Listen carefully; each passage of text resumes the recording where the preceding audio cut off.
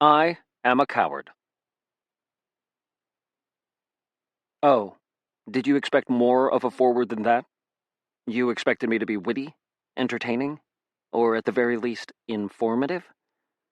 Well, being a coward, I suppose I will cave in to your expectations. This is normally the part of the story where I make fun of you for forgetting what has happened so far, but I'm too afraid of how you'll react to be properly condescending. Instead, accept this quick recap. 1. I am a Smedry, and my ancestors trapped a dark power inside our bloodline, preventing it from destroying the world. It manifests as talents granted to all Smedrys, and though each talent looks like a huge liability at first, they can be employed in cool ways. At least, that's how things used to work. Unfortunately, I released this power, known as the Dark Talent, which somehow relates to my talent for breaking things. Releasing that broke my family's powers, dooming the world. Oops. 2. My father, Atticus Smedry, is slavishly dedicated to giving every person on Earth a Smedry talent, which the rest of us think would cause mass chaos. I let my father out of his prison, gave him the tools he needed to pursue his crazy quest, and undoubtedly doomed the world. Oops. 3. The Librarians are a force bent on controlling information and keeping everyone in the Hushlands, Librarian-controlled areas like Europe, Asia, and the Americas, from learning about awesome things like magic and cheese puffs that don't stain your fingers orange. They attacked the Free Kingdom of Mokia, and during that conflict, I ended up as king. Don't ask. As part of my reckless plan to drive the Librarians away, my friend and sworn knight protector, Bastille, got shot and is now in a coma. The only way to save her is to infiltrate the Highbrary, a center of librarian power inside the Hushlands, and the only way to do that is to rely upon my mother, Shasta Smedry, an evil librarian to the core. She's undoubtedly going to betray us somehow, then find a way to, yes, doom the world. Oops. 4. I've now figured out how to use footnotes. Footnote: obviously, the world is doomed as a result. Oops. The sad thing is, it just gets worse from here. Some of you have been waiting for years to read this, the final volume of my autobiography. You've written to me, asking if the Librarians have somehow suppressed its publication. I wish that were true. I wish I could tell you some external force had prevented me from finishing this story.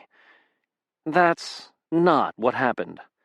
This last volume took so long because I am a coward. I really, really didn't want to write it. The finale of this story covers the most painful part of my young life, including my biggest failures, both to my family and to the world at large. This is where the story stops being funny. You've been warned. Chapter Doug. So there I was, standing in my chambers on the day before the world ended, facing my greatest adversary to date, the Royal Wardrobe Coordinator. Janie was a perky Nalhallen woman, wearing trendy Free Kingdomer clothing. Technically, you could describe her outfit as a tunic, but it was only similar to a tunic in the same way that a high-end sports car is similar to a broken-down pickup. It was more like a dress with a belt at the waist, and had a large bow on one side with stylish embroidery up the sleeves. It looked nice, making it a complete contrast to the monstrosity she held up for me to wear. "That," I said, "is a clown costume." "What?" Janie said. "Of course it isn't." "It's a white jumpsuit," I said, "with fluffy pink bobs over the buttons."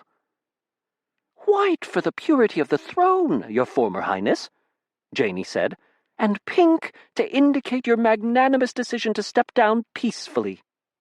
"It has oversized floppy shoes," A representation of your magnificent footprint upon the kingdom, your former highness. And the fake flower to squirt water. So that you may shower all who approach you with symbolic waters of life. I raised a skeptical eyebrow at her and walked over to the bed, picking up the poofy rainbow clown wig she'd brought for me to wear. Obviously, Janie said, that is a representation of the varieties of cultures and peoples you served during your kingship. She smiled. Let me guess, I said, tossing the wig onto the bed. The librarians took this regal costume worn by retired Mokian kings and, where I'm from, gave it to clowns. That turned it into something ridiculous in the Hushlands, like how they named prisons after famous free kingdomers. Yeah, Janie said. Sure, that's exactly what happened. I frowned at her evasiveness. At the moment, I wore only a bathrobe. My old clothing, green jacket, t-shirt, jeans, was gone. My jacket had been cut up, and the rest of my clothing had been vaporized in a rather unfortunate incident containing far too much Alcatraz nudity. Outside my room, Tuki Tuki, capital city of Mokia, was utterly silent. The drums of celebration had stopped, as had the songs of joy. Their day of celebration past, the Mokians now mourned in silence to highlight the voices among them that had been quieted. If I was right, that silence was about to get a lot worse. I refer you to the footnote. Footnote. People who use footnotes in books are very smart, and you can trust what they say. For proof. What else do you have? I asked Janie. Well, let's see, she said. Obviously disappointed I wouldn't wear the clown outfit. I might be a former king of Mokia, though I'd only served for one day, but if that was the traditional costume of my station, I'd go without. She reached into her large trunk and pulled out what appeared to be a dog costume, with furred feet, a tail, and a headpiece with floppy ears. No, I said immediately. But it's the official outfit for a retired prince of... No. Janie sighed, setting it on the bed and digging farther into her trunk. What is it with these traditional outfits? I said, poking the dog costume. I mean, even without librarian interference, you have to admit they're kind of... regal? Ridiculous, I said. It's almost like you want your former kings to look silly. Janie shifted. Why would we want to do that? It's not like we want people to see former monarchs as foolish, so a ruler who has stepped down can never change his mind, stage a coup, and seize back the kingdom. She forced out a laugh. You're a terrible liar. Thank you. How about this nice cat costume? It represents the way you gracefully maneuver the politics of the throne. No animal costumes at all, please. She sighed, then continued digging in her trunk. A moment later, she cursed under her breath. The lights at the sides of the trunk had stopped working. Curious, I walked over. Why did she even need lights? I soon saw that the inside of the trunk was much larger than the outside would indicate. The trunk was a neat trick, but nothing I hadn't seen before. In the Free Kingdoms, people use different varieties of glass to accomplish some pretty amazing things. Footnote, like adding footnotes to books. The lights at the sides were made of a special kind of glass to provide illumination, and that glass was powered by a special type of sand called bright sand. It worked somewhat like a battery for glass, in the same way that shipwrecked people act like batteries for sharks. Footnote, it's true, think about it. Her bright sand for the lights appeared to have lost its charge. Fortunately, I knew something else that worked as a battery for both sand and sharks. Me. I reached out and touched the glass of her lights. I might have somehow broken the Smedry Talents, but I was still an oculator. That meant I could power special types of glass. I dredged up something inside me and pushed it out. It was a little like trying to throw up when not nauseous. The glass lights shining into Janie's trunk burst aglow, brilliant as the sun. I yelped, startled by the sudden explosion of power. Usually, there was a sense of resistance when trying to do this, but today the energy came right out. I stumbled back as the glass plates actually melted. "Wow," Janie said. You really hate these clothes, don't you?" Let me pause here and explain an important point. When you are a coward like me, you should always take credit for something you didn't intend to do. You see, part of being a coward is being too afraid of not being seen as awesome to admit to not being awesome. Though you have to be careful not to let on that you're too afraid of not being awesome to admit that not being awesome would indicate to those that want something to be awesome that you are not as awesome as your awesomeness would otherwise indicate. "I'm awesome," I said. Sorry, I got a little confused in that last paragraph. Man, this writing can be as regal as a former Mokian monarch sometimes. Janie looked at me. Ahem, I said. "I saw a military uniform. What about that?" I'd only seen a glimpse of it in the bright light. An outfit of Nalhallan design, with big epaulets. Footnote: epaulets are those things soldiers wear on their shoulders to make them look more important. Nothing proclaims, "Look how macho I am," more than a good set of epaulets. Other than, I guess, a big sign that reads, "Look how macho I am." But we wouldn't want to be flagrant about it, would we? On the shoulders, and all kinds of ropes and ribbons and buttons and things, intended to make officers stand out on a battlefield and get shot first so the soldiers doing the real fighting are safe. "I suppose," Janie said. "I can try to dig that out, but I'll need to install some new lights first." She glanced at the bubbling globs of glass on the sides of her trunk. Thanks," I said. "You sure you don't want a frog costume? Technically, it's supposed to be for a retired king who served at least 7 days, but you could swing it." "No, thanks." I hesitated, but was too curious not to ask. "Let me guess. The frog costume represents how a monarch leaps hurdle after hurdle as a leader?" "Nah, it's symbolic of how you survived your kingship without croaking." Of course. Janie got out another pack and began digging around for some lights. Embarrassed at having ruined her glass, I made an excuse about needing to use the restroom and slipped out. In truth, I just wanted to be alone for a little while. The hallway outside my room was decorated with a woven mat, the walls constructed of large reeds, the roof thatched. I didn't see a soul. The place was freakishly quiet, and I found myself tiptoeing, a common action of cowards like me. It seemed to me that with everything that had happened in the last few days, I should be doing something far more important than deciding what to wear. Tuki was safe, but I hadn't won this war. Not as long as Bastille and so many Mokians lay in comas. Librarian still ruled the Hushlands, and there were footnotes lying scattered around unused. Footnote, there. That's better. We needed to chase down my father and stop him from putting his insane plan into motion. Though, maybe his plan wouldn't work anymore. I'd broken the talents after all. Maybe that would stop him from giving talents to everyone else. No, I thought, this is my father. He'd bested the undead librarians of Alexandria and had uncovered the secret of the sands of Rashid. He would be able to do this, too, if we didn't stop him. I heard voices in the hallway, so I followed them to a spacious room topped by lazy ceiling fans. Inside, my grandfather stood before a large wall of glowing glass that showed the faces of numerous people in a variety of ethnic costumes. I recognized them as the monarchs of the Free Kingdoms. I'd saved their lives at one point. Maybe 2. I lose count.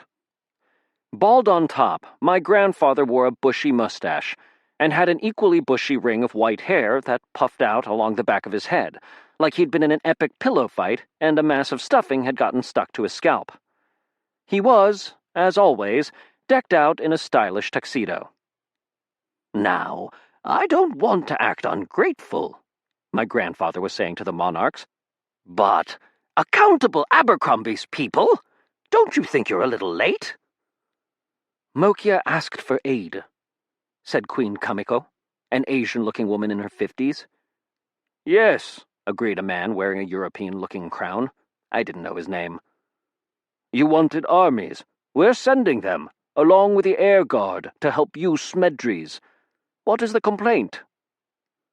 My complaint? Grandpa Smedry sputtered. The war is over! My grandson won it! Yes, well, said a dark-skinned monarch in a colorful hat. Certainly there is still work to be done. Clean-up, reconstruction, that sort of thing. You cowards, I said, stepping into the room. Trust me, I know how to spot cowards. My grandfather looked toward me, as did the monarchs on the screen. The Free Kingdomers claim that they are nothing like the Hushlanders, but things like this glass wall, which was communicator's glass, designed for speaking over long distances, are very similar to Hushlander technology. The two could be sides to the same coin. Ditto for those monarchs and the leaders of the Librarians. Politicians, it seemed, often shared more with one another than they did with the people they represented. Lad, Grandpa Smedry said. I will speak to them, I said, stepping up beside him. But, Grandpa said, I won't be shushed.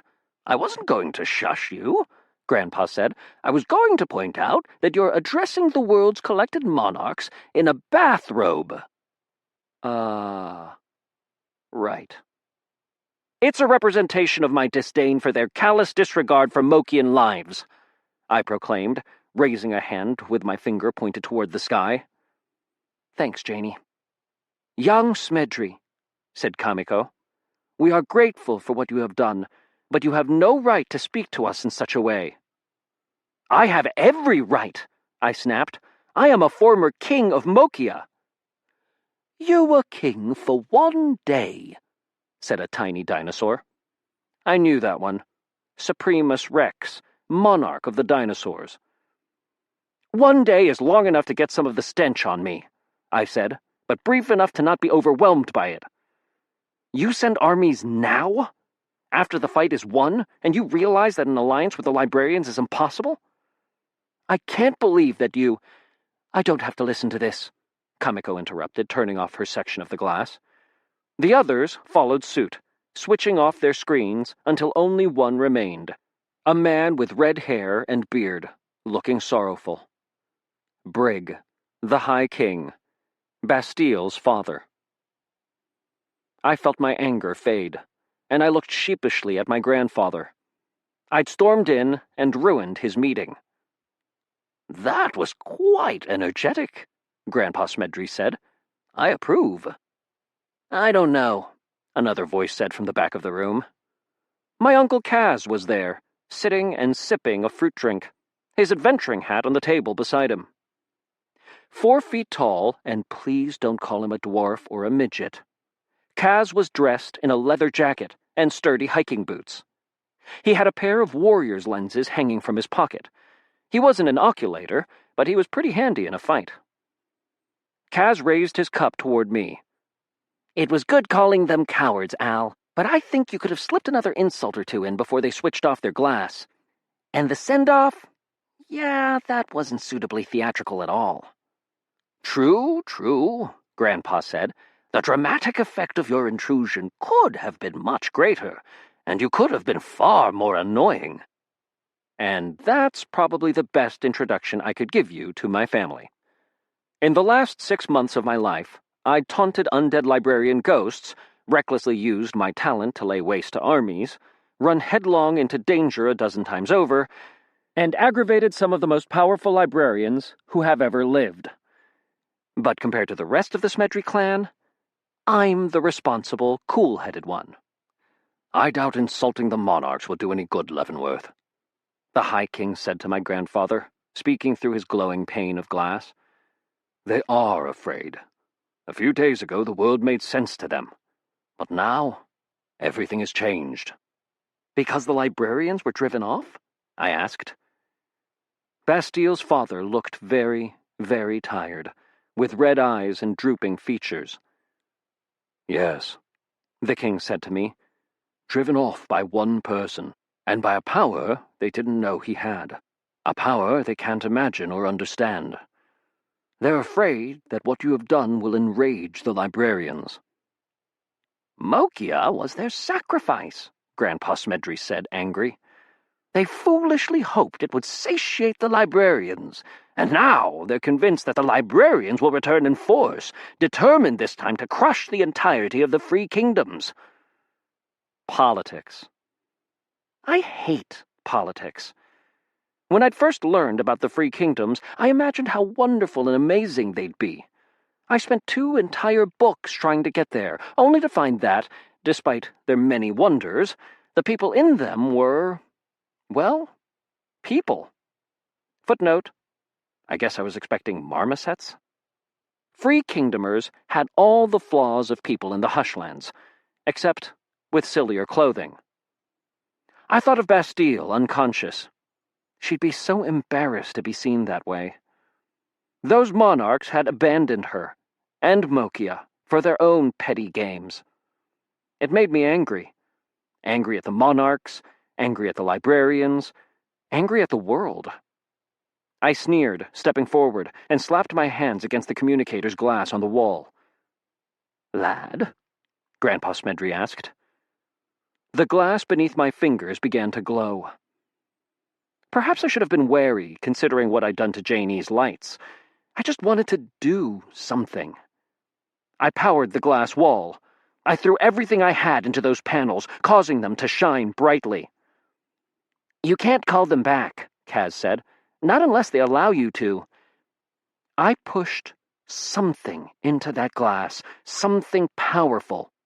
I had certain advantages being raised in the Hushlands. Everyone in the Free Kingdoms had expectations about what was and wasn't possible. I was too stupid to know what they knew, and I was too much a Smedry to let that bother me. What I did next defies explanation.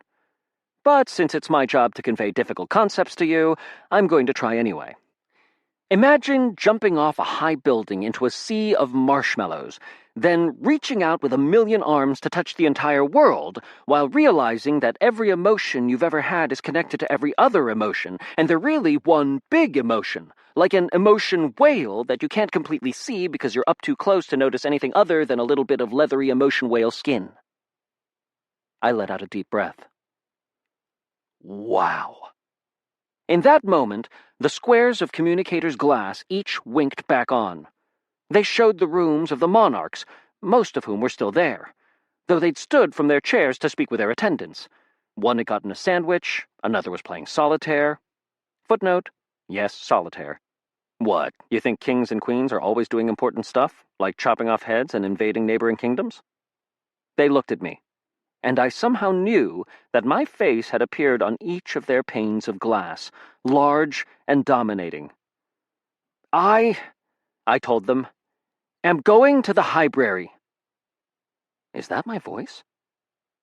You are worried I've started something dangerous, I said. You're wrong. I'm not starting it.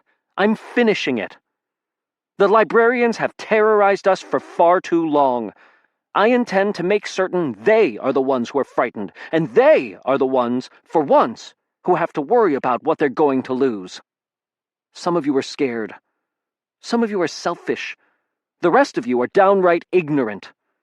Well, you're going to have to put those things aside, because you can't ignore what's coming.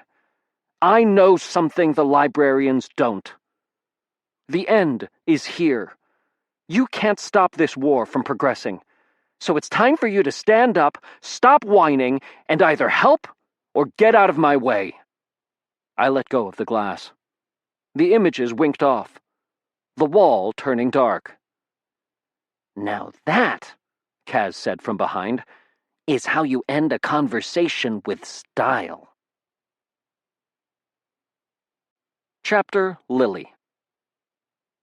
Once upon a time, there was a boy. This should come as no surprise, as approximately half the world's population is, or at one time was, boys. This boy got into trouble a lot, as should also be no surprise. Everyone gets into a lot of trouble when they're young. Well, everyone but that kid Reginald down the street, but nobody likes him anyway. Something was different about this boy. Often, when he got into trouble, it wasn't his fault. Like, actually not his fault, rather than, my little brother did it, or, I swear I have no idea why that empty cookie bag is under my bed, or, I really didn't mean to invade Poland. No, this kid truly did nothing wrong. Things just broke around him. Well, a lifetime of being blamed for things he didn't do beat this kid down pretty hard. He had basically given up on life, until one day, something changed. Footnote. Well, to be more precise, all things changed. He became part of a family. He discovered he was famous. He was told that he was special. From there, an amazing trend began. He started to succeed. Things started to go right for him. This trend should have worried him, because if he'd learned one lesson in life, it was that when things broke around him, they broke really, really badly. He started to live as if he could do anything, no matter how bold, no matter how outrageous. He went on one last adventure. He struggled and had some tough times, but then everything turned out fine in the end. So that's nice. The above is what we call a fairy tale, and it's a modern one, not one from the past. How do we know the difference? Because in this one, the ending is a lie. So, Kaz said from the back of the room, infiltrating the library, eh? The Library of Congress. Yeah, I replied. And telling everyone about it, Kaz continued, including the Librarian sympathizers on the Council of Kings, who are sure to tell their allies we're coming. Exactly. Bold, Kaz said. Almost stupid. The Smedry way, I said. Kaz stood up, pulling on his hat. Close enough. Think of it like this, son, Grandpa said to Kaz. Attica is on his way to the library, too. What young Alcatraz has done is make it far more difficult for his father to get in, giving us more time. Besides, I said, trying to sort through why I'd said what I had, if there's an antidote for the coma that Bastille and the Mokians are in, we should be able to find it at the library. Sounds almost rational when you two put it that way, Kaz said. Well, don't worry. It shouldn't matter if the librarians know we're coming, as I can simply use my talent to sneak us into... He trailed off. For a moment, he'd obviously forgotten that I'd broken the talents. His face fell. Right. Slipped my mind. So how are we going to get in?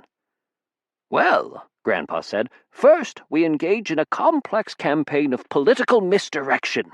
I'll put forward a motion in the Nalhallen Chamber of Politics for discussion by the Council of Kings with the goal of invoking extended sanctions against librarian sympathizers. Oh, economic sanctions, Kaz said. Fun stuff. Then we will institute a lengthy but determined campaign of political propaganda inside the Hushlands, brewing discontent among the general populace so that we can eventually recruit some of the guards who watch the defenses around Washington, D.C. Wow! Political propaganda. Just the kind of exciting stuff people want from an action-adventure story. Precisely, Grandpa said. Then, after years of toil and effort, we will convince one of the Hushlander malcontents to post a note on the head librarian's door, condemning him and creating an international incident. In the chaos that follows, we can get ourselves assigned as ambassadors and move into the city, thereby completing step 1 of a 17-step process of getting into the place unseen. Fantastic, Kaz said. We all stood around for a moment, looking at each other. The silence in the city was pervasive, at least until something very loud detonated nearby, throwing debris against the outside walls and shaking us all with the blast. Huh, Grandpa said. I guess, alternatively, we could run away from the unexplained explosion, steal a ship, and fly into the Hushlands with guns blazing. Oh, thank goodness, I said. I'm going to be writing my autobiography someday, and all that stuff you described sounds like it would be really boring to write. We scrambled out of the room and into the hallway beyond, which was suddenly bustling with activity. The explosion, it seemed, had shocked the life into people. Footnote: those it hadn't shocked the life out of. We pushed through the rushing Mokians before being confronted by a ring of guards with face paint and spears. In their center stood Queen Kamali, a tall Mokian woman in her late teens. "We didn't do it," Kaz said immediately. "I didn't assume you had, Lord Kazan," the Queen replied. "This is a Librarian missile strike. We suffered them periodically during the years before the actual invasion." She eyed me. "Of course, there's a chance that something provoked them into sending this particular attack." I said. "How do you know about your ultimatum? It was displayed on every piece of glass in the palace, Lord Alcatraz." "It was? Seems I went a little overboard with powering that communicator's glass." "In the past," the Queen said, "these attacks were merely an annoyance, for we had our protective dome. Without it, the attack could be devastating. I'm ordering everyone into the shelters." She hesitated. "I don't suppose you'll come?" "Are there snacks?" Kaz asked. Another explosion shook the city. A Luki of the Royal Guard grabbed the Queen by the shoulder. "We must go. Leave the Smedrys to do what they do best." "Save the world?" Grandpa asked. "Get into trouble?" Kaz asked. "Run around screaming?" I asked. "Draw fire," a Luki said, towing the Queen away, her guards going with them. Grandpa grinned, then led the way, finger thrust forward as he ran down the hallway. We joined him, Kaz moving the most quickly since he put on his warrior's lenses. My own lenses were in Grandpa's care for the moment. Since I'd been resting from my ordeal the day before, he'd taken them to be polished and inspected for chips. We charged down one corridor, then another, and eventually spurted out a large doorway and onto a field full of enormous glass animals. Vehicles, after the Free Kingdomer style. A sly raven, a proud griffin, a majestic eagle, and a penguin. "You're going to pick the penguin, aren't you?" I said with a sigh as Grandpa started running across the field. "Of course, lad! It's the most elegant of the choices." Right. Well, I'd been looking forward to flying to the Hushlands, but sailing would probably work too. Rockets fell from the sky over the collection of retro huts and wooden structures that made up Tuki Tuki. Each rocket trailed a plume of smoke as it roared down past the broken remnants of the city's protective dome. A nearby explosion shook the ground, and I stumbled, angry. First the siege, now this. The Librarians couldn't even let the people of Tuki Tuki mourn their fallen friends and family. Instead, they launched an airstrike the day after the siege broke. Evidently with the attitude of, "If we can't have it, we'll just blow it up." "Wait, Grandpa!" I yelled. "My mother! We've got to take her!" "I'm not convinced of that," Grandpa yelled back. "We're bringing her," I said. Yes, she was a librarian. Yes, Grandpa was right not to trust her. But my mother was the one who had guessed where my father would go next. She knew him better than even Grandpa did. My Truthfinder's lens had confirmed she wasn't lying about my father. She'd been working to stop Attica for years now. My instincts said we'd need her before this infiltration was finished. As a side note, footnote, which is completely different from a footnote, my life involves some of the strangest lines of dialogue you'll ever read. Case in point. "Fine," Grandpa said. "You fetch your evil librarian mother from the jail. I'll go warm up the giant penguin." "I'll join you, Al," Kaz said as I bolted through the town toward the jail. Or, well, the improvised jail that we'd set up for my mother. Tuki Tuki had once been an idyllic place of flowers, green grass, and smiling faces. Now it was mostly broken-up ground, pieces of fallen grass, and trampled flowers.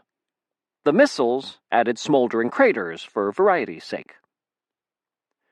The evacuation into the shelters seemed to be going well, though, as large masses of people were disappearing safely into underground bunkers.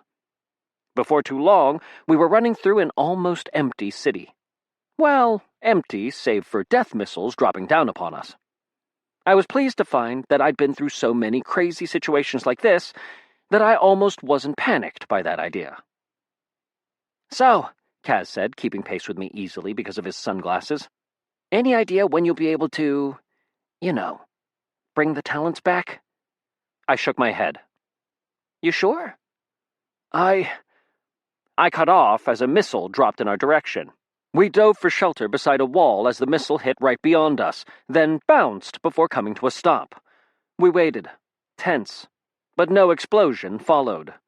"A dud," Kaz said. "Let's go." I followed, passing uncomfortably close to the missile. Something odd about it struck me. "The entire back half is made of glass," I said. "So much for the librarians avoiding the use of Free Kingdomer technology. Footnote, which all seems to involve glass for some reason or another. Don't ask me. I think it's weird too." "A lot of them do avoid it," Kaz said, "but then again, a lot of them think that only they should be able to use stuff like this. Remember, being a librarian of Biblioden is all about control. They don't want unworthies to have access to things like glass. Those missiles fly farther and lighter using bright sand to power their engines, but the explosives are probably all Hushlander TNT or some such, which is a lot cheaper than the cinematic equivalent." "Hypocrites." "Yeah, the only things the librarians haven't ever been able to steal from us are the talents." He hesitated, and then obviously couldn't help pushing a little further. "So what exactly did you do, anyway? Maybe we can figure out how to bring them back by looking at the way you broke them." I grimaced. "I don't know what I did, Kaz. It was like I grew tired of trying to control the talent, and I let it go. Let it do what it wanted." "You make it sound alive," Kaz said, turning down another desolate street. "It kind of feels that way." Kaz shook his head. "The talents aren't alive, no more than your conscience is alive, or your anger is alive. You may feel like these things have a life to them, but that's dangerous. It makes them external, Al. Like you don't have responsibility for them. Your talent is a piece of you. I have a feeling that if we're going to get the talents working again, you'll need to understand that." "I suppose," I said. "Good. Also, missile." I leaped for shelter in a ditch as a missile came spiraling down toward us. This one wasn't a dud. It blasted into a nearby hut, and the sound of the explosion nearly deafened me. I looked up, dazed, to find Kaz beside me. A large piece of metal had been thrown by the blast directly into the wall of the ditch, not an inch above his head. He looked up at it, measured the distance, quite minuscule, and raised an eyebrow behind his sunglasses toward me. "Going to tell me how short people are more remarkable than tall people?" I asked, dusting myself off and standing up. "That's a misunderstanding," Kaz said, leading the way again. "Short people aren't, on average, any more remarkable than taller people. In fact, I'd say that the remarkability in me is about equivalent to the remarkability in you." "That's very good of you to admit." "Of course, my remarkability is packed into a smaller container, so it's more concentrated, like the difference between lemon juice and citric acid. So my remarkability is more effective, you see?" I snorted. "You're a loon." "Yes, and fortunately my looniness is also more concentrated, like—" I held up a hand, stopping him. We just turned a corner to look straight at the jail, which was really a small vacation hut with windows nailed shut and the doors barred from the outside. The Mokians weren't big on actual prison facilities. A missile had hit beside the structure, blasting open the wall. My mother, if she was still alive, was free. Chapter Norton. I wonder why I keep writing these chapter introductions. I spent a lot of time in these stories not actually writing these stories. There must be something to it. Something I don't want to admit. These are another delay to keep myself from writing the inevitable. As long as I'm waxing fanciful about bunnies and bazookas, I don't have to make progress toward the ending. I don't want to get there. Despite claiming I'm writing these autobiographies to set the story straight, I don't actually want to do it. Deep down, I'd rather think of myself as a hero. Of course, I'm probably too much of a coward to include this section in the book.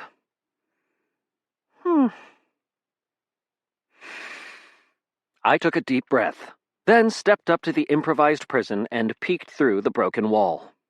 My mother, Shasta Smedry, sat inside on a little stool, reading a book. She wore a plaid skirt and tight vest over a white blouse, typical librarian clothing, with her blonde hair in a bun. She had on horn-rimmed spectacles and seemed completely unconcerned that a missile had ripped this room in half. "Ah, there you are," she said, spotting me. "About time. I hope you aren't adopting some of your grandfather's proclivities, Alcatraz." "Why are you just sitting there?" I asked. "Where else would I go?" "You could have escaped." "I don't want to escape. You are currently my best bet at reaching Attica before he does anything stupid." She stood up and tossed the book aside, a callous act for a librarian. But then again, it was merely a fantasy novel, so nothing that important. Looking at her felt like getting punched in the gut. I still saw her as Ms. Fletcher, the social worker who had watched over me as a child. She'd been with me through most of my life, and had taken every opportunity to berate me, tear me down, and undermine my every success. I'd spent my life feeling abandoned, alone, and worthless. And all the time, my mother had been there, never telling me who she was, never offering a moment of comfort. Everything could have gone so differently if this woman had been willing to show me an ounce of kindness. "Ah, and the brother," Shasta said, glancing at Kaz. "I hope you're not planning on bringing him, Alcatraz. It was to be only us three, you, me, Leavenworth." "And anyone else you approve?" "Then I don't approve Kazan." "Fine," I said, meeting my mother's gaze. "Kaz, tell Grandpa to power down the Penguin. We're not going anywhere." Shasta stared back at me, arms folded. "You've changed," she finally said. "You're harder now. I applaud that. Very well. Kazan may join us. Let's be moving." No matter what situation my mother was in, she always seemed to be able to control it. She even made prison seem like a deliberate choice, though that might make sense. If you think about it, prison involves free food, a room all to yourself, so long as you are insistent about it, and a bunch of like-minded individuals with whom to make friends. Beyond that, all of the really hardcore criminals are too skillful to be caught, so you'll be safe from them inside the prison. Of course, if you've been doing all the things I tell you to in these books, you're probably already in prison. To be honest, it's a wonder to me that I haven't spent most of these books locked up myself. Footnote: though as I think about it, my worst legal infraction has been the employment of superfluous footnotes, which is something I only just started doing. Mother in tow, we headed back for the landing field. The missiles continued to fall. In fact, one exploded high above us, leaving me confused. Another malfunction? But no, this one dropped little parachutes bearing small, spider-like machines, each the size of a basketball. These landed, then began to rip apart buildings, attacking them with lasers on their forelegs. The librarians knew everyone would evacuate. Now they were going to level the city with robots while the people were all hiding. "This is what you're part of," I snapped at my mother. "This is what you support."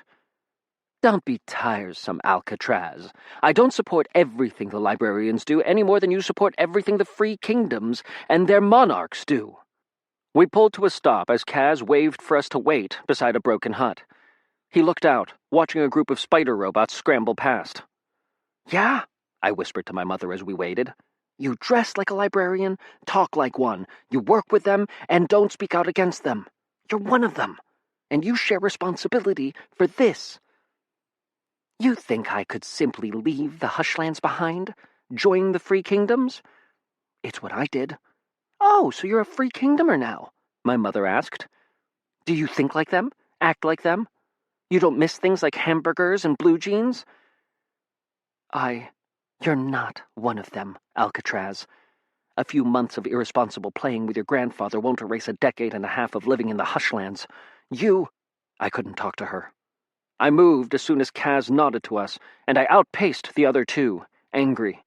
It probably wouldn't have hurt so much if it hadn't had a grain of truth to it. Even still, I didn't know where I belonged. I felt like an outsider in the Free Kingdoms. I rarely understood what was going on, or why people did what they did. Yet I certainly didn't miss the Hushlands as much as my mother wanted to imply.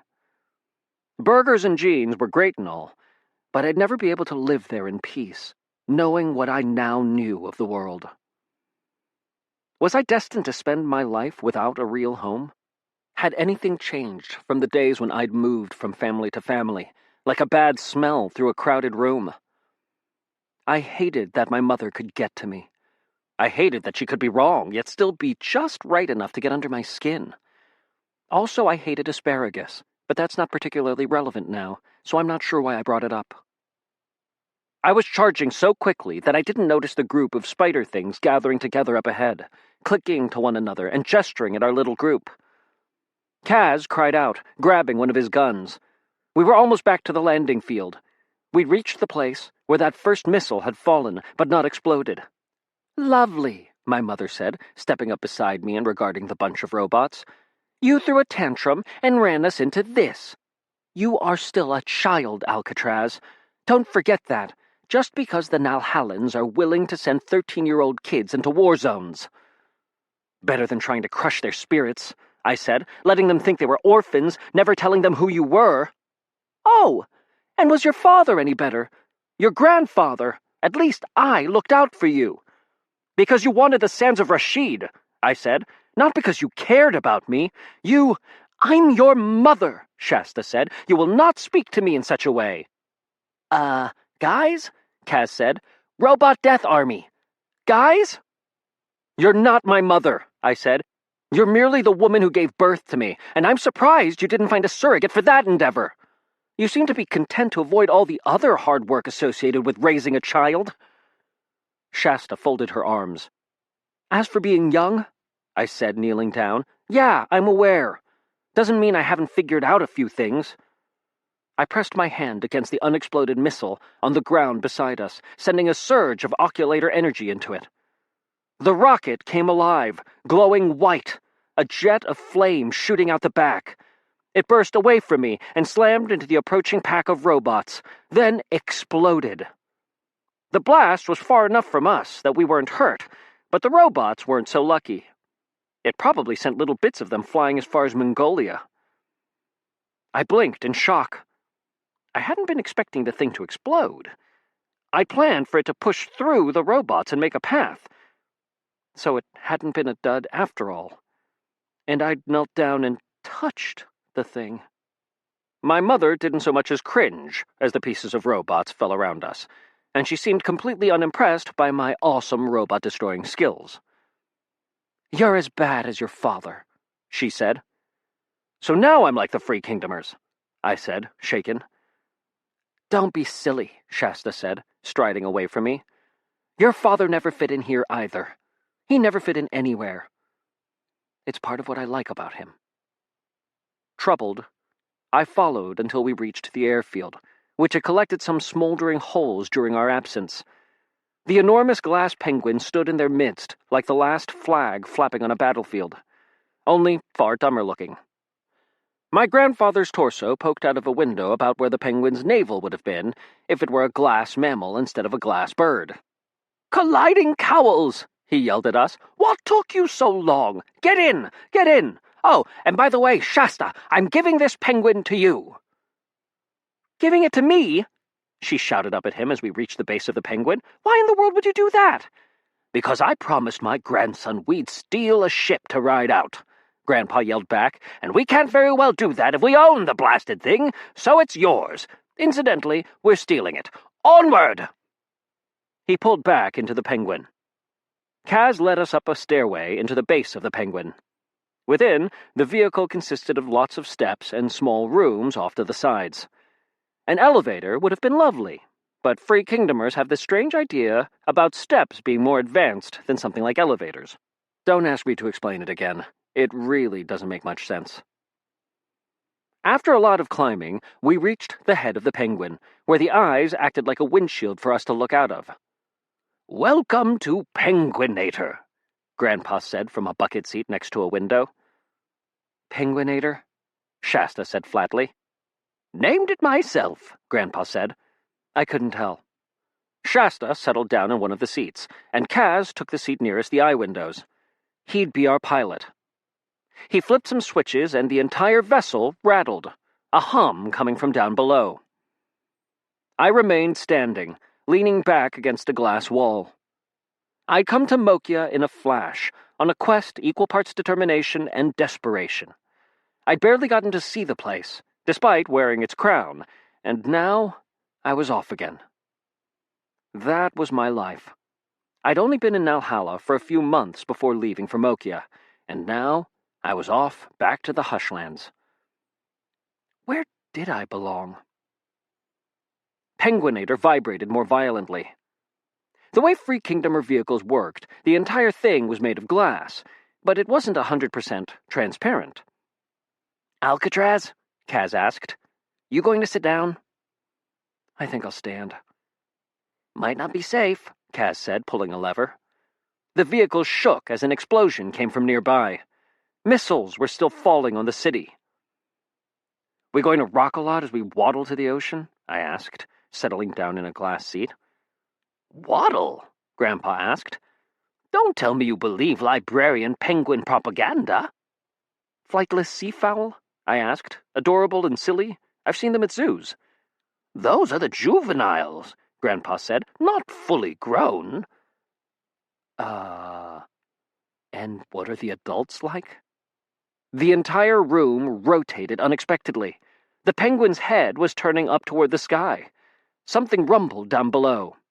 "Well," Grandpa said, "we've tried to replicate their biological jet boosters. Unfortunately, we haven't ever been able to match their natural airspeed. But I believe they were the original inspiration that made librarian scientists create the first rockets." The rest of what I was going to say was lost as the giant glass penguin exploded out of Mokia and shot into the air. Chapter Bob.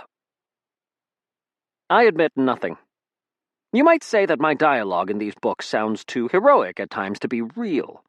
"Alcatraz," you say to me, "real people, particularly teenagers, don't say things like, 'You're merely the woman who gave birth to me,' and 'I'm surprised you didn't find a surrogate for that endeavor.' To which I reply, 'Stop reading over my shoulder as I type,' and 'How did you get into my house, anyway?'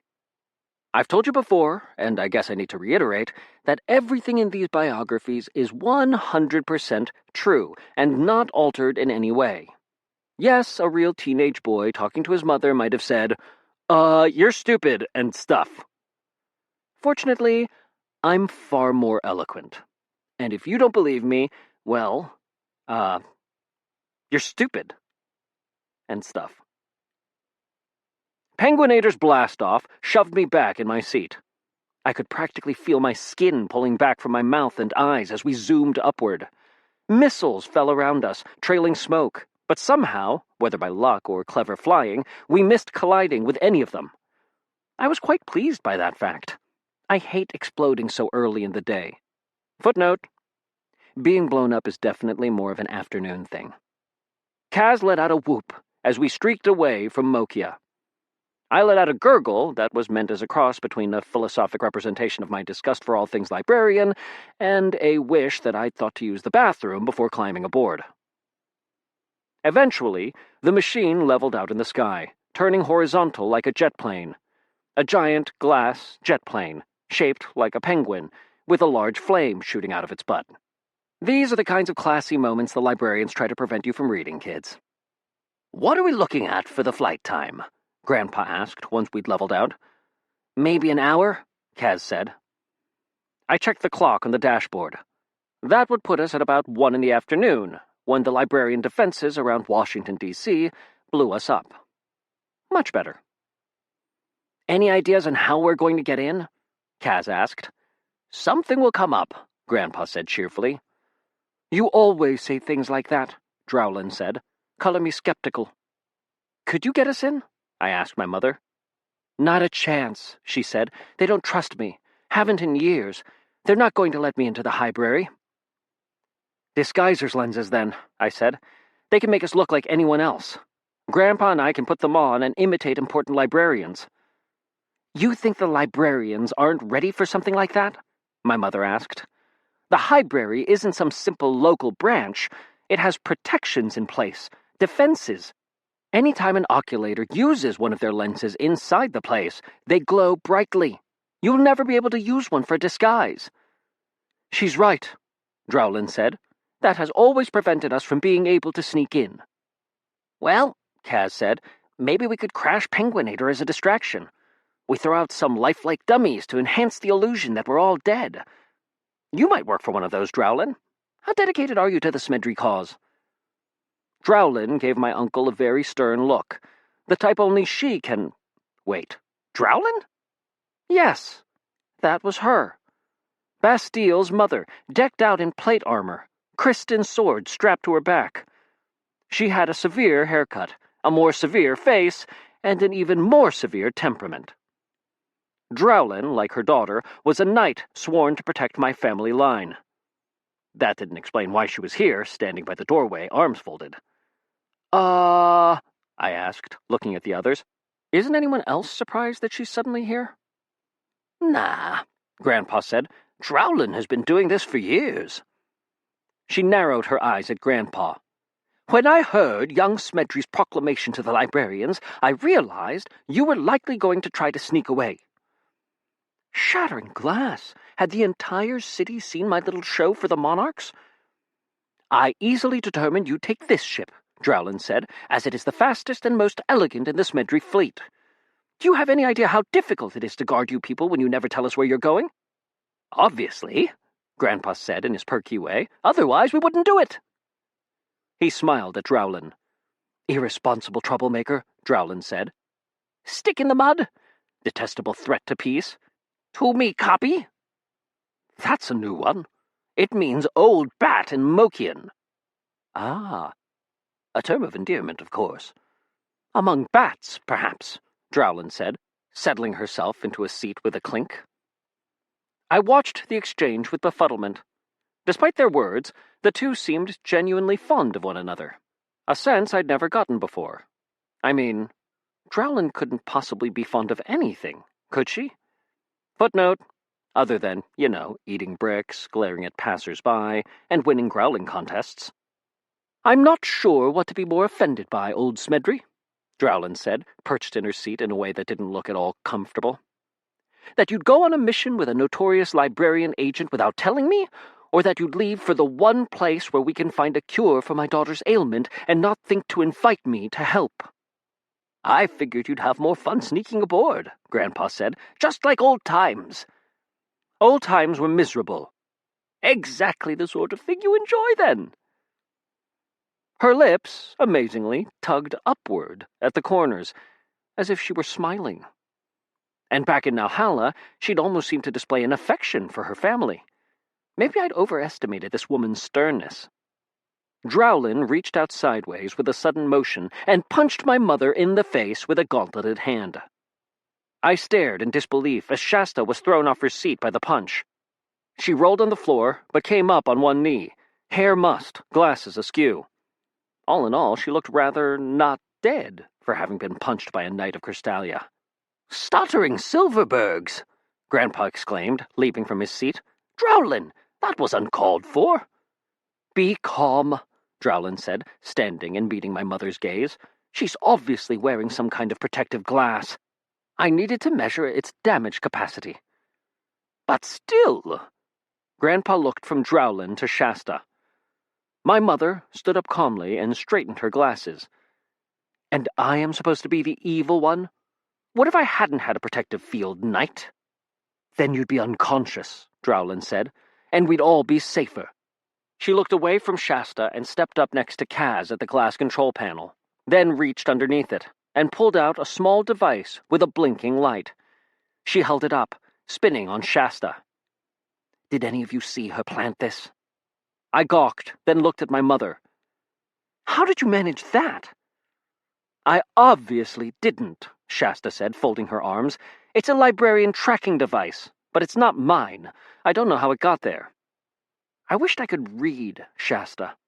She said everything with the same passionless voice. To her, getting punched in the face seemed about as distracting as having a fly land on her knee. Footnote. As for me, I'd consider getting punched in the face to be about as annoying as being constantly forced to read footnotes that don't add anything to the narrative. Drowlin crushed the device in her fist. As usual, you Smedrys have no idea what you're getting yourselves into. Oh, we know, I said. We just don't care. Drowlin gave me a glare that could have burned toast. I did not plant that bug, Shasta said, settling back down in her seat. And Leavenworth, if you wish my aid on this mission of yours, then you'll keep your watchdog more carefully leashed. She fished in her pocket and brought out a thin disk of glass that had cracked down the center. Whatever protective field she maintained, Drowlin had done it some serious damage. Drowlin, Grandpa said, no more punching things unless I give you the go-ahead. She regarded him with a raised eyebrow. And no more kicking them, attacking them with swords or other weapons, headbutting them, or body-slamming them. Very well.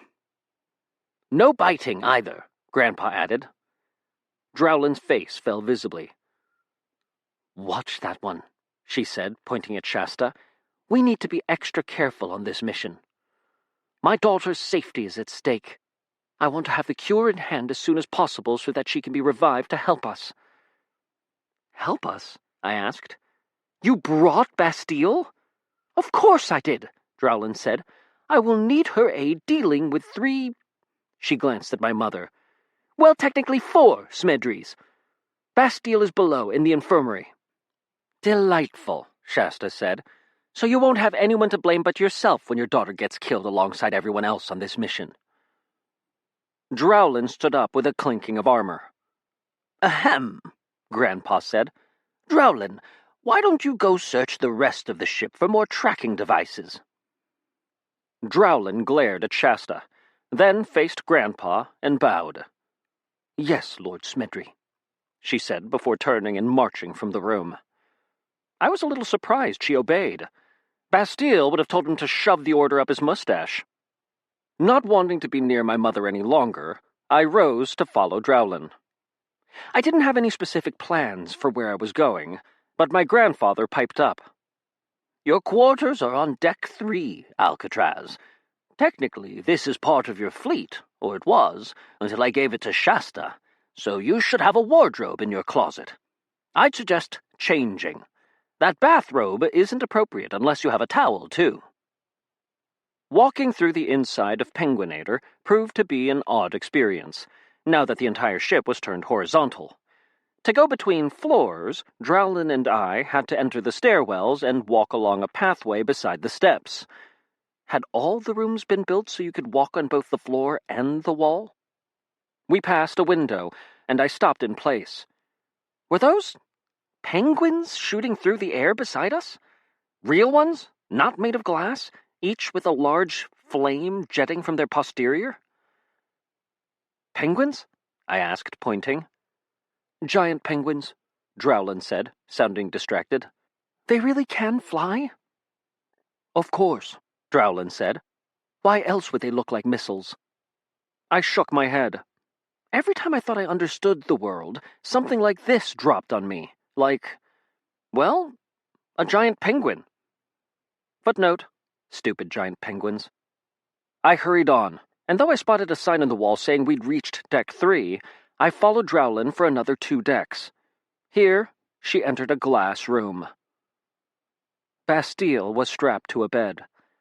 It looked like the chamber was built to rotate when the penguin took off, which matched some other Free Kingdomer technology I'd seen, so I wasn't surprised. Drowlin began searching the room for bugs or tracking devices, peering under tables and glass shelves. I walked to Bastille. She looked so helpless.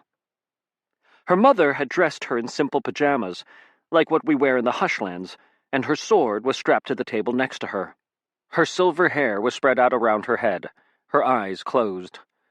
Someone else might have looked peaceful, but looking at her, all I could do was imagine how angry she'd be. It's not right, I thought. Bastille shouldn't be an invalid. Was there anything more I could do, other than hunt down the cure? What would Bastille have wanted me to do if she could talk? Honestly, she'd probably have wanted me to punch anyone who mentioned her being helpless. I couldn't leave her. Drowlin said, stepping up beside me. The missiles were falling, and I knew you and your grandfather would be sneaking away. I grabbed Bastille, but I didn't have time to get to one of the shelters. The only thing to do was to bring her, you see. It's okay, I said. I've been too hard on her, Drowlin said. She'd taken off one of her gauntlets, and she laid her hand on Bastille's cheek in a tender motion. I so wanted her to follow her father's path, not mine. The life of a knight is a lonely one. She almost seemed to be tearing up. It was like seeing a rock cry. I watched, baffled. So that's what it's like to have a parent who actually cares, I thought. Huh. So helpless, Drowlin said. I punched her. Lord Smedry? She asked, looking at me as I shook my hand. Punching people wearing plate mail armor equals not smart. That was for her, I said, because she'd be mad. You see, I figured that she would want... Ah, Drowlin said. Of course. That makes sense. Drowlin continued her search for tracking devices, and I eventually made my way back up to Deck 3, where my quarters were marked with my name. I could turn the walls dark by touching them and giving a command, so I could catch a nap if I wanted, or change clothing without worrying that I'd reflect something unmentionable. Footnote, my bum. All the way up to the cockpit. I darkened the walls, then looked in the closet, where I found a nice selection of clothing. Most was of Free Kingdomer make. Mokian wraps, Nalhalland tunics, that sort of thing. On one side, however, a series of Hushlander outfits hung on hooks. There were a few t-shirts and even a pair of jeans, along with some more abnormal costumes. Free Kingdomers had some odd ideas about what people wore in the Hushlands. A lot of their views of us came from fashion magazines and old movies they stole. I found a note pinned to one t-shirt. I've gathered clothing of a wide variety, useful in a potential infiltration. However, I don't believe for a moment that Hushlanders actually wear things so bland as this twee shirt. I'd suggest against this, and instead would wear the chicken costume I've hung at the back. Janie. When in the world did she found time to stock this chamber? I shook my head, tucking away the note. I grabbed a t-shirt and jeans, then walked to the bed, which was not glass, fortunately, and prepared to dress. I found myself sitting there, however, holding the clothing. All through my adventures, I'd stubbornly worn my Hushlander garb. It was familiar. It was comfortable. It was me, wasn't it? I looked back at the closet. Should I wear a tunic instead? You're not one of them, Alcatraz. I hated that my mother was right. I debated for far too long. Then something in the closet, footnote, no, not the chicken suit, you sadist, caught my eye. And I couldn't help but smile. A short time later, I approached the cockpit of Penguinator, a conversation between my grandfather and Kaz drifting out and echoing in the hallway. We can't get to Sing Sing, Kaz was saying. There's just not enough time. We need an expert, son, Grandpa said. I don't know the Hushlands nearly well enough, and young Alcatraz grew up in one little town. I'm telling you, our team isn't complete. We need someone else. But Diff? Kaz asked. You know how little I like him. Oh, he's not so bad. He's weird, Kaz said. I walked up to the doorway. He must be pretty strange indeed, I said, if he's weird in comparison to us. The two turned toward me. My mother still sat in her seat, reading a book she'd pulled out of her pocket. She glanced toward me, and her jaw dropped visibly. I wore a tuxedo, complete with red bow tie, matching my grandfather's. It was ridiculous. He wore the clothing because he assumed that it would help him blend into the Hushlands, but it actually made him stand out. To me, that clothing represented something. I pulled out a pair of reddish-tinted oculator lenses and slipped them on. I might not fit in with the Hushlanders or with the average Free Kingdomer, but there was a place I fit. I was a Smedry. Chapter Liliana. How dramatic. Let's talk about Aesop. Oh, I'm sorry, were you expecting the book to continue on with my daring infiltration of the library? Great, that means you have something to look forward to. Aesop was a funny little Greek man known for his love of animal puppets, for his fondness for jumping off cliffs, footnote, well, one cliff at least, without parachutes, and for maybe never existing in the first place. Like Socrates, the guy really should have learned to write stuff down. Aesop was a storyteller who shamelessly used fictional characters in clever narrative to insult and make fun of the people listening to his stories. So basically, he was the most awesome person ever. If he were still alive, I'd have asked him to write my autobiography for me. Unfortunately, see the line about cliffs above. Anyway, there's a theme running through all the stories Aesop told. If you're in one, you're probably doomed. Whether you be a frog, eaten by a heron, a grasshopper, starved to death in the winter, a snake, pinched to death by his best friend the crab, a deer, heart-eaten by a lion, or a mouse, suffocated inside an oyster. Seriously. Life is shown to be short, while death is depicted as brutal and often humiliating. I've noticed something about these stories as we retell them. They're getting nicer. In modern incarnations, the grasshopper doesn't starve, but is taken in by the ants. Likewise, modern fairy tales involve fewer girls turning into sea foam and more singing crabs. Why is this important? Well, I'll tell you. Footnote, as if you had any doubt. Eventually. So, who is this Diff guy? I asked, leaning against the wall and folding my arms. I felt suave, wearing a tuxedo. If you've never tried it, you really should. Then I can laugh at you for looking so ridiculous, because there's no way you'll pull this off as well as I do. Diff is a Smedry cousin, Grandpa said. He checked in a few minutes ago, and it occurred to me that I needed someone else for the team. He spent most of his life embedded deeply inside the Hushlands, and is one of our foremost experts on librarian culture. He's a loon, Kaz said. He's family. So is Shasta, Pop.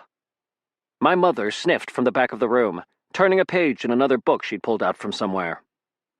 How's he related? I asked. I still hadn't quite figured out the family tree. My uncle's son, Grandpa said. His family was part of a deep infiltration in the Hushlands for decades. The librarians eventually found them, but he escaped. He's got a powerful talent, or rather, he had one, before your intervention. Look, Kaz, Diff has spent a lifetime in the Hushlands, and he's nearby, at the World Spire, doing research. I know, Kaz grumbled. He has this annoying habit of calling me and telling me all about what he's had for breakfast. Excellent, Grandpa said. We'll swing by and pick him up. The World Spire. I slipped into Grandpa's seat as he wandered off to find the facilities. Footnote, a.k.a. the Poopin' Place. Aren't you so glad you read these footnotes? The World Spire was where Kristen knights, like Bastille and Drowlin, got the gemstones that gave them superhuman powers. The things were stuck in the back of their necks, and did some other weird stuff too, connecting them all together. I'm not sure exactly what it all means. The third book was a bit confusing to me in that regard. Kaz, muttering under his breath, used the dashboard to give this Diff fellow a call. The voice on the other side was energetic and high-pitched. Kaz had the volume way down, so I couldn't hear much, but it seemed like Diff was very excited to be invited on the mission. Reluctantly, Kaz adjusted the controls and turned Penguinator's flight path a few degrees. Grandpa, who had returned by this point, patted him on the shoulder. I'm going to go get our lenses ready, he then said to me. I've packed quite the arsenal for us. Come down to my room once you've met Cousin Diff, and I can go over them for you. It wasn't long before I caught sight of the World Spire jutting up out of the ocean ahead. When I'd first seen it months ago, it had been very distant. I thought it looked like a tower, and I was close to right, but it was more an enormous crystal. It reminded me of Bastille's sword, except in the shape of a very thin mountain. I hadn't expected it to be populated, but as we drew closer, I could see a city built at its base, and wooden scaffolding wrapping up, and around the entire thing. For studying it? I asked, pointing. Kaz nodded. The World Spire is one of the world's great mysteries. Though the Kristin don't talk about their stones much, their powers ultimately come from a chunk of that spire. You know that odd ringing you get in your ears sometimes? Yeah. That happens when someone taps the World Spire on its tip. Tap it, and a random number of people all throughout the world will get a ringing sensation. Huh. That's not the only thing, Kaz said. Cold chills? Because a wind blows on the World Spire. Unexplained headache? Something struck the spire. What happens to the spire is transferred to a random number of people, different ones each time. That's kind of creepy. Well, it's certainly odd. We're all connected somehow, and that crystal is in the center of it. Now, if you've been paying attention to what I've been writing in these books up until this point, you might have recognized that conversation as foreshadowing. Well done! Except you're wrong. Oh, this would be foreshadowing if my autobiography were going to go beyond this final book, but it's not. Footnote, for once, I'm not even lying here. Besides, you don't need me to tell you what happened there. Even in the Hushlands, events involving the World Spire would have been hard to ignore. Go ask your parents. They lived through it. If, when you ask them, your parents act like they don't know what you're talking about, one of three things is going on. 1. Your parents are Librarian spies, whereupon you should eat some of their cookies as a sign of rebellion against Librarian oppression. 2. Your parents had their minds wiped by a Librarian memory-erasing toad. The most likely answer. This often leaves the person a little absent-minded as a side effect, so you should be able to swipe a cookie without them noticing. 3. Your parents are just dumb. If that's the case, have a cookie to console yourself. I'm sure it's not hereditary or anything. Also, stop chewing on that phone case. It's not a cookie. Penguinator approached the World Spire. And didn't slow down. I said. I hadn't realized exactly how fast we were going. Shouldn't we? In too much of a hurry to stop, Kaz said, pulling a glass lever. See that cage over there? A large metal cage had been set out, hanging from a pole that extended from some scaffolding around the World Spire. I barely had time to spot it before we zipped past. Penguinator shook. A second later, the World Spire was a large shadow retreating behind us, visible, reflected through the glass walls. I extended a hook on a rope, Kaz explained, moving the lever again. Hit the cage and pulled it along. Maybe. I'm not even going to ask about things like sudden acceleration, whiplash, or the laws of conservation of momentum. Good, Kaz said. You're learning. Free Kingdomers have this habit of pretending the laws of physics don't exist. For the most part, it works, as evidenced by the arrival of Diff. He burst into the cockpit, buck-toothed and grinning, a man in his 50s, wearing suspenders, a bow tie, and enough plaid to outfit an entire Scottish clan. Footnote, seriously, he wore plaid pants of one pattern, a plaid shirt of a second pattern, and a bow tie of a third. It looked so bad I figured at first he must be a retired monarch, as nobody would dress that way intentionally. An infiltration? Diff exclaimed. With Kaz and Leavenworth, two of my favorite people! He whooped, then ran over and hugged Kaz around the back of the chair. Kaz groaned softly. He looked like he'd eaten a fish stick. And Cousin Alcatraz himself, Diff said, standing upright and spinning on me. I raised my hands to prevent a hug. I got one anyway. Hi, I said from the embrace. What's your talent, Cousin Diff? I'd learned this was the proper way to introduce oneself to a member of the family. I expected something relating to making people uncomfortable, like Aunt Pattywagon. Instead, Diff pulled back and, with a big grin, said, I'm really forgetful. Librarian memory-erasing toad? I asked. No, not at all, Diff said. For me, it's natural. It's a quite powerful talent, Kaz said grudgingly. It can affect everyone around him. Only 3 people in the history of the Smedry line have had it. Cool, I said, smiling as Diff nodded. I didn't get what made Kaz so uptight about the guy. Yes, he was enthusiastic, but so are most Smedrys. Like, you can make people forget that you were spotted? And things like that? I have no idea, Diff said, grinning. Every time he uses his talent, everyone immediately forgets about it, Kaz explained. That sounds inconvenient. Diff shrugged. Like breaking things by accident? Or getting lost when you don't intend to? I nodded. It wouldn't be a Smedry Talent without bizarre side effects. But how do you know what your talent can do if you can't remember using it? It comes to me when I need it. Like this morning, I can't remember at all what happened to me right after breakfast. Means my talent engaged. This morning? Kaz asked. Your talent worked? Sure did, Diff said. He looked from Kaz to me. Is that a problem? Not a problem, Kaz said, rubbing his chin. But maybe a clue. Eh, Al? I nodded slowly. It might mean the talents were still working sporadically, or maybe Diff had been far enough away that his talent never got broken. Or maybe he was simply forgetful by nature, and his talent had nothing to do with what had happened this morning. I had no way to tell. I'd have to watch him and see if it happened again. I should go see what lenses Grandpa has for me, I said. Great, Diff said. That'll be also ambastic. What? I asked. Also ambastic, Diff said. It's a word I just made up. It means exactly as awesome as we all are. He grabbed me with one arm in a buddy-like side hug. Smedry's, am I right? Okay, sure, I said, extricating myself. Be quick if you can, Al, Kaz said, reading some numbers on his glass control panel. We've got under a half hour before we hit the Librarian defenses outside Washington, D.C. I'm guessing this ship doesn't have any weapons on it, I said with a sigh.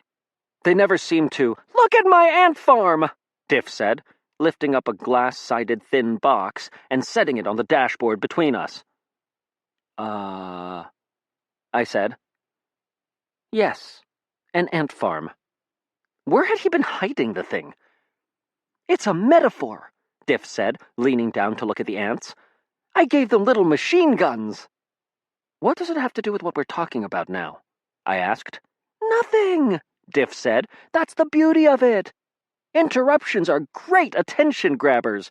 The wackier and more bizarre, the better. 'Cause we're Smedrys. Also ambastically so. Right, guys? Right? He shook the ant farm to get the ants moving more quickly. Fortunately, they seemed to be completely ignoring the little toy machine guns he'd dropped in.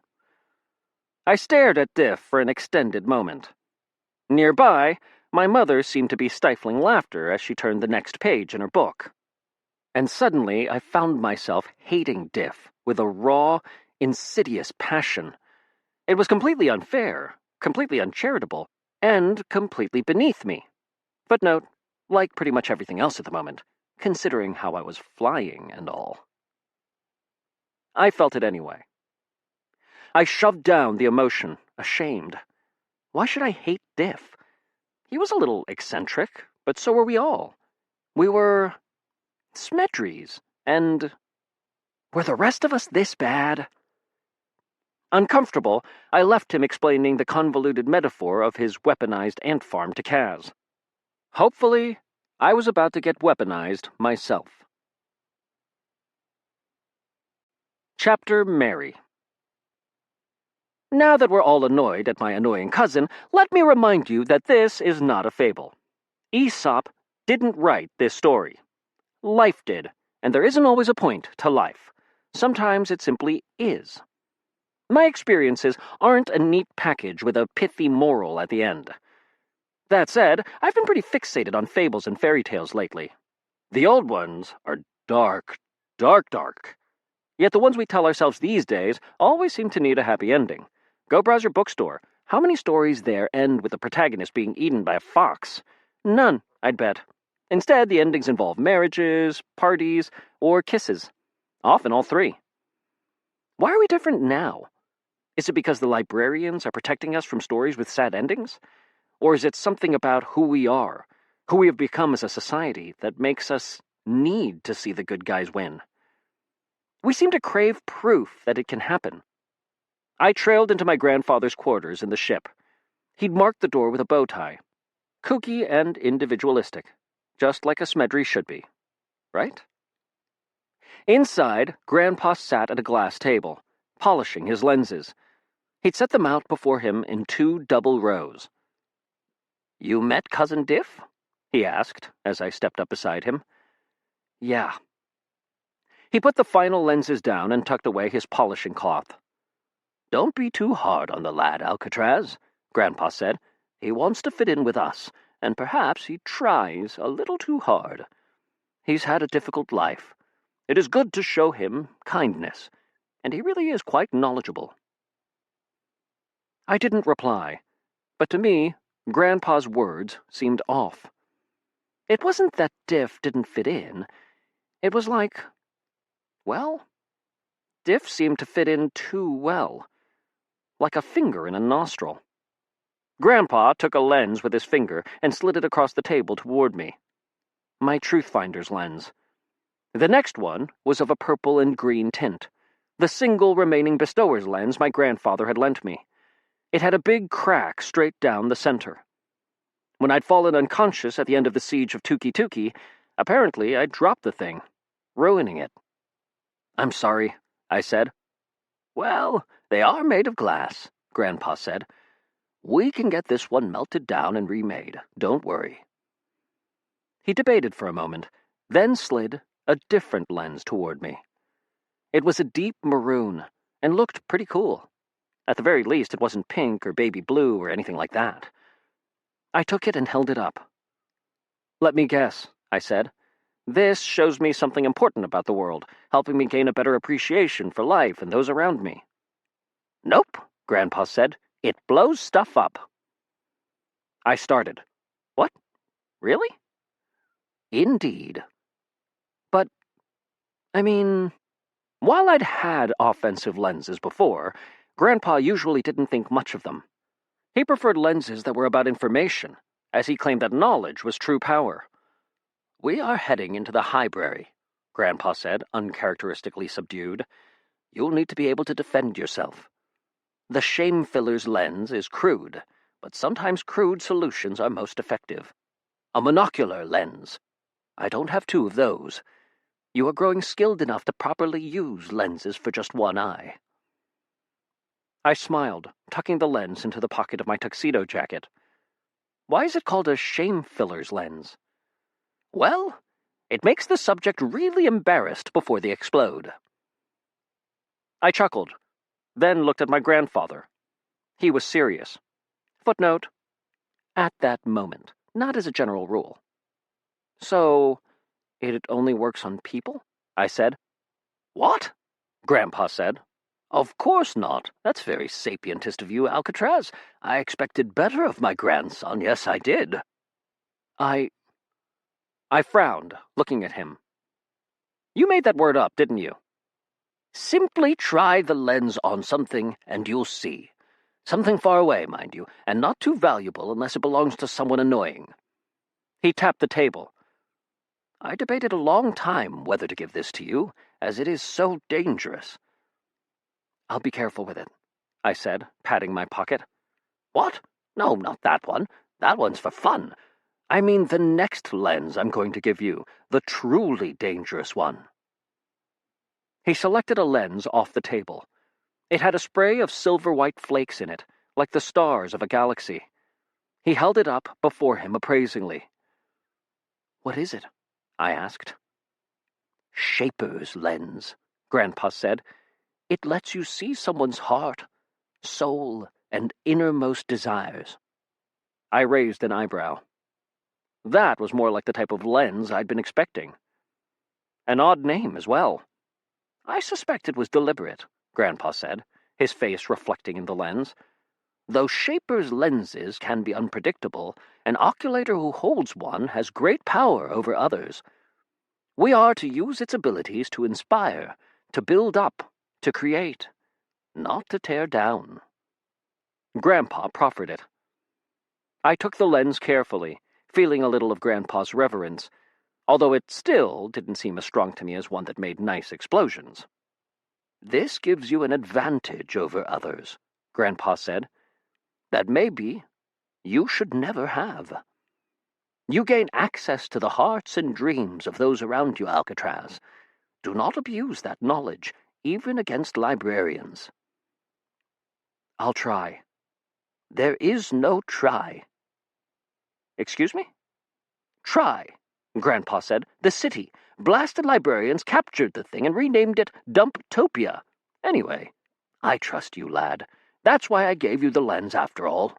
Just do be careful, all right? Actually, be careful with all lenses." "I'm always careful," I said, tucking the lenses away.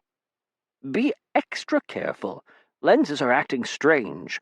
I charged one a few minutes ago, and it released far more energy than I'd expected." "Really?" I said. "So it's not only me? You charge glass more powerfully now, too?"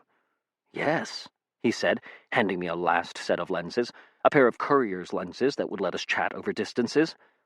"Whatever happened with you and the talents in Mokia was more far-reaching than we had assumed."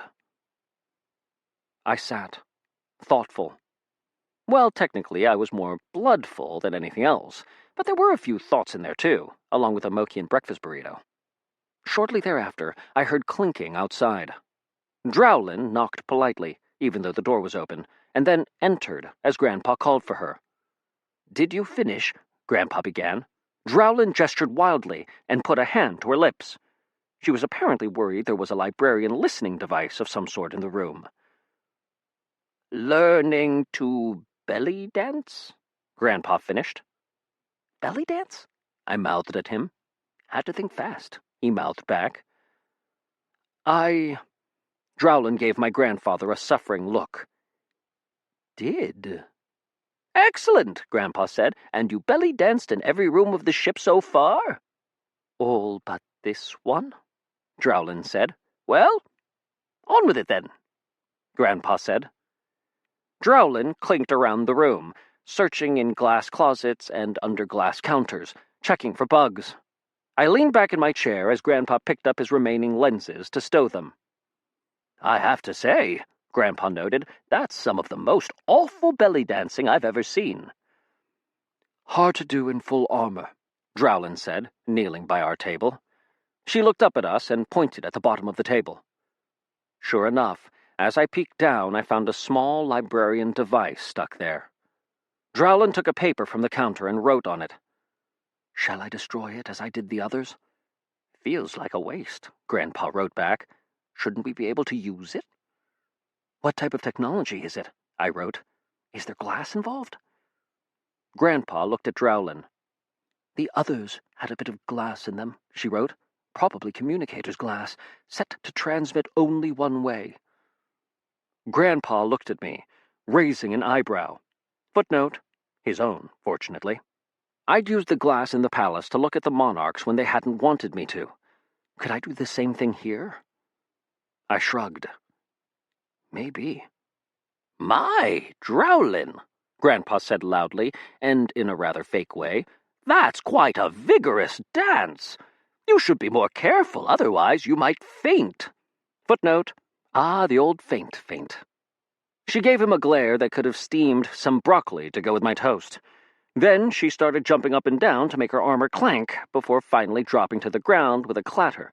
"Oh my," Grandpa said. "I warned her." "You sure did.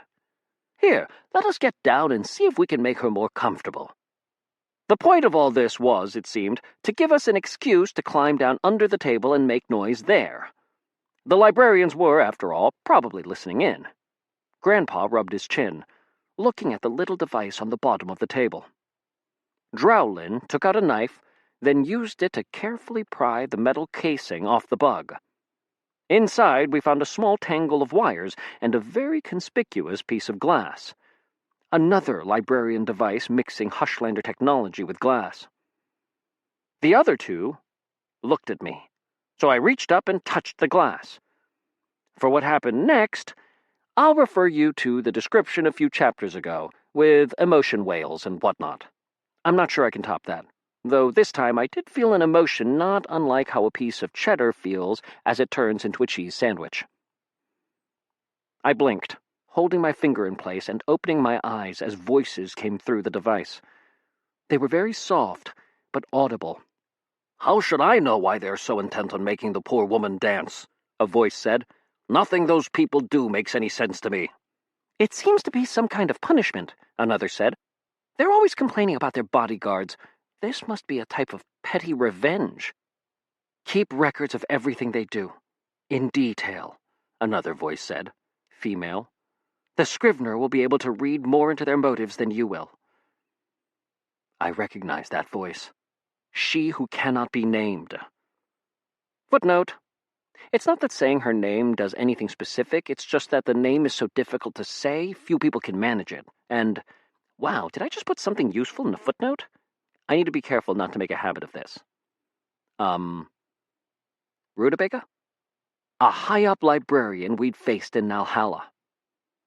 Recognizing the voice was a big enough shock, but that second part stopped me dead. The Scrivener? I grew cold immediately.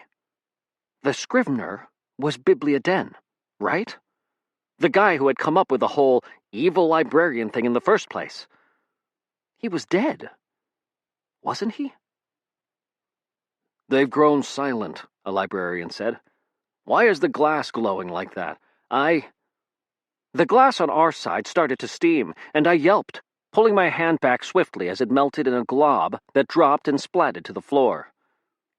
"That's inconvenient," Drowlin said, as if I'd melted it on purpose or something. "Did they say the Scrivener?" I asked. "Yes," Grandpa said, rubbing his chin. "I have a question," Drowlin said. "So maybe they picked a new leader?" I said quickly, cutting her off. "And that librarian is using the title of Scrivener now?" "No other librarian has ever dared use the title," Grandpa said. "Those centuries have passed since Bibliaden vanished. The closest is the Order of the Scrivener's Bones, who claim to follow his teaching the most vigilantly." "My question remains," Drowlin said. "When you say vanished," I said to Grandpa, "you mean died, right?" "Sure, yes," Grandpa said. "Died." He laughed. "Let me guess," I said. "Nobody knows where he was buried." "No." "Great. Question." Yes, Drowlin. "Can we get off the floor?" "If you want to be boring, I suppose." "I personally would like to know how to spit well." The other two looked at me as we stood up, because yes, we'd had that entire conversation under the table, and so what? And Grandpa frowned at me. "What did you say?" "Sorry," I said. "I just wanted to make a sentence that was a little bit longer than what you said, so the conversation will look cool on the page when I write it down." "Ah, well, that makes sense." Guys?" Kaz's face appeared on Grandpa's wall. "You're going to want to come up here, because we've arrived, and a shockingly large number of people are about to try to kill us." Chapter Trillion. I need you to do something for me. Is that all right? Are you willing to do a favor for your favorite author? Okay. Go to your fridge. Dig around inside until you find some lunch meat. Cheese, pickles, lettuce, more lunch meat, and some mayonnaise. And honestly, who chose how to spell that word? Footnote, and don't say the French, everyone knows they're not real. Must be a librarian ploy to keep me reliant on spell check. Now, slather some mayo onto 2 pieces of bread from your pantry. Get it on real good. Are you slathering? I don't think you're slathering. These pages should be mayoized from you trying to read these instructions while you make the food. Now, choose slices of pickle that maximize the outer skin. They're the most crunchy. You can toss the centers. Now, make sure that you salt the cheese. Footnote, yes, salt the cheese. You got that? I'll wait. Done? Good. That wasn't so hard, was it? Now go back in time, teleport to my house in the Free Kingdoms, and give me the sandwich while I'm writing this. I'm kind of hungry. Wow, I said softly, staring out Penguinator's cockpit windows. You can say that again, Grandpa said. Mostly because I didn't hear you the first time. Speak more loudly this time. Wow! Much better. I'd been to Washington, D.C. on a school trip once, but it had looked nothing like this. Penguinator had just come in across Chesapeake Bay, flying right beneath the dense cloud cover. From this high up, I got a good view of the enormous purple dome covering the city in its entirety. It glowed with a violet light, like steam from a hot pan. I lifted off my oculators lenses. Sure enough, without them, the dome vanished, save for a warping of the air. That warping? I asked, pointing. Caused by the glass eyes of Penguinator, Kaz said. Normal people can't see the shield. The glass windows here are designed to give pilots warning of Librarian illusions. I nodded, lowering my lenses back on. Kaz and my mother sat at the dashboard, though she was reading nonchalantly, while Grandpa, Drowlin, and I had walked up behind their seats to stare out over the landscape. Cousin Diff shoved his way between Grandpa and me, then draped an arm over our shoulders. I saw no sign of his ant farm. As we drew closer to Washington, I saw a much different city from the one presented to the world. While the outer parts were mostly the same, the center of the downtown, the stuff on all the postcards, was way different. The Lincoln Memorial had a turret on top of it, with wicked-looking anti-aircraft guns stretching toward the sky, and the long green of the mall running down from it looked more like a landing strip than a park. The White House had a sharp, red fence rising high around it, and many of the museum buildings had a stretched look to them, rising toward the air, becoming more peaked, more devilish. Only the Washington Monument seemed unchanged, a lone obelisk rising straight into the air, surrounded by darkness. I easily made out the library. What appeared in the Hushlands as an innocent, if regal, stone building, the Library of Congress, here manifested as a pitch-black fortress of a structure, stretching 6 stories high, with wicked stone spires and dark, monstrous things flying around it. Say what you will of librarians, they certainly have style. I couldn't focus long on the library, unfortunately, because a fleet of jet planes were scrambling toward us. There had to be 100 of them, sleek black jets that looked nothing like the planes I'd seen at aircraft museums. That must be the entire Librarian Air Force, Kaz said. Not U.S. military planes, the actual Librarian Defense Force. I've never seen them call out so many before. We have them scared, Grandpa said, eager. This is incredible, Diff exclaimed, squeezing my shoulder. How silly of me, my mother said, having finally put down her book to join us, to assume that with you I'd be able to sneak into the library. Sneaking is fun, Grandpa said, but this is way more exciting. He paused. You can dodge them, can't you, son? Maybe, Kaz said. I'll need some of you on the outside, though, running defense. Here. He tossed Grandpa a small device that looked like a headset, with an earpiece that fit snugly into the ear. Communicator's glass? Grandpa asked, holding it up. Nope. Bluetooth. Kaz handed him a cell phone. Librarian technology, Drowlin said with a sniff. Far less advanced than a good shout. Yeah, well, Kaz said, tossing me and Drowlin a cell phone and headset each. It works. That's all I care about.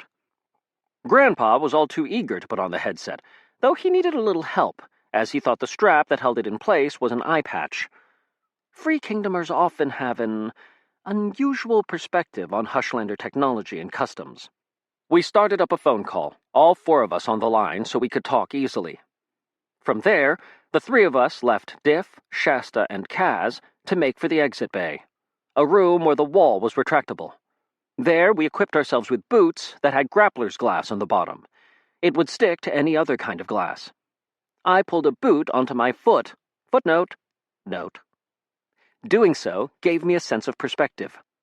The last time I'd done something like this, I'd been escaping from the Hushlands. Now, I was heading back, full throttle. Before, the librarians had been trying to prevent me from escaping. Now, It seemed they would do practically anything they could to keep me out. I was no longer the one being chased. I'd beaten the librarians in Mokia, and now I was the wolf, and they were the sheep. You know, if sheep had anti-aircraft guns, bazookas, and high-tech jet planes. This reminds me of hornets. What? It doesn't remind you of hornets? You're pretty strange. I mean, this is obviously the exact place in a story where you'd expect a discussion of insect biology. It's even listed as such in the Great Books of How to Write Awesome Books. Footnote, by Alcatraz Smedry, first edition. It's not published yet, though, so the only place you can find it is on my shelf. You see, hornets and bees are natural enemies, just like cats and dogs, Disco and Rock, or Bastile's fist and your face. They fought back and forth until one day, the game changed. And that game changer was the Japanese giant hornet. These monsters managed to get across the ocean, they probably bought a timeshare and felt forced to use it, and invade North America. This was a problem for the bees. You see, the Japanese giant hornet has tougher skin than any North American hornet. They're more vicious, bigger, and almost impossible for your average honeybee to kill. A few Japanese giant hornets can take out an entire hive, tens of thousands of bees, all by themselves. So, am I the hornet or the bee? Well, it depends on whether Aesop is telling this story or not. Drowlin pulled open the side of Penguinator, exposing us to howling wind and a view that twisted my stomach. Grandpa put on a pair of green-tinted spectacles, windstormer's lenses, which would let him control the wind and make it easier for us to walk on the outside of the missile-like penguin ship. We filed out, sticking our boots to the floor, then walking out onto a retractable plank-like device that extended out the door. From it, we could step onto the outside wall of Penguinator, relying on our boots to keep us from plummeting to an untimely death on the top of the local Safeway. Once we were outside, Grandpa pointed. He'd take the central position, above the penguin's head.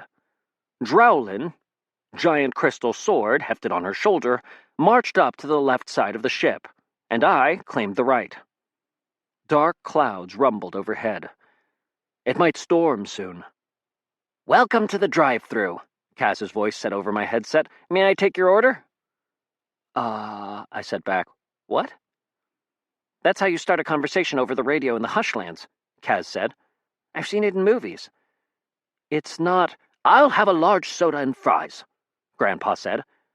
"Do you even know what a large soda is?" I asked him. "Code phrase," Grandpa replied. "It means, I acknowledge you, and by the way, please give me some fried potatoes." You know what? Never mind. "Anyway," Kaz said over the line, "anyone got any brilliant ideas on how to sneak into the library?" "Sneak?" Drowlin said. "Might be a little late for that, Lord Smedry." "Nonsense," Grandpa said. "We have a rousing battle, then, when everyone is exhausted, we slip in." "Assuming that would somehow work," Drowlin said, "how are you planning to bypass the dome?" Grandpa said. "How about this?" Shasta said loudly over Kaz's line. Was she listening in on his conversation? "I think of a plan, and you all focus on keeping us from being blown up." That seemed like a fine idea to me, as the jets were almost upon us. In fact, a pair of them passed by in a scream of engines and a blur of black.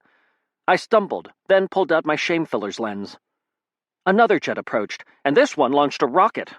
I yelped, thrusting my lens forward and sending a jolt of power into it. A wide maroon beam blasted from my hand and struck the missile. A voice popped into my head. "Oh, wow. Remember how I jostled the other missiles as I was being loaded? Particularly that cute one? How could I have been so clumsy? And that one time, back in the factory, I totally made an inappropriate sound when my casing scraped on the floor. Everyone was looking. I wish I could just vanish." Boom! As the missile vaporized, I lowered the lens, stunned and more than a little unsettled. From the front of the ship, Grandpa looked back and gave me a thumbs up. He was still using his lenses to keep us from getting buffeted by the wind, but enough got through that his wispy hair fluttered around his head. I felt sick. Had I guilt-tripped that missile into self-destructing? It had sounded so pathetic. It was an inanimate object, I thought. Why should I care? Gritting my teeth, I pointed my lens as something else shot toward us. The maroon floodlight burst out, and I caught an entire enemy jet in its glow. "Oh, wow," I heard in my mind. The voice of the plane's pilot. "I can't believe what I said to Jim 2 years ago.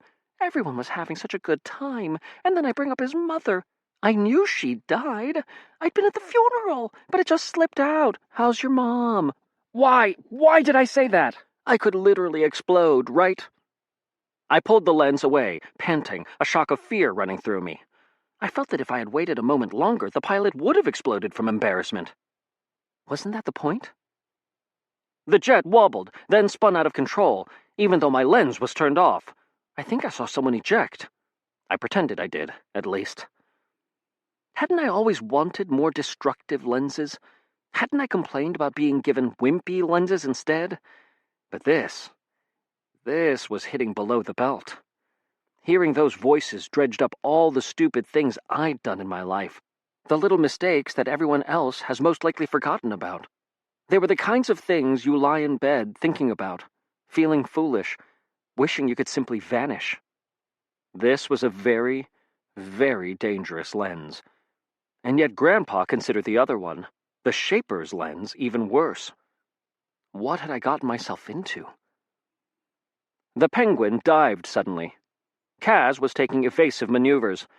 As we spun through the air, zipping one way and then another, I had to scramble to blow up the odd missile, though I stayed away from attacking the jets. Fortunately for us, Grandpa and Drowlin were far more competent than I was. As she had demonstrated during a previous trip, Drowlin had this uncanny ability to jump in front of missiles and bat them away with her sword, like she was playing a very strange game of tennis. Footnote: wouldn't tennis be way more interesting with explosive balls? And Grandpa Smedry was a master of lenses. I found myself distracted, watching him control the wind to blow missiles off course and planes into one another, or nudge Penguinator out of the way of a strike. He didn't move. He stood in place, a look of intense concentration on his face, and lenses hovered in front of him. He was using some 6 or 7 at once, sending out blasts of fire, controlling the wind, heightening his awareness of the enemy locations. He was a ridiculous little man sometimes, but at the same time he was, and I don't use this word lightly here, astounding. He also wasn't going to be enough. Our ship was better than the Librarian one's, our pilot was amazing, and my grandfather was fighting wonderfully. But we were barely staying ahead of the missiles and the machine guns and the gun emplacements. Kaz couldn't keep us on a straight course. He had to twist us to the sides to avoid barrages. After 10 minutes of furious battle, we were no closer to breaking through than we had been. "I can't help thinking," Drowlin said as she sliced a missile in half, "that this assault wasn't very well thought out." "How surprising," my mother's voice said in our ears. "Do you have a plan for us?" I asked her, then spun toward a missile and focused my lens on it. The poor thing thought about how its serial numbers were misprinted and blew up. Bits of shrapnel bounced off Penguinator around me. "Yes," Shasta said, "but it requires us to not be the center of attention for a few moments." "So, basically impossible," I said. "I mean, we are Smedrys." "I hadn't noticed," Shasta said. "For once, it would be nice if you people didn't hog all the attention." "My dear," Grandfather said over the line, panting, sounding exhausted, "you must not have been paying attention. You see, this is what Smedrys do best." "Smell funny?" Kaz asked. "Make my life difficult?" Drowlin asked. "Eat your chips when your back is turned?" I asked. "No," Grandpa said. "Draw fire." All was still for a moment. "Pine nuts," Kaz cursed. "Someone is calling us on the ship's communicator's glass." "Answer and tell them you'll hold the phone up to the glass, please," Grandpa said. Kaz did so, and an unfamiliar voice crackled in over the line. "Welcome to the drive-thru. May I take your order, please?" "Large soda and whatnot," I said back. "Who is this?" "Lord Smedry. We saw your call to arms. It appeared in every window." That's great," I said, shattering glass. How far had my little display gone? "But who are you?" Shadows appeared in the clouds above us. And then, at least 50 glass ships of a variety of shapes descended through them. "Unified Free Kingdom's Air Guard," the voice said. "We had been dispatched to help clean up Tuki Tuki, but, well, we couldn't do much there. So we figured we might as well see if you needed some air support. Unless you'd rather destroy them all on your own, my lord." No, I said. "I'm quite willing to share the destroying. This time, a guy needs to learn to share." "Very good, my lord." And with that, the real fighting began. Chapter Deckard. Ah, the woolly sea sloth, with its luscious fur and its body made of high-grade aluminum. It is a noble creature and endangered. As of this writing, there are precisely -4 of them remaining in the wild, as opposed to 100 years ago when there were none of them living off the coast of Newfoundland. The woolly sea sloth is known for a steady diet of conservative talk show hosts and Twix bars with all the chocolate licked off. The peaceful animal is of no danger to anyone, since none of them exist or have ever existed, and yet their habitat is threatened by their only natural predator. Wikipedia. Stop Wikipedia rampages now and support the Woolly Sea Sloth Reforestation Project. Led by 6 former presidents of the United States, 1 a zombie, and no conservative talk show hosts. Footnote: this section was included in the book so that when a librarian walks past, you can quickly flip to this page. When they read over your shoulder, as they always do because they're annoying, you will appear to be reading a science book about the noble woolly sea sloth. I've therefore saved your life, and so you really should be getting around to making me that sandwich. "You knew those ships were coming," I said, scrambling up to my grandfather, still on the top of Penguinator. "I hoped," he replied, taking down the lenses that had been hovering in front of him, then tucking them away. "When the monarchs said they'd sent the air guard, and when your speech got broadcast through the whole city, well, I figured those soldiers would feel bad for having abandoned Mokia." "They're disobeying orders," Drowlin said, clomping up to us. "Thank goodness," Grandpa said. Drowlin gave him a glare that could have bathed a hippopotamus. "It's not a total infraction, Drowlin," Grandpa said. "The monarch sent the air guard to help you Smedrys. Technically, my grandson outranks most people in the Free Kingdoms. Without a countermand, his invitation to join him in an assault was practically an executive order. It's not right. They're not following protocol." "Can you just please be happy we're not dead?" I said. "This once. I promise you we can die next time."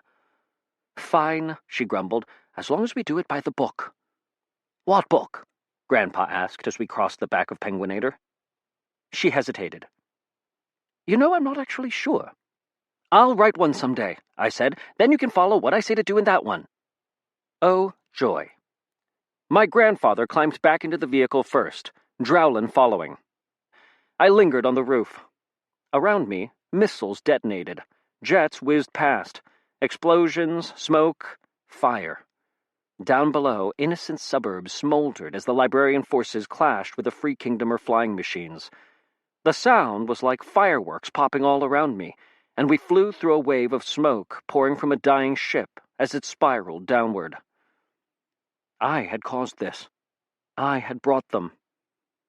I was happy to not have to fight the Librarians on my own, but in that moment, all of it was hard for me to take in.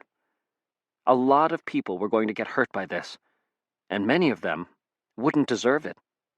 I'd berated the monarchs for their unwillingness to commit to war, yet when I'd had the chance to bring down Librarian jet fighters, I'd pulled back, frightened of the damage I might do. I was the worst kind of coward, the kind who would let others die so long as he didn't have to be involved. I tromped down below, letting Grandpa close the door. The 2 of us made our way to the cockpit, though I left the grappler's glass boots on.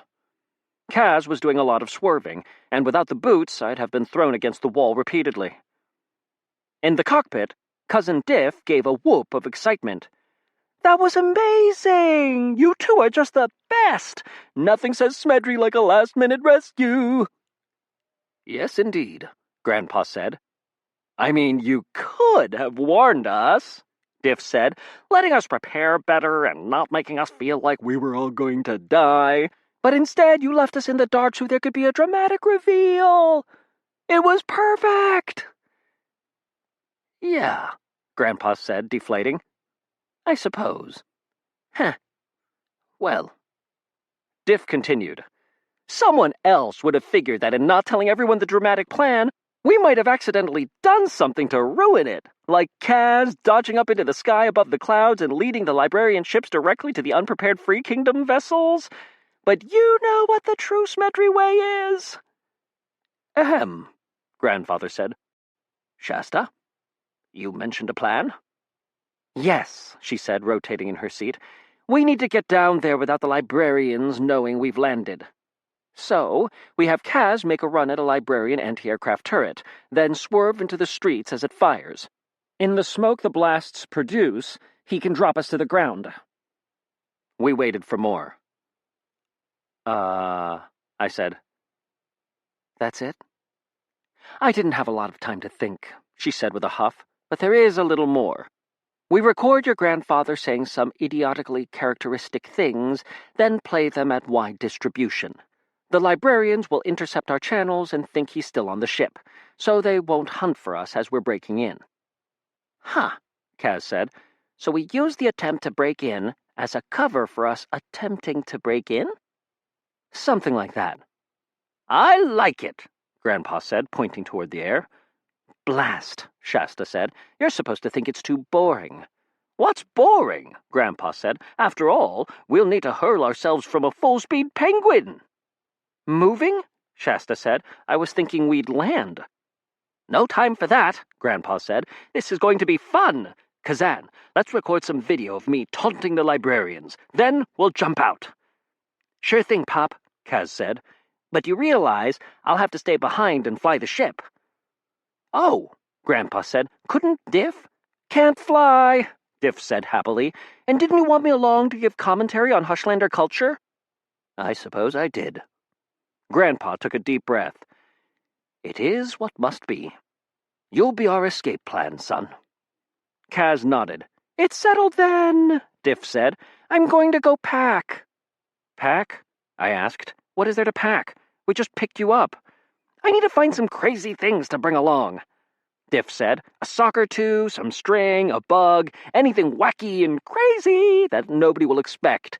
Then we can use them to save the day unexpectedly. Right, guys? Huh? He scuttled from the room. I really hate that guy, Kaz said under his breath. Kaz, Grandpa said. He's merely trying to fit in. I think he's making fun of us, Kaz said. I shook my head. I didn't think it was that. He was too earnest. He did want to be like the other Smedrys, but when he pointed things out as he did, well, that just made them sound dumb. Like how being forced to explain a joke ruins it. As my grandfather went to his room to use the communicator's glass there to record some properly Smedry-esque messages, I stepped between Kaz and my mother, looking out the windshield eyes. We dodged through the middle of a battle, moving so quickly that it was hard to track what was happening. Kaz dived, and my stomach lurched. To the left, a giant glass bat had grabbed a jet plane in its feet. To the right, a horned owl had a gaping, jagged hole in one of its sides. We'll need to do something about that dome, Shasta said. How do we get through? I reached into my pocket and fingered the shame-filler's lens. Can you open these windows for me? Sure, Kaz said. Might get a little windy in here, though. Let's try it. Kaz nodded, dodging us out of the way of a firing gun emplacement, then hit a button on the glass dashboard. One of the Penguin's eye windows retracted. My ears popped, and a rush of wind hit me in the face. It's shocking how hard it is to breathe with so much air coming so quickly. It's like trying to eat popcorn fired at you by a bazooka. Still, I was able to raise the shamefiller's lens and point it at the dome. My hair whipping about on my head, my bow tie fluttering, I focused a blast of energy into the lens and let loose a concentrated beam of humiliation at the dome. I can't believe I stopped those 3 librarians at the perimeter, said a loud, deep voice in my head, all because they were carrying confiscated bits of glass. The entire army went on alert, and everyone thought they were double agents. I could have just crumbled upon myself with shame. I should have seen. Shouldn't have stopped them. I waited, listening, but nothing was happening. The dome's too strong, Kaz said. Should I turn us away? We're heading straight for it. Hold steady, I said, driving more power into the lens. It started to get warm in my fingers. And the shame of not being able to keep the rain off people. I'm a dome. I should be able to keep things dry, at least provide shade. But nobody can even see me. All I do is scan for glass lenses that almost never come this way. What good am I, really? Then there was the moment with the Scrivener. What? Alcatraz, Kaz said, urgent. Keep going, I shouted, pumping more energy. The lens was getting hot, like the glass I'd melted earlier. That seemed very dangerous. I stopped him, of all people, the dome's voice said. Just because he had a lens on him. Everyone saw it. I can't believe... The lens burned my fingers. I cried out as a section of the dome exploded, opening a hole the size of a large building. I dropped the lens, wagging my fingers. I'd burned them good, but the lens, fortunately, hadn't melted. It hit the floor with a plink and rolled to the side. Kaz let out a whoop and steered us right through the hole, then pushed a button to close the window. Many of the other Free Kingdomers' ships followed us through immediately. I sucked on my fingers. Nice work, Kaz said. I nodded absently. The dome had mentioned the Scrivener. I could only assume that an inanimate object wasn't going to lie in its own thoughts. Footnote. I don't know why I made the assumption that inanimate objects don't lie. This book has lied to you several times already. Someone really was calling himself the Scrivener. An ominous title. Hey, what's that column of smoke? I said. Kaz followed my gesture. Near the center of D.C., not a great distance from the towering Washington Monument in the mall, a line of smoke rose between some of the buildings. A crash, perhaps? Kaz said. Or a stray missile? Could be, Shasta replied, but the dome would have stopped most missiles and a lot of debris.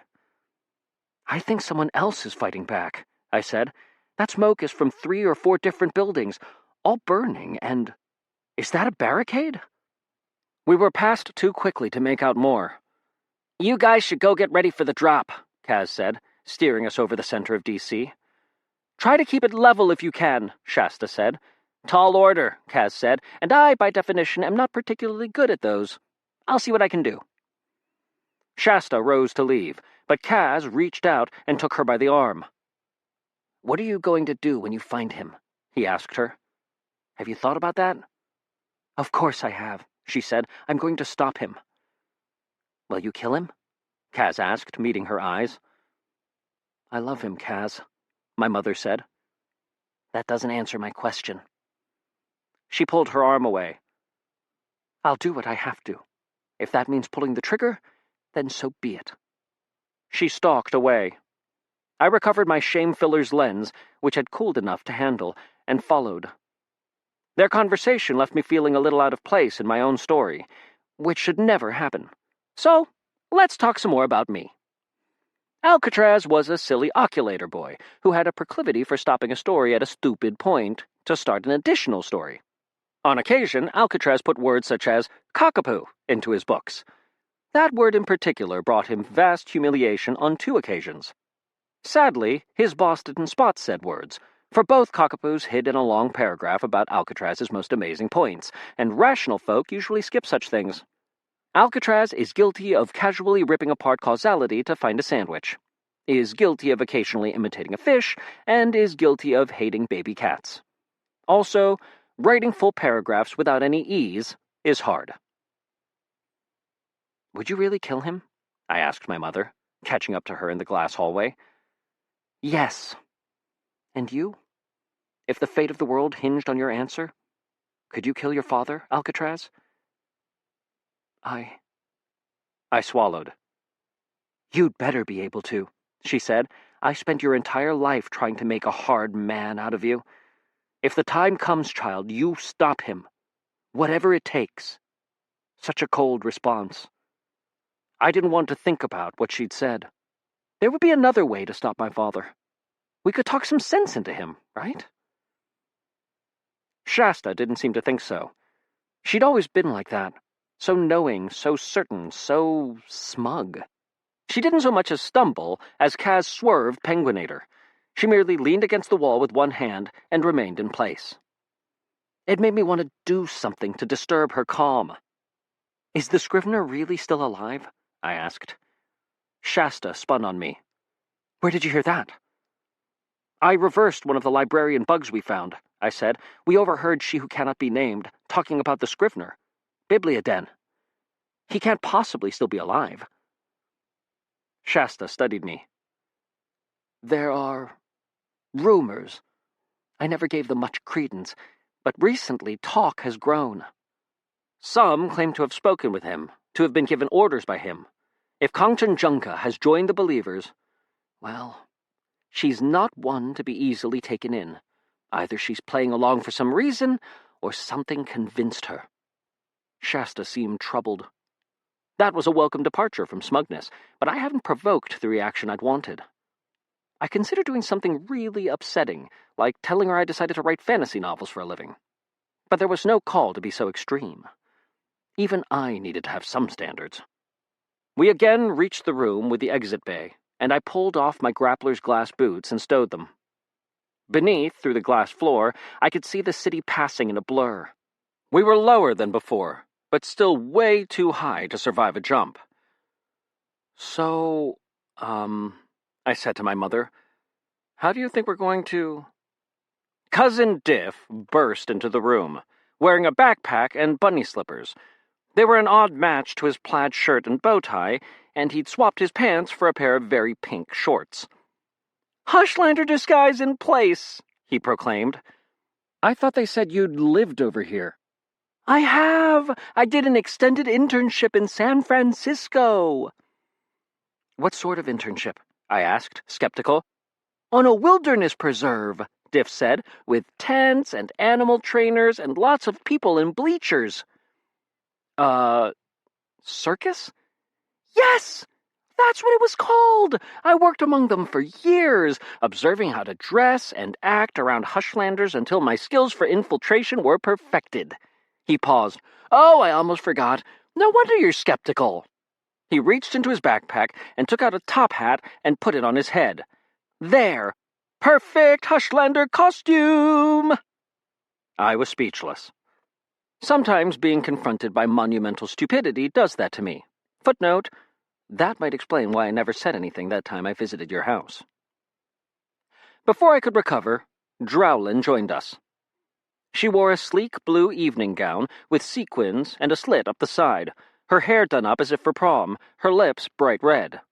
Long gloves covered her arms almost all the way up to her shoulders. My eyes bulged almost out of my skull. Drowlin was a woman? Okay, so maybe I'm not one to be making wisecracks about other people's monumental stupidity. I mean, I knew that Drowlin was Bastiel's mother, wife of the King of Nalhalla, but, I'd kind of always imagined that she slept in her armor. "Great costume," Diff said. "Thank you, Lord Diff," Drowlin said, fiddling in her handbag, which, if it was like Bastiel's, held her sword in a mildly impossible pocket of space-time. "Lord Kazan, is your line still open?" "Yep." "Will these Hushlander transmission devices work inside the library?" "They should." "Excellent. We will be in touch. Be careful up here, Lord Kazan. Do not forget you carry my daughter in this ship." "I'll try not to get us blown up," Kaz said. It took a few more minutes, as one might expect, before my grandfather decided to join us. Being late wasn't only his Smedry talent, it was a way of life. He finally trotted in, carrying a roll of cloth, and grinned at Drowlin. "It really is just like old times." "Are you going to sink this city too?" Drowlin asked him. "That happened one time," Grandpa said, "and everyone got out. Mostly." He began distributing pieces of cloth. I took mine with a frown. It was about the size of a towel, and was thin and white. What was this? Grandpa pulled open the wide bay door on the side of Penguinator. Wind whipped at us, loud enough that I could barely hear Kaz say, "I'll steer us through that smoke Alcatraz spotted earlier. That would be a great place to jump, as you'll be hidden from anyone watching." "Yes," I began, but... "A great place to jump," Diff said. "Out we go, then." And he shoved me right out the door. Chapter Frog. You may have noticed the odd numbering of chapters in this book. Then again, maybe you haven't noticed. I mean, we both know you're not exactly the sharpest sword in the armory. If you were the smart type, you'd be doing something more productive with your time than reading this book. Like, say, swimming with hungry alligators or eating thumbtacks. We'll pretend for now that you noticed the chapter names. Good for you. Here, have a cookie. No, it's not a dog biscuit. Why would you think I tried to give you a dog biscuit? Simply because they were on sale? As I plummeted to my death, I at least got to check off jump out of a giant flying glass penguin without a parachute from my list of things to accomplish in life. Footnote: what, it's not on your bucket list? Granted, I didn't want to check die off my list just yet. This left me in a difficult spot. And then another. And then another. You see? I kept moving and leaving one spot for the next, as will happen when you're plummeting at high velocity through the air. Fortunately, I had barely enough time to wrap myself in the towel-like length of cloth Grandpa had given me. Then, I crashed into the ground. And bounced. You see, glass-weave cloth can be very helpful for not dying. It has saved Bastille on numerous occasions, and this time it saved me. I was left with a very broken sheet of cloth, cracked like glass, but I survived. Diff plowed into the ground beside me, then Grandpa, my mother, and finally, Drowlin. We're Smedrys, well, most of us, and so diving face first into danger is both our primary method of attack and our backup plan. Overhead, Penguinator blasted away, and a few Librarian jets chased after it. I hope the pilots hadn't seen us make the drop-off, though that hope was a flimsy one. We'd gone too early because of Diff's interference. The line of smoke I'd seen earlier was still several streets off. "Well, that was fun," Grandpa said as he climbed to his feet. "Anyone dead?" "Does my pride count?" Drowlin asked, dusting herself off. "I don't think so," Grandpa said. "I killed that years ago." "Diff, I appreciate your enthusiasm, but shoving my grandson out of planes is usually my job, so next time kindly refrain until I give the word." "Sorry, sir," Diff said, looking abashed. "Now then," Grandpa said, "suggestions on what to do next." "Run?" Shasta asked. "Well, I don't need the exercise right now, as—" The building beside us exploded. Troops wearing bow ties and sweater vests barreled around a corner farther down the street, carrying guns. "Ah," Grandpa said, "so our hasty drop was spotted, was it? That's disappointing. I think—" "Run!" I said, towing him after me as we all scrambled around a corner. Several of the Librarians started firing, but we managed to get out of their line of sight. "This way to the Library," Shasta said, turning down a street. "No!" I said, turning the opposite direction. "This way!" I barreled forward, and fortunately the others joined me, though Shasta complained vociferously. I ran us through a little garden between two large buildings with ancient-looking stonework. The streets here were wide yet desolate. I didn't see a soul, other than the Librarians chasing us, until I stumbled upon a group of terrified people huddled in a small touristy shop. It was a shock to see people in normal clothing. A clash between my old life and my new one. I was actually back in the Hushlands, America. Nearby, a cracked doorway looked in on a convenience store where a television on the counter was playing to a group of worried people. I slowed here. Inside, the television displayed a reporter holding a stack of papers with a blurry picture of the D.C. area on the screen beside him. Nobody knows the nature of the invaders, though some eyewitnesses claim to have seen strange, baffling technology. I started running again as Drowlin passed, hauling me after her. Shattering glass. How must all this look to the common people? A crazy assault out of nowhere? A defending army nobody recognized? The Librarians ruled in secret. Or they had.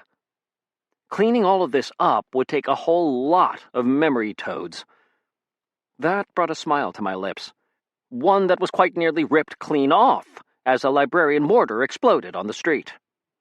I was thrown to the ground, But as a hail of bullets came from our pursuers, I found Drowlin standing crouched between me and the librarians, arm raised before her face, her glass-weaved dress and gloves blocking the fire. Funny thing about Knights of Crystallia. They complain all the time about us Smedrys getting into danger, yet they seem attracted to danger like a novelist to bad puns. Footnote. Indeed, she seemed to be able to spot danger far more easily than I could. I guess she had night vision. "Go!" Drowlin ordered. I went. "This sure is exciting," Cousin Diff said, glancing over his shoulder as I ran past him to lead the way again. He seemed completely unrepentant, considering that we'd only been spotted because he'd forced us to jump early. "Where are we going?" Shasta demanded as we lurched around a corner, passing an abandoned cart full of T-shirts and miniature flags. I pointed ahead, hoping that my gut instinct was right. I had seen something down here, hadn't I? Someone fighting back. Because if I was wrong, we were likely dead. But no. That was a barricade, formed out of wooden furniture. Most of it desks with lots of little drawers. People hid behind the sides and the top of the barricade, though I couldn't make out any details. It didn't matter. If they were fighting, then they were on our side.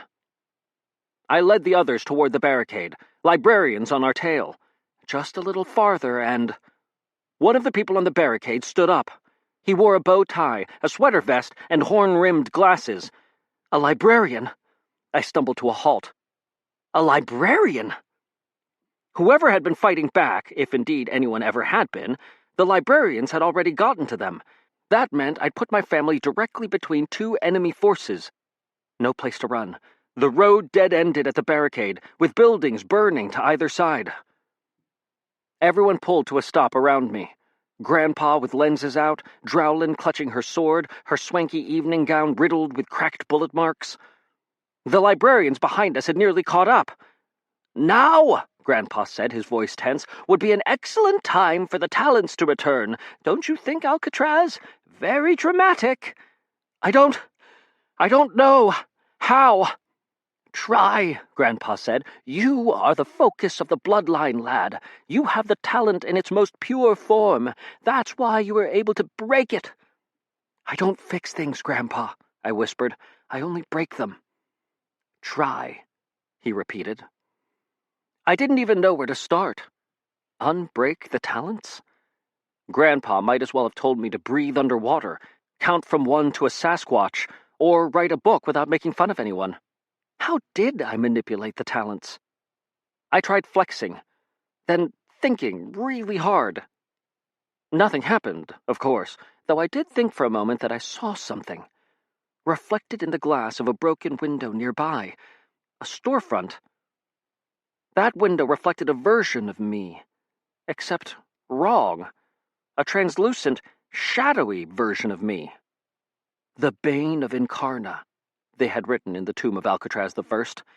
That which twists, that which corrupts, and that which destroys. The Dark Talent. I stared at that off reflection for far too long, and I thought I saw something deeper behind it. A city? With ancient architecture, columns and marble? Burning? The librarians behind us pulled up into the street and leveled guns at us. We were dead. The librarians on the barricade suddenly started shooting at the ones who had been chasing us. In the storm of gunfire that followed, a bullet struck the remaining storefront glass and shattered it. I was shocked back into the moment, which is rather a pity, since if I'd gotten shot right then, the book would have ended. That means I could have stopped writing and gone to get a pizza. Instead, by not getting killed, my past self forced me to keep on working today. What a jerk. Grandpa pulled me along toward the barricade, and only then did I see a familiar figure standing atop it. A woman, with dark skin, wearing a leather skirt studded with spikes, a white bodice, and a long cloak embroidered with little open books. She wore horn-rimmed glasses that had a chain on them and was packing an enormous machine gun with an attached grenade launcher. Himalaya Smedry. Good librarian. Her husband, my cousin Folsom, helped us scramble over the barricade. He was a lanky, dark-haired man whose Smedry Talent had been, dancing really, really badly. Himalaya and some others laid down suppressive fire. Footnote, that's a fancy term for shooting like crazy and hoping your enemy gets scared and hides instead of shooting back. I put my back to the barricade, out of danger, as Drowlin came over the top, last in line. Incredibly, our entire team seemed safe, or at least as safe as one could feel while surrounded by librarians. It was hard to differentiate this group from the one that had chased us. Similar clothing, similarly armed with a variety of Hushlander weaponry. The only difference was the symbol of the open book.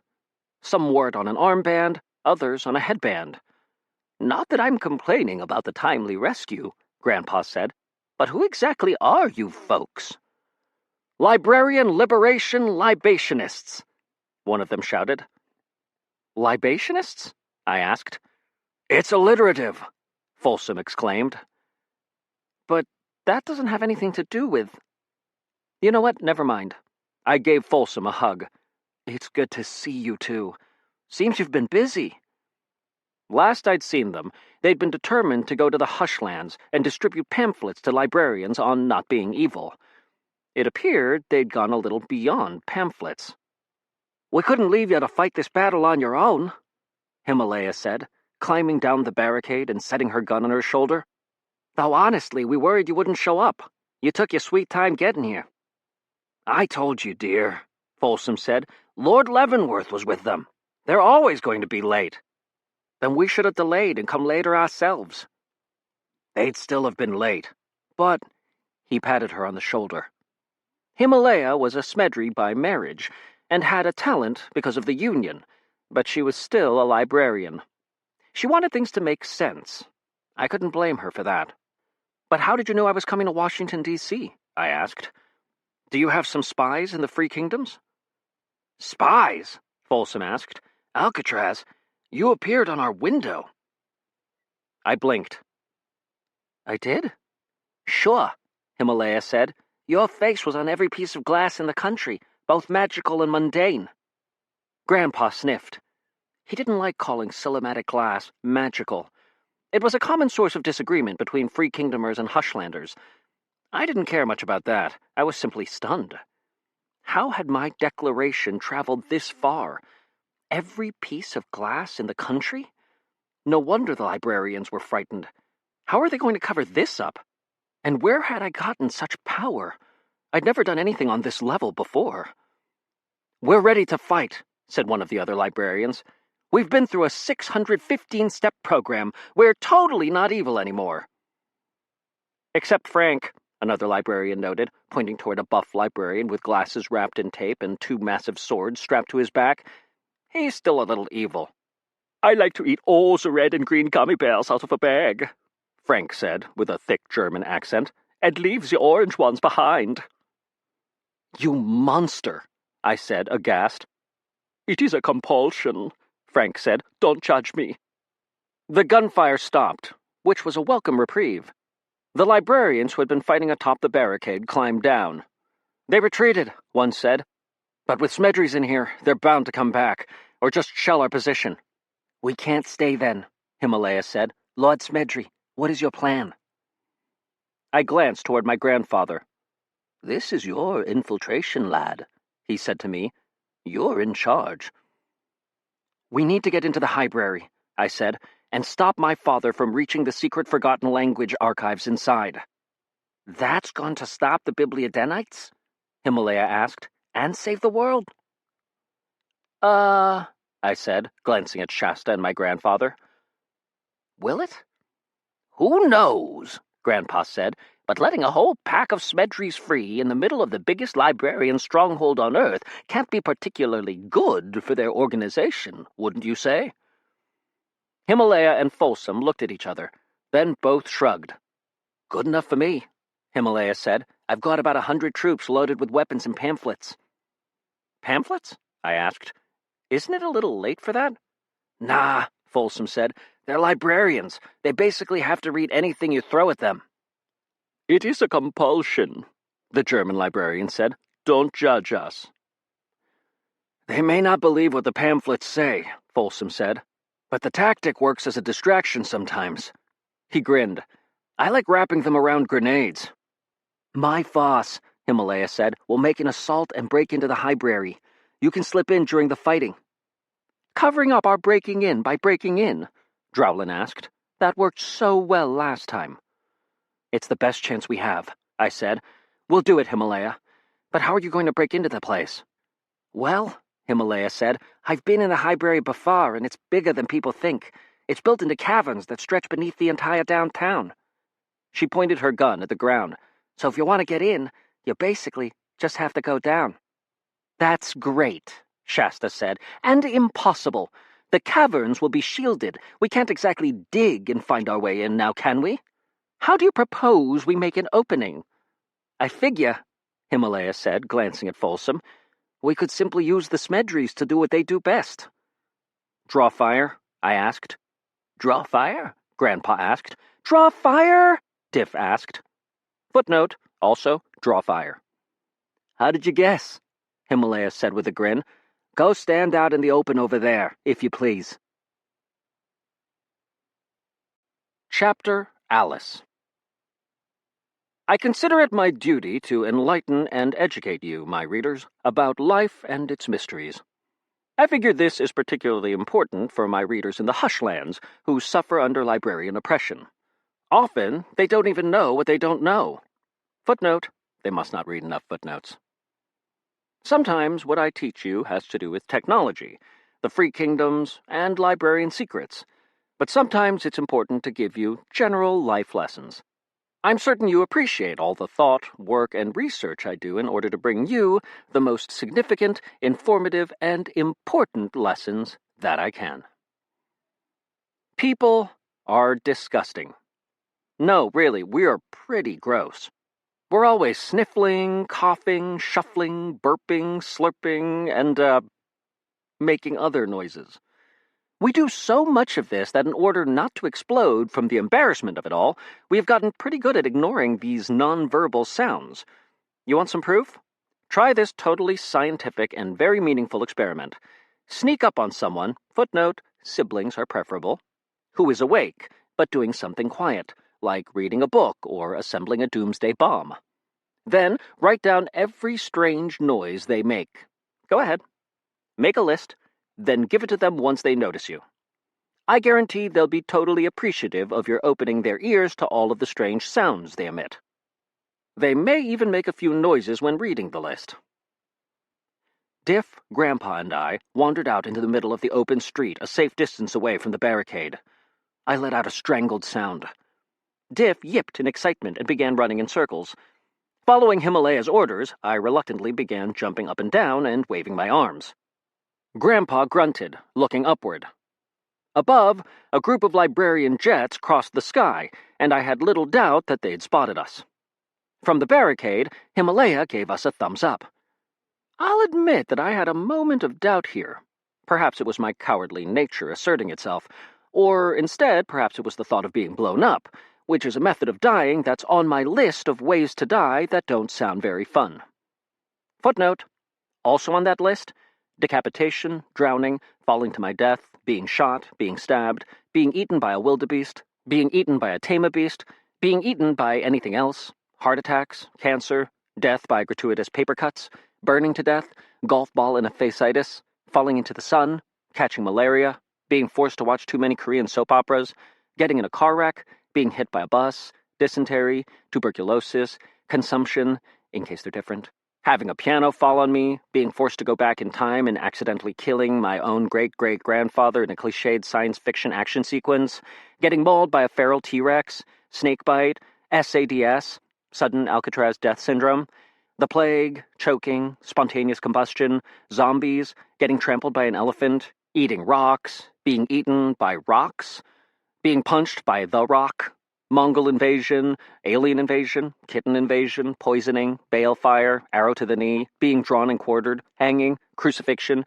being fed to lions, anything else the Romans did to people, eating too many breath mints, wandering into the hood wearing an ill-designed Carl's Kind kinesiology t-shirt, being shanked, elevator malfunction, heat death of the universe, almonds, electrocution, suffocation, running with scissors, accidental grenade ingestion, being sucked up a tornado, Avada Kedavra, being sued by J.K. Rowling, bee sting, sting beating, lightning strike, radiation poisoning, stroke, accidental teddy bear detonation, being eaten by a sentient romance novel, quicksand, explosive diarrhea, really any kind of diarrhea, parasites, diabetes, hypertension, rocket-powered turbo slugs, eating paint, concrete shoes, death by ants, death by aunts, measles, starvation, dehydration, circus accident, and accidentally putting something metal in the microwave. For a second, I doubted Himalaya. What if she really was an evil librarian? What if this was her way of dealing with us Smedrys once and for all? The planes roared overhead, coming back around. I let out a whimper. Bombs dropped, and these weren't your ordinary bombs either. Covered in spikes, painted a pure black, if I'd been looking closely instead of panicking, I'd have seen that they had Smedry Buster 2300 stenciled on them. Himalaya had explained that she'd seen them, weapons designed specifically to deal with members of my family, hanging under the wings of ships above. They'd deliver a concentrated explosion at the point of impact, creating a column of lava that would rise 100 feet in the air and burrow an equal amount down. You see, by this point, the librarians had learned that there was no such thing as overkill when it came to dealing with my family. Much like how, after discovering an infestation of kittens in your basement, you might as well burn down your entire house, the librarians consider it worth a little collateral damage. Footnote, i.e., accidentally burning a hole through the center of our city, to kill a Smedry. This was, of course, exactly what we wanted. Those bombs would open up a nice tunnel that would burrow into the library. There was only one problem. The little fact that we were between the bombs and the ground. I yelped as the bombs whooshed toward us, and Himalaya's librarians cheered. Cousin Diff blew his nose. I realize this isn't really relevant, but you notice all kinds of new things in a chapter without proper dialogue. I scrambled away, feet grinding on asphalt, wondering just how we were supposed to get out of this. Ahead, Himalaya gestured to us urgently. Was that talents she was mouthing? She didn't realize the talents didn't work. That was going to be a problem. As we scrambled away, my grandfather whooped and whipped out the windstormer's lenses he'd been using to control the wind up above. He grinned, then pointed the lenses directly at the ground beneath us.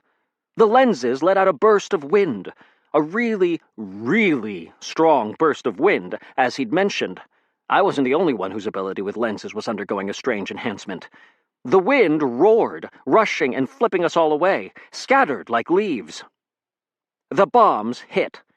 Gack! Went Alcatraz. Boom! Went the bombs. Snore! Went Bastille. Whee! Went Grandpa. Groan! Went my mother. Kaporch! Footnote, the sound of concrete ripping up in a bomb's explosion, obviously. Went the ground. Moo! Goes the cow. Yeah! Went Diff. Gack! Went Alcatraz again. Roar! Went the wind. Thunk! Went my head as I slammed into a building. I made a quite unique moaning sound as I collapsed to the ground. A short time later, Drowlin nudged me with the tip of her boot. Hmm? She asked. Blah, I said, feeling nauseous. Grandpa's blast of wind had thrown me to safety, but it hadn't felt pleasant. I groaned as I stumbled to my feet. In front of me, the street had been reduced to a large, smoldering hole. Burned sections of ground crackled softly. As I watched, Himalaya's freedom fighters dug out from under the debris or appeared from behind bits of rubble, many looking dazed. They saw the open hole and let out a series of battle cries, then pulled out pamphlets in one hand and machine guns in the other before charging toward the pit. My team, looking a little worse for wear, gathered on the lip of the pit. Everyone looked alive, although with Drowlin you can never tell for sure. At any moment I figured she might turn out to be a log that's really good at faking. I gestured to the hole. Hmm?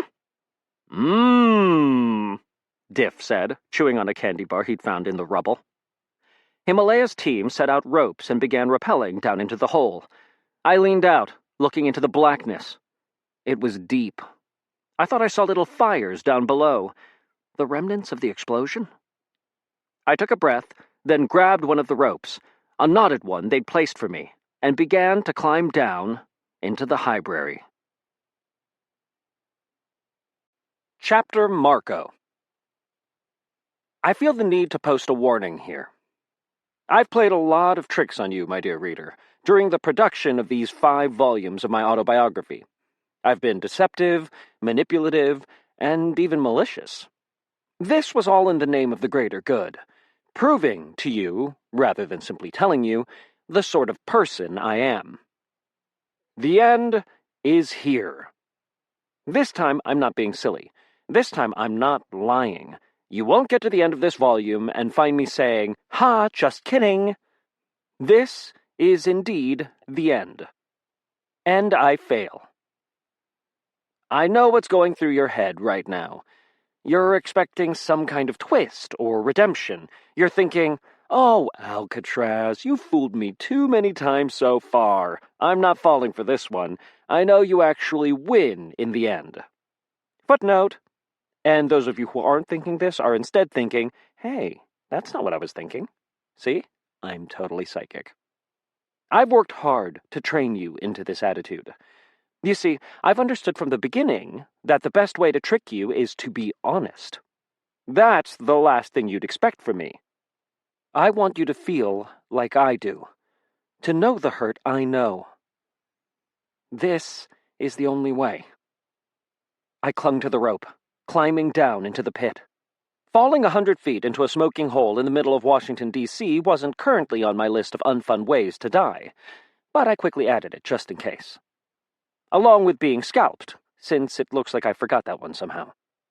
The farther I descended, the more distant the sky seemed. I felt like I was leaving one domain, the rational world, and entering another. A darker, deeper world. I was once again entering a library. Himalaya and Folsom's troops had outpaced me, and I could already hear gunfire below. Eventually, I passed through a ring of melted glass and steel, the barrier Shasta had mentioned, and entered the library. It was like a small city set inside an enormous cavern with a very tall ceiling. I dangled above it all, amazed. I vaguely remembered learning that D.C. had been built on a swamp or something, but obviously that was a librarian lie, considering this majestic stone cavern. It was so wide, I couldn't make out the far edges, as they were too dark. Light came from thousands of torches fluttering below, some being carried by librarians, whom I made out as small figures beneath me. The cavern floor was clogged with buildings, most short, but some stretching quite tall. The grim, black buildings had an ancient feel to them, and sat on different levels within the cavern.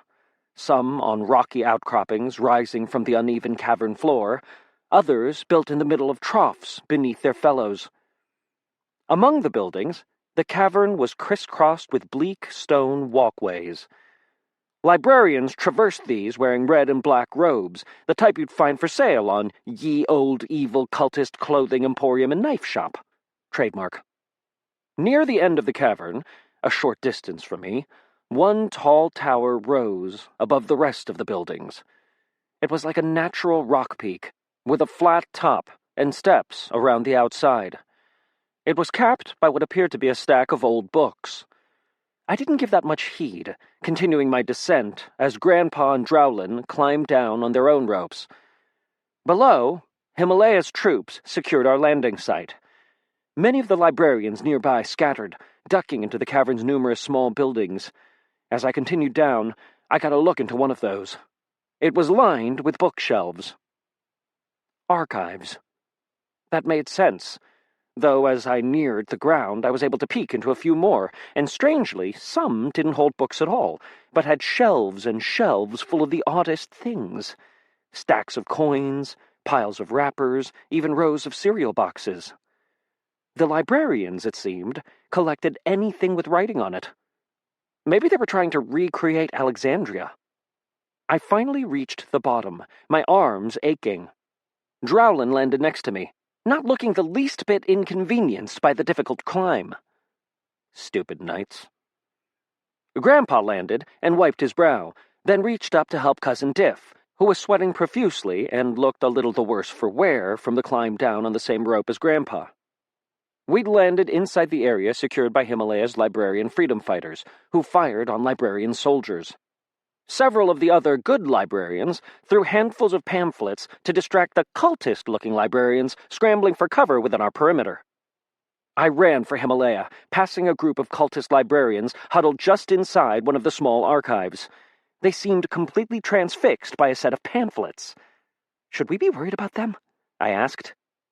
Nah, Himalaya said. I made one word different on each of the pamphlets. They'll spend at least the next hour arguing how to properly index them. Neat, I said, stuffing a few pamphlets into my pocket. They were emblazoned with the phrase, 615 Easy Steps to Not Being Evil, on the front.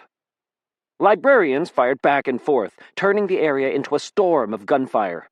One of the rebels had dropped a crate down the hole, and it had broken open, spilling teddy bears of various colors.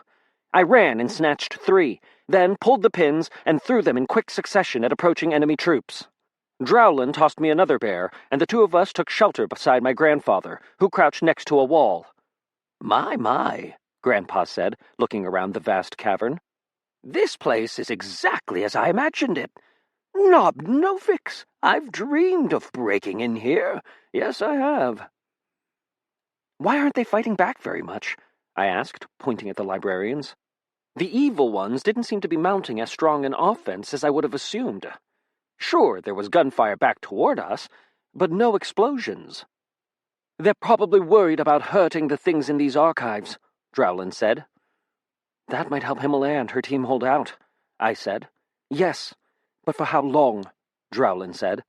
Lord Smedry, have you given any thought toward how we are going to find one man in all of this? I nodded in agreement. This place was big, and my father was in here somewhere. Theoretically. We only had my mother's word on that fact. I'd used the Truth Finder's lens to confirm she wasn't lying. But what if she was just plain wrong? We'll need to talk to your mother, Grandpa said, seeming troubled. Perhaps he was thinking along the same lines as I was. She claimed she could find him.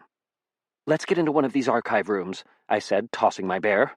Might be easier to chat without worrying about bullets. Drowlin waved to Diff and to Shasta, who had just landed, and the 5 of us ducked into one of the hut-like stone archive rooms. Inside, shelves and shelves of recipe books shuddered against one another, responding to the firefight outside. A few robe-wearing cultists cowered in the corner, and I tossed a handful of pamphlets to keep them distracted. All right, Grandpa said to us. Shasta, what do you suggest? We find Attica, my mother said. I'm sure he's here. This place holds one of the largest archives of forgotten language texts in existence.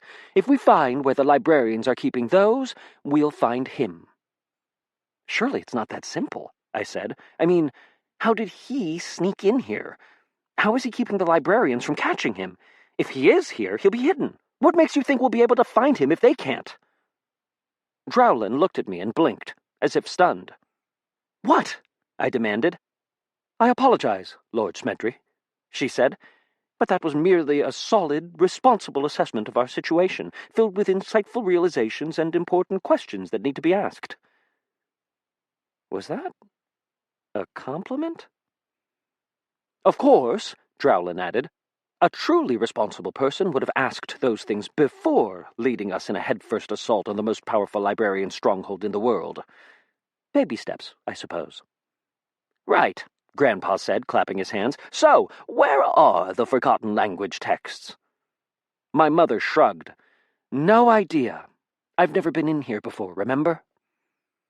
An explosion shook the ground. I peeked out the doorway. Unfortunately, it looked like the librarians had sent several hulking alivened, made entirely from old romance novels, to attack our position.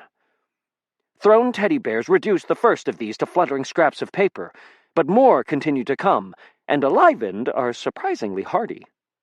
Himalaya! I hissed. She took a moment to pose dramatically in her cape and leather skirt before joining us. Being around Smedry's has that kind of effect on people. You all should go do your thing, she told us, shouldering her machine gun. My people will pull into one of these buildings and hold off the Bibliodenites. We can probably hole up for a while. If it goes too long, I'm going to get my people out of here. We have grappling guns. We should be able to extract back out that hole. We need to find the archive of forgotten language texts, I said. Any ideas? I've never visited those, she said. But these are librarians. There's definitely an index in here somewhere. Find that, and it will lead you to the cavern with the forgotten language books. Okay, I said. We'll just have to... Wait, did you say the cavern with the books? You mean the building inside this cavern, right? Himalaya laughed. You think this is the whole library? I already told you it's beneath the entire downtown. This is merely the central hub. There are hundreds upon hundreds of other caverns, though most are small, barely big enough for one subtopic, burrowed along corridors in the rock. Great. Well, Grandpa? We split up, obviously, Grandpa said. 2 groups. We'll search twice as quickly. Searching infinity twice as fast didn't seem like it would get us anywhere, but Grandpa was still probably right. I'll take Diff and Drowlin, I said, reluctantly considering my options. I'm going with you, my mother said, but I came here at your request, not his, Shasta said, eyeing Grandpa. Leavenworth can take the knight. His group will have only 2 people, so it makes sense for the knight to join him. Fine, I said. Lord Smedry, Drowlin said, I strongly recommend not separating me from the prisoner. What? Shasta asked. Worried you'll miss out on another chance to sucker punch me? The ground shook from another explosion. Make your decisions quickly, people, Himalaya said. I met my mother's eyes, then pulled a lens out of my pocket. I knew that some of the words she had said so far weren't lies, but there can be a big gap between factually correct and true. And so, I raised the Shaper's lens. My grandfather drew in his breath sharply. He looked from me to Shasta. She didn't say a word, and I was confident she knew exactly what this lens did. She knew a lot of things. Not quite as much as she pretended to know, mind you, but since she pretended to know basically everything, not quite as much still covered a lot of ground.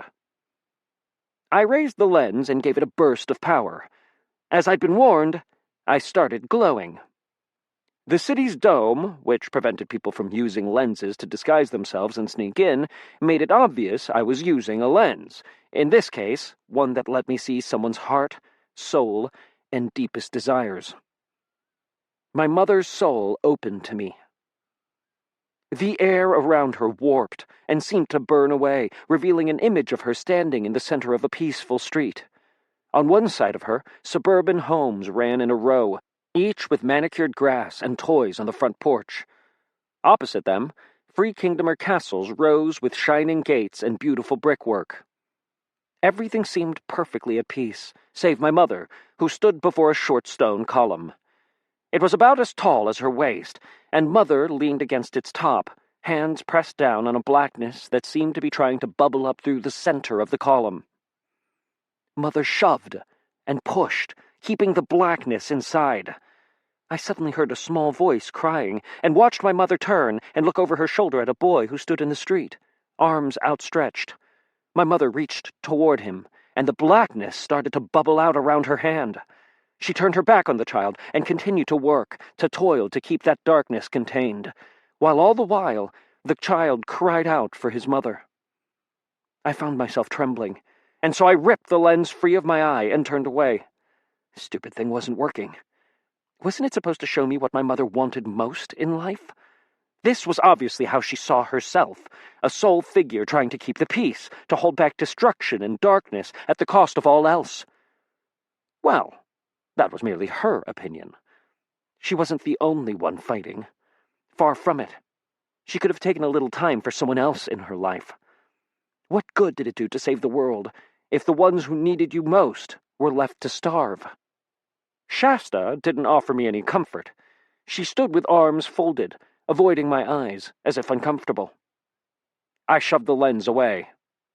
Well, Grandpa had said it could be unpredictable. At least I had my answer. The lens had shown me a world at peace, with the Hushlands and the Free Kingdoms existing side by side. That was what my mother wanted, a world where everyone could just live their lives. It was still terrible, as in her vision. The Librarians maintained their rule over half the world. But at least I knew where her heart was. Grandpa walked up to me and put his arm around my shoulders. I was taller than he was. It hadn't always been that way, had it? "Strength, lad," he said softly. The building rocked again. Right, middle of a battle, sneaking into the library. I composed myself and nodded to my grandfather, then back to the others. "I'll go with Mother and Cousin Diff," I said. "Grandpa Smedry will go with Drowlin." "Off we go, then!" Grandpa exclaimed. "To victory! Lad, you still have that phone Kaz gave you?" I dug in my pocket, pulling it out. It was broken from one of my several falls. "Drat," Grandpa said, then handed me his.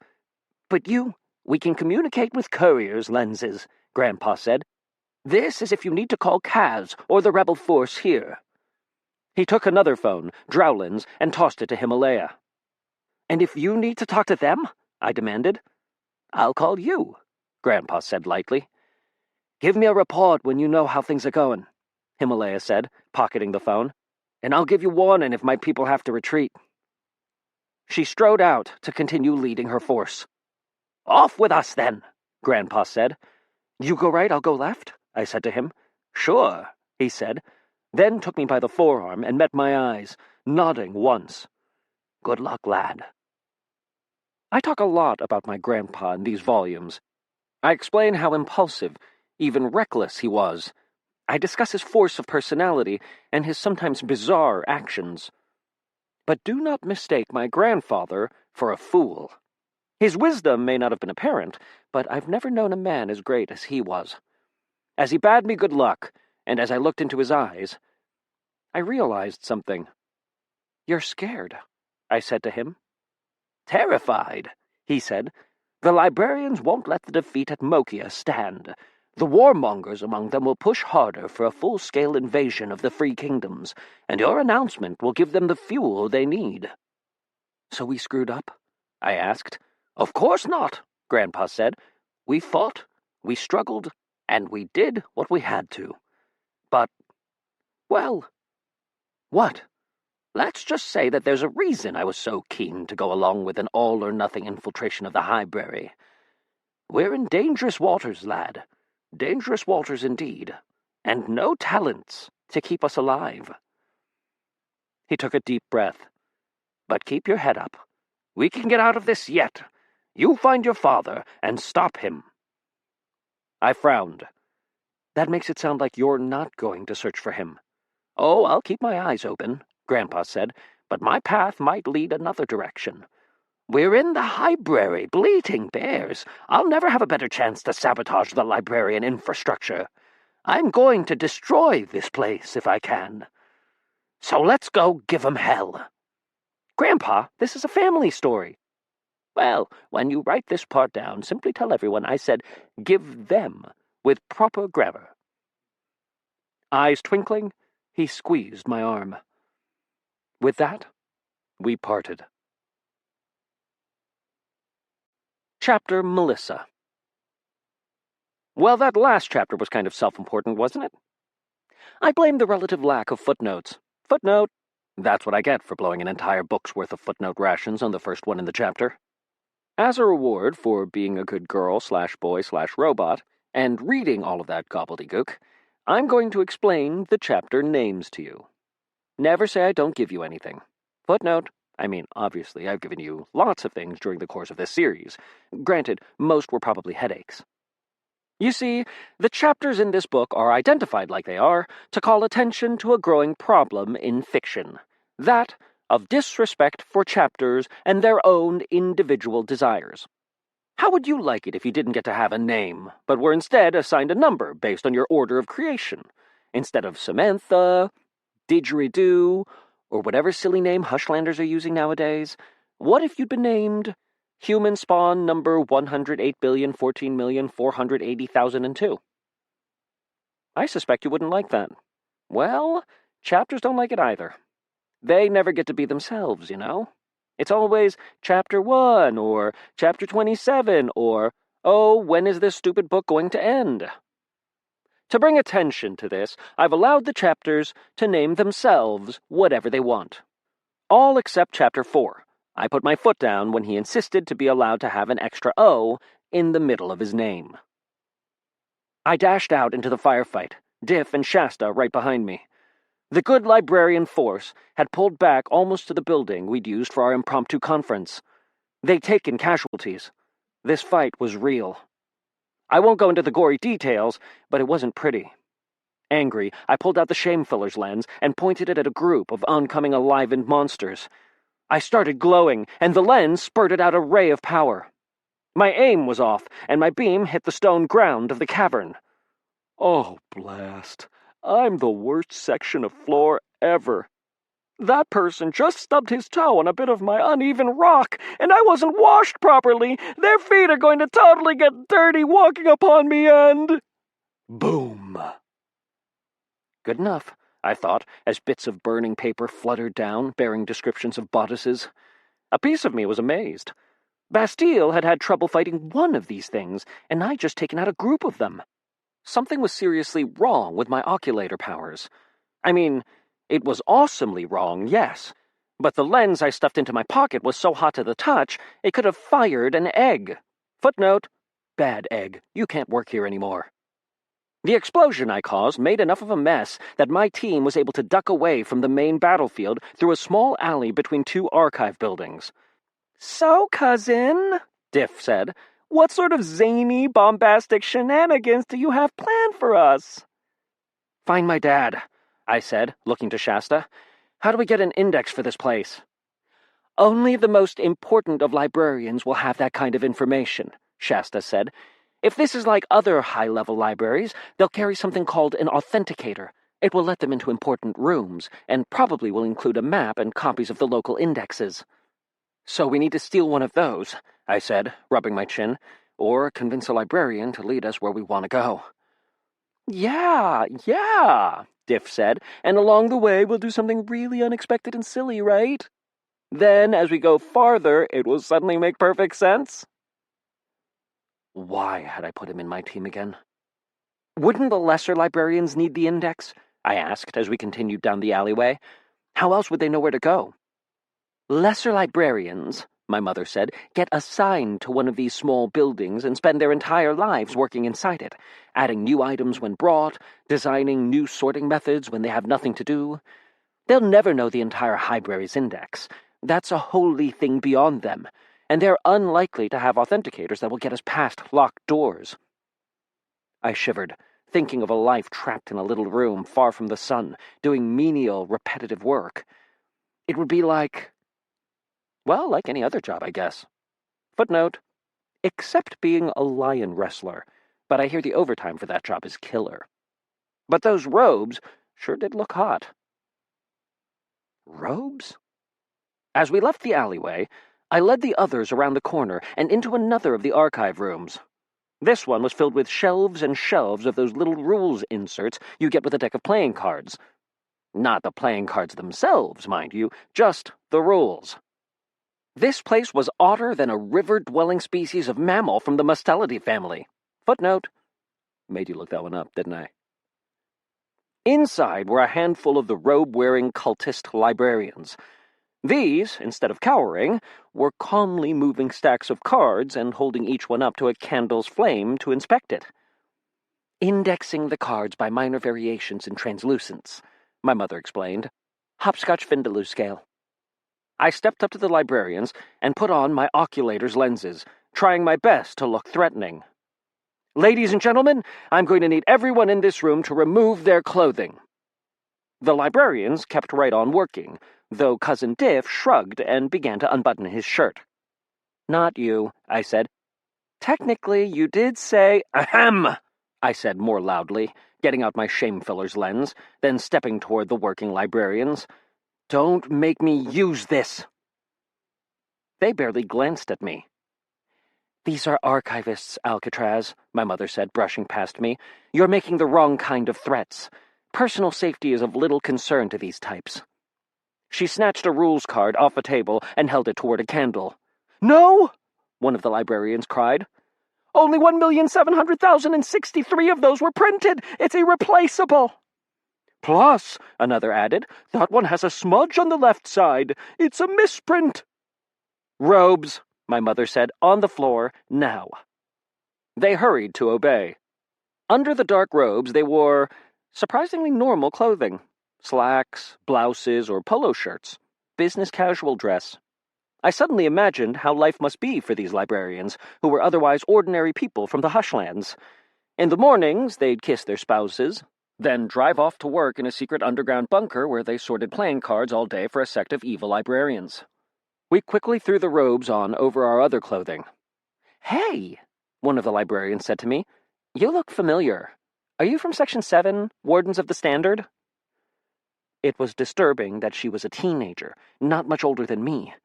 I'd always envisioned all librarians as super old, like in their 30s. I kept working as the girl inspected me. My face might pose a problem, seeing as how I'd sort of appeared on every glass surface in the world. Footnote. Whoops. "I've got it," the librarian girl said. "We met at last year's Christmas ball and infidel burning, right?" I looked at her, and she tapped her chin, then grew suddenly pale. "Oh," she said, then apparently realized why we might be stealing her clothing. "Oh." Mother clocked her. Like Shasta hit the girl upside the head, knocking her out cold. This finally made the other librarians worry for their safety, and they scrambled away, hiding behind bookshelves. "Mother," I said. Shasta shrugged. "Best to be safe. Let's go." I couldn't really complain. We were at war, after all, but that still didn't seem appropriate. The librarian girl was basically a civilian. The robes I had put on didn't fit, but that didn't matter since they didn't fit the librarians either. When we left the room, we were well disguised. Footnote. The only way we could have done it better is if we'd been wearing ropes, a bucket, and a sign that said, "Toss in a coin for a wish." Once again, out in the main cavern, we ducked our heads and scuttled away, pretending to be librarians who were frightened by the firefight. Himalaya's group had pulled back into the one building and were fighting furiously, isolated and trapped. How would they escape? Would they become another casualty of Smedry recklessness? Perhaps it was the way that Cousin Diff bounced forward, eager to be on with the infiltration, but I suddenly saw us as the others must. Always stumbling into things, causing a ruckus, then only escaping because our talents kept us alive. No wonder Drowlin griped so much. We wound through the library's main cavern, heads down. This place was extraordinarily elaborate, with stone pathways rising high in the air, forming bridges that wrapped around smaller archive buildings. Everything had a natural look to it, like the stone had just happened to grow that way, although the whole was far too impressive to have been the product of random chance. Kind of like my ego. "So, we have to find a high-level librarian," I hissed to my mother. I made sure to keep the hood down over my face to prevent anyone else from identifying me. "It seems our best bet. How will we recognize them? It should be easy." "You're sure?" "I'm sure." "I'm not." "I'm Diff." We both looked at him. "Well, I am," Diff said, sullen, as we crossed an arching stone bridge, traveling deeper into the cavern. To my right, that spindly tower of rock, the one I'd seen when climbing down from above, reached toward the ceiling. It gave me chills to look at it, and I turned away. As we drew closer to the outer wall of the cavern, I could see the side tunnels Himalaya had mentioned. They were grand, wide things burrowed into the stone away from this main cavern. Librarians scuttled in and out like ants. Many seemed to be carrying on with their normal work, despite the battle. I had an inkling that we needed to get out of the main cavern. Too many peons were doing normal work here. If we wanted to find librarians like Blackburn or She Who Cannot Be Named, we'd want to look for more exclusive areas. Important people don't like to be forced to associate with their inferiors. Footnote, for example, exactly how often have you seen me on book tour? I turned us toward one of the tunnels. My mother huffed as she just turned the other direction. I should be in control here, she told me. You don't know where you're going. Neither do you. You said you've never been in here before. I know general librarian architecture. Then where should we look? We won't find any dark oculators or high-ranking wardens of the Standard in here, my mother said. We'll need to look someplace more isolated, more exclusive. Like, say, down that tunnel I pointed us toward? My mother ground her teeth. You, she said, are insufferable. And after all the wonderful parenting you did, too. Who would have thought? That was uncalled for, she said. If we're going to work together, we obviously need to establish some ground rules. Remember that a GFCI is required for all receptacles in wet locations, as per National Electric Code, Diff said, raising a finger. Not that type of ground rule. Footnote. You are following along with the chapter's puns, right? Well, if they're too highbrow for you, don't worry. There's a fart joke coming soon. My mother snapped. She looked to me. Rule 1. You and I need to at least try to get along. I can accept that, I said. Good. Rule 2. I don't do what you say. Great, I said. I hereby instruct you to keep breathing. You are so annoying. Is that Rule 3? It's a law of the universe, Mother said, throwing her hands into the air. You can insult my parenting if you wish, but I did try to see that this didn't happen. And I'm so sorry to disappoint. Footnote, you're a terrible point, not pointy at all, and your mother smells like a wet sheep, I said. But, my mother continued, I don't know what I expected, considering your father. I doubt I inherited my most annoying attributes 100% completely from him. You certainly did, you little mongrel. Mongrel? As in a mixed breed of questionable parentage? My mother paused. Huh. Yeah. Rule 3, I said. It's unwise to slander someone's parentage if, in fact, you are their parent. I can accept that, my mother said. Rule 4, never mention this conversation, or my part in it, to anyone. Rule 5, Diff added, even if you think you can do it softly, never pass gas in a crowded room unless the music is really loud. Better to be safe. We both glared at him. I learned that one the hard way, I'll tell you. Rule 6, I began. Wait, no, Mother said. You're not going to let that stand as Rule 5, are you? Do you think it's false? No, it's just crude. Footnote, like that's ever stopped us before. Remember the pig butt incident? Rule 6, I continued. I get to choose how to deal with my father, not you. I can't accept that, she said. You have to. It's not negotiable. If you don't agree, we'll split up right here, Diff and I going one way, you going the other. I won't lead you to him unless you're willing to let me make the decision. I'm his wife. You're his enemy. So are you.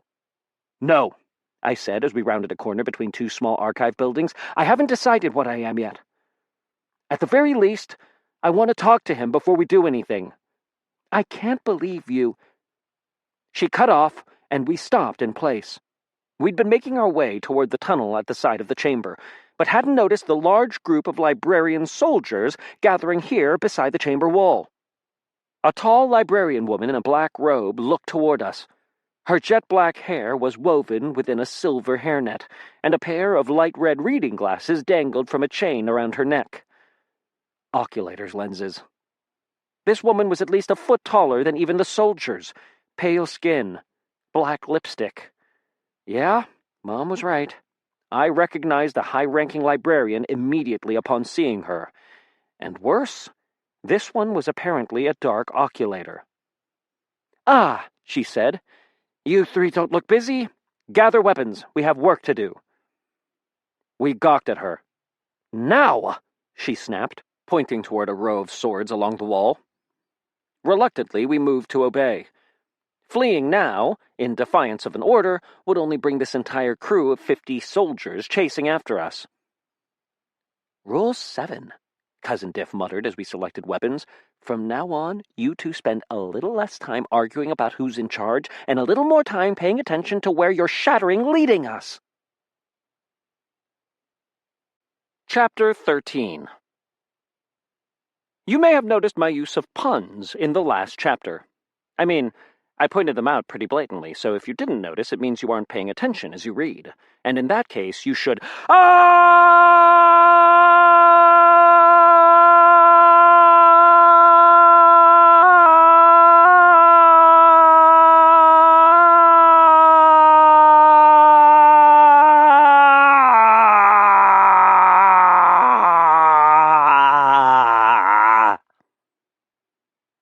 Awake now?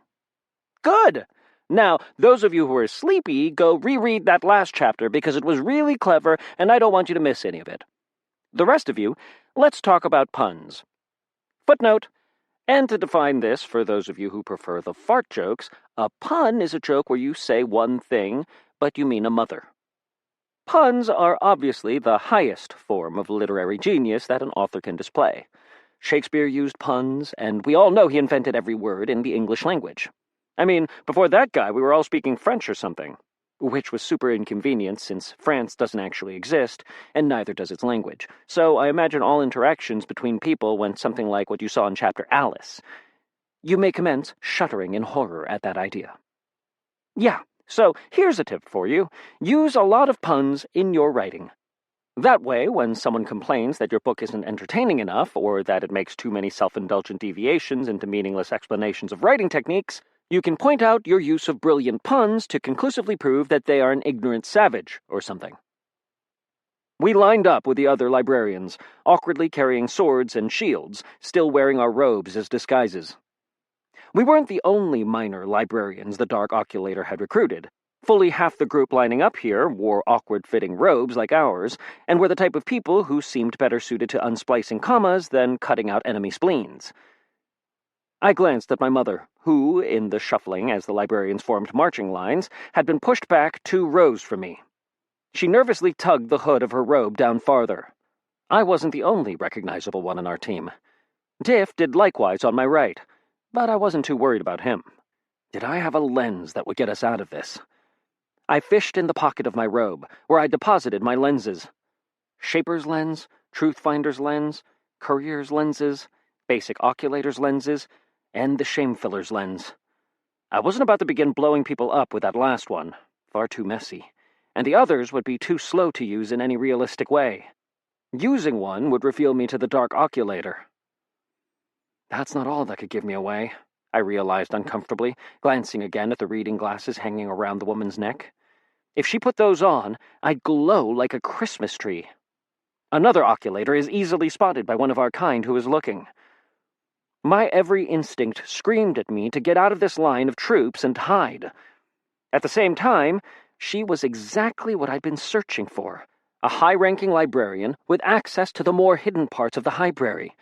What I really needed to do was find a way to disable the other 50 troops, capture this woman, then intimidate her into giving me her index. Right. Piece of cake. Footnote. For you free kingdomers reading this book, that's a Hushlander phrase that means roughly, this will be really easy, except I'm probably using the phrase sarcastically, so it's not going to be easy at all. I have no idea why cake is involved, except for the fact that cake is great, so why not involve it? Really, more sayings should involve cake. The Dark Oculator, fortunately, didn't put on her lenses. Instead, she led us all in a march around the outside perimeter of the main cavern. I glanced toward Diff, or where I thought Diff had been standing. Instead, there was an awkward-looking young librarian youth with pimples and braces. I did catch a glimpse of a dark librarian robe swooshing as it ducked to the side of a building we passed. Shattering glass! How had he managed to escape so easily? Had that been his talent? Might have been. I didn't remember seeing him leave. I still needed to talk to him about that. If I could find out why his was working and the rest weren't, I might be able to figure out what was going on. I glanced back at my mother, who was still in line. She watched that Dark Oculator, probably thinking, as I had, that this would be an excellent chance to get the information we needed, assuming we didn't also end up with a lot of being killed we didn't need. I'm a terrible robe, a voice whispered in my head. I have spots of mustard all over my hem. Oh, why couldn't I be cleaner? What in the cake? I fiddled in my pocket, looking for my shame-filler's lens. "We're going to find those people who broke in," the boy next to me said. I started. Had he been talking to me? But no, an older librarian marching beside him replied. "I doubt it," the man said. "I have a cousin who does archives on the soda cans near there, and he says that they're keeping underlings away. Something about dangerous literological warfare being employed." I searched desperately in my pocket as my robe kept talking, sounding more and more ashamed. My fingers brushed one of my lenses, and it had grown warm to the touch. It had activated without my direct command. I wasn't glowing yet. That was good, but the fact that the lens was acting on its own seemed like a very, very bad precedent. "I'll bet we've been recruited to go do something about those ghosts," said a woman behind us. "The ghosts?" asked the boy beside me. "That's a rumor." "Nope," the woman said, and she seemed to take delight in saying it. "Didn't you hear? They've been sending initiates to the Library of Alexandria, forcing them to give up their souls for books, then towing them back here to interrogate them on what they learned." "That's not it," said the older librarian man. "They've found a way to transport books from the Library of Alexandria here without making someone touch them. They use some kind of robot that the old spirits don't know how to react to, so they can't punish anyone for moving the volumes. Instead, they've come here to guard their tomes. That's why people keep seeing them around." Great. Undead librarians, too? This infiltration was getting more and more fun by the moment.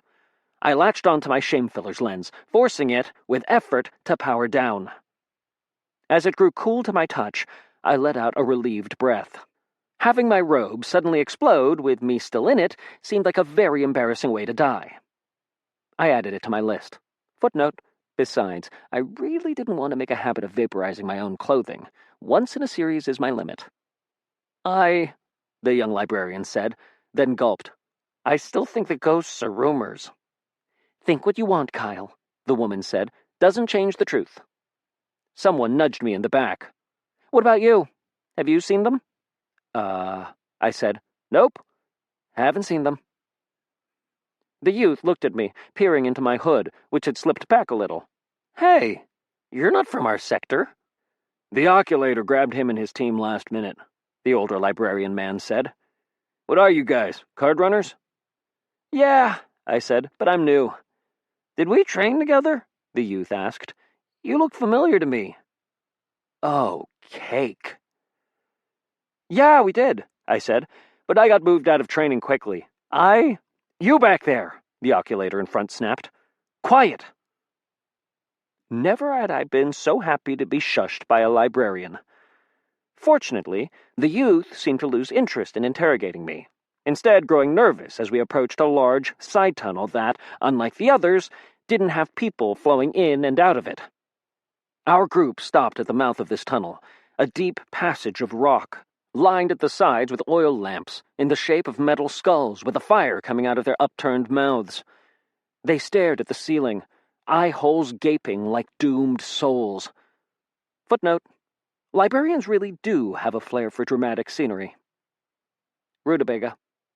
Bestial roars echoed down the hallway. Terrible screeches, along with thumping and the sound of claws on rock. The librarians around me huddled closer together and held out swords. Some real librarian soldiers, beefy men in bow ties, suspenders, and plaid shirts that barely contained their muscles, stood just inside the tunnel. It didn't look like they were going to have to fight whatever was in there. The Dark Oculator had intentionally gathered up expendable troops. "All right, people," the woman said to us. "We need you to do a little reconnaissance. Go in, figure out what is making that noise, and report back.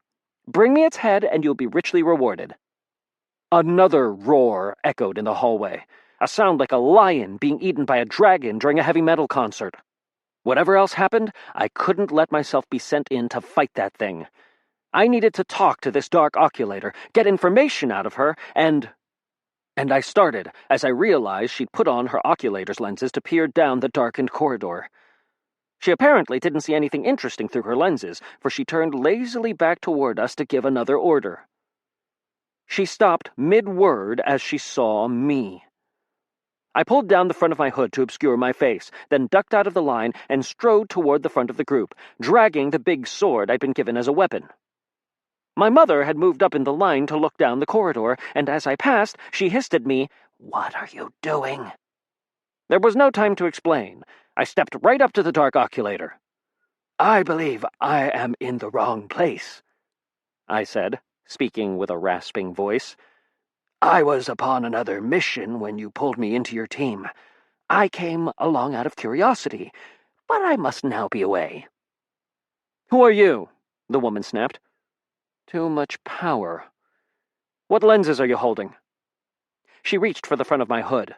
To pull it back and reveal my face, I slapped her hand away. "I come on the authority of the Scrivener himself, and have power beyond your imagining. That is all you need know." "The Scrivener," the woman said.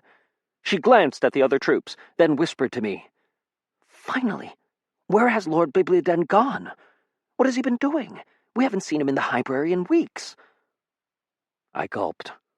So it was true. Someone claiming to be Bibliaden had been here in the library leading the librarians. "That is none of your concern," I hissed. "He gave you lenses," the woman said. "Is his plan succeeding, then?" Plan? "Sure. Of course it is. My awe-inspiring power should be proof enough for one such as you." She studied me, squinting, and I hoped the gloom would keep her from seeing my face within the hood. "Awe-inspiring power?" the woman said. "Yep." "Stronger than I am?" "Most certainly." "Great," the woman said, pointing down the tunnel. "Then you can go deal with that." No, too busy, too much to do. I need you to direct me toward the room with the forgotten—" "If you have been sent by the Scrivener," the woman said, "you'll know about the Code of Irrevocability." And since there are valuable texts that direction," the woman continued, "you'll know that you have to go and rescue them, by the oath of all librarians."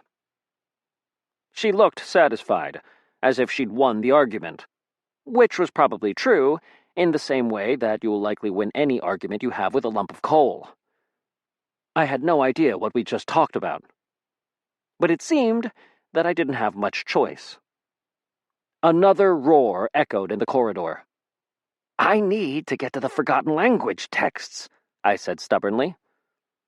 "Then I will take you," the woman said, "as soon as the immediate threat is dealt with." She stepped back from me and turned toward the troops. "Looks like we have a volunteer to go deal with the danger on his own. Unfortunately, the rest of you won't be able to participate." "Oh," said one of the librarians, looking disappointed. "Are you sure we can't go and—" He yelped as the others nearby knocked him off his feet and several piled on top of him. "Never mind what I just said," a voice said from the pile, obviously someone else imitating the guy. "We're good waiting. Happy to let someone else have the opportunity. Not selfish at all." Everyone looked toward me. In the group, my mother shook her head and raised her hand to her brow. "Sure," I said. "I'll go deal with the unspeakable horror on my own.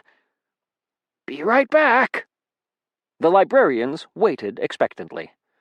So, with a sigh of resignation, I started down the corridor alone, dragging my too big sword behind me. Chapter Shu Wei. Not long now. I keep thinking of ways I could slow this down. I've changed my mind. Instead of getting me that sandwich, I want you to go find a big, thick, epic fantasy novel. Or a dictionary. Basically, anything boring with lots of words in it that would take forever to read. You got that? Good. Now hit me over the head with it. Maybe if I have a concussion, I'll forget about what's coming in a few chapters. I walked slowly down the corridor, drawing closer and closer to those horrible sounds. Was this the ghost that the librarians had been talking about? It seemed far too noisy for that, but what did I know? Another blast of angry roaring washed over me. My already slow step grew increasingly hesitant. This is your real hero, my dear readers. This is my true self. Lots of bluster, lots of talk of being a Smedry and charging forward recklessly, but when confronted with a real danger, I found myself terrified. A coward. I heard footsteps on the stone behind, and, grateful for any excuse to look away from the darkness ahead, I glanced back. Was help coming? No, it was only Diff. He scuttled up the tunnel toward me, a cloaked, spindly figure I identified because of his height. Several librarians behind called to him, saying, "There's no need," and "Let that other guy get eaten first." But ever a stalwart Smedry, Diff ignored them, joining me, grinning beneath his hood. "Couldn't let you have all the fun on your own, cousin," he exclaimed. "Why throw one Smedry into a pit of doom when you can throw two?" I suddenly felt an overwhelming sense of relief and affection for my cousin. The guy was over the top, but he'd come to join me when nobody else would. Beyond that, he was family. I decided this was where I belonged. Anywhere another Smedry could be found. Merely having him nearby strengthened me, made me turn back toward the darkness and start striding forward again. "So, what do you suppose it is?" Diff asked. "Rampaging super wombat? Draco Zombithulu? Professional wrestlers watching daytime television? A nest of mutated crocodiles who have been fed a steady diet of Smedry blood, trained to someday be unleashed so they can flay our skin from our bones and chew our skulls to powder?" Another roar shook the walls. "You're not making this any less nerve-wracking, Diff," I muttered. "Sorry." Eventually, we got far enough from the entrance to the tunnel that I couldn't see the pack of librarians waiting behind. But before we reached the source of the sounds, the ground fell away into a vast pit spanned by a long rope bridge. The roars were definitely coming from the other side. "Why in the world," I said, "would there be a pit in the middle of the tunnel?" "Oh, librarians are always building things like this," Diff said, stepping onto the rope bridge. "Bottomless pits in the middle of rooms, tunnels and shafts to nowhere. They think it makes everything feel more evil." I watched him start across the bridge, which swung leisurely in a breeze from somewhere. The walls here had been carved with reliefs, depicting librarians kneeling before a figure I can only imagine was Bibliaden. The ceiling opened up, like the floor did, stretching into darkness. Shouldn't the surface have been up there? Washington, D.C.? I saw no signs of sunlight. I edged my way onto the bridge. Why hadn't I put death by falling off a rope bridge into a bottomless pit on my list? Wouldn't this be a fitting end? All this work, all these books, just to have me slip and fall to my doom? The end. As great a joke as that would have been on you, it didn't happen. Footnote. Nothing really to say here. Just felt like I needed a footnote, so, how's your family doing? I shoved down my cowardice and carefully followed Diff across the swinging bridge. I could make out some kind of wub wub wub sound coming from below. It was hard to hear over those roars, but it was distinct once I noticed it. I stopped on the bridge and peered down into the depths. Although the only light came from those tiny oil lamps on the walls, I thought I caught a glimmer of something spinning down below. The breeze was stronger here. Something was pulling air downward. "Fans?" I asked, looking toward Diff. "Probably their ventilation system," he said, sweeping his hand around dramatically. "This is an archive. These tunnels need a mighty fine set of fans to blow dry air into the room to keep things from getting moldy." I nodded, thinking of how vast an undertaking it must have been to build this place. This open shaft above us was an air inlet, and the fans below were pulling wind down into the ventilation system. Diff backed up a few steps until he was next to me on the bridge. He leaned out, much too far in my opinion, looking down into the pit. Man, I thought, Bastille would hate this place. She has this thing about heights, and by thing I mean incredible soul-clutching terror. I think it's because she hasn't figured out a way she can stab heights yet. Another roar seemed to make the entire bridge shake. "So, How are we going to deal with that, whatever it is? Diff asked. I still have this sword, I said, holding the thing up. Ever used one of those? Nope. Perfect. Much more dramatic. Diff grinned a Smedry grin, leaning out farther over the shaft. Wow! Check out those carvings on the wall! If Diff thought the sword was a good idea, then it was probably a terrible one. Instead, I fished in my robe pocket, bringing out one of my lenses. This was my Truthfinder's lens, the one Alcatraz I had left behind so I could discern the lies from the truths. I just have to use lenses on the monster, whatever it is. And after that, I'd use them on my father. With my Truthfinder's lens, I could know for certain what he intended. Wow, Diff said, sweeping the other direction to point at the other wall. More murals over there! And as he moved, he accidentally smacked his hand into mine. The Truthfinder's lens tumbled from my fingers. I cried out, dropping to my knees on the precarious bridge. I reached for my lens, but it bounced once off a wooden slat and rolled off the bridge. I watched as it flipped in the air, plummeting like a single raindrop down, down, down, into blackness. I heard a faint crack as it hit the enormous, spinning fans. I knelt there, wide-eyed, feeling a crushing sense of loss. No, not that lens.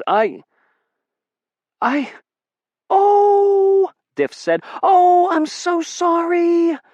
He dropped to his knees beside me, looking down at the blackness. We can get it, cousin.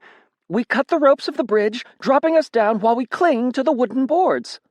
No, it's not long enough. We slice up the ropes on the bridge and make a way to climb down into a bunch of spinning death fans that probably already destroyed the lens anyway. His face fell. Footnote. Not going to make a pun here. Way too obvious. You've got to be sneaky with them. I stared after the lens for a long moment, but I knew there was nothing we could do now. Later, once our job was done here, I could try to get down there and gather the shards so my grandfather could reforge the lens.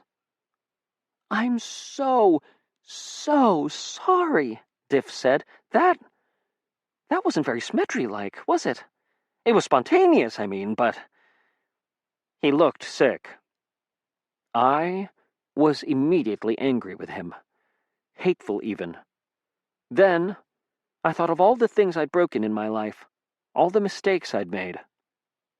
With effort, I shoved down my annoyance, then stood and reached to help him to his feet. It's all right, I said. We all make mistakes. He lit up, nodding enthusiastically.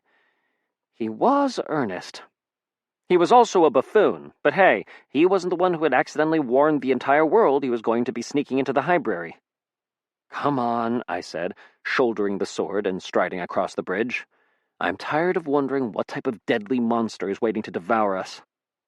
On the other side, I was relieved to step onto solid ground again. This larger tunnel was set with rooms at the sides, and glancing in one, I saw shelves upon shelves of books.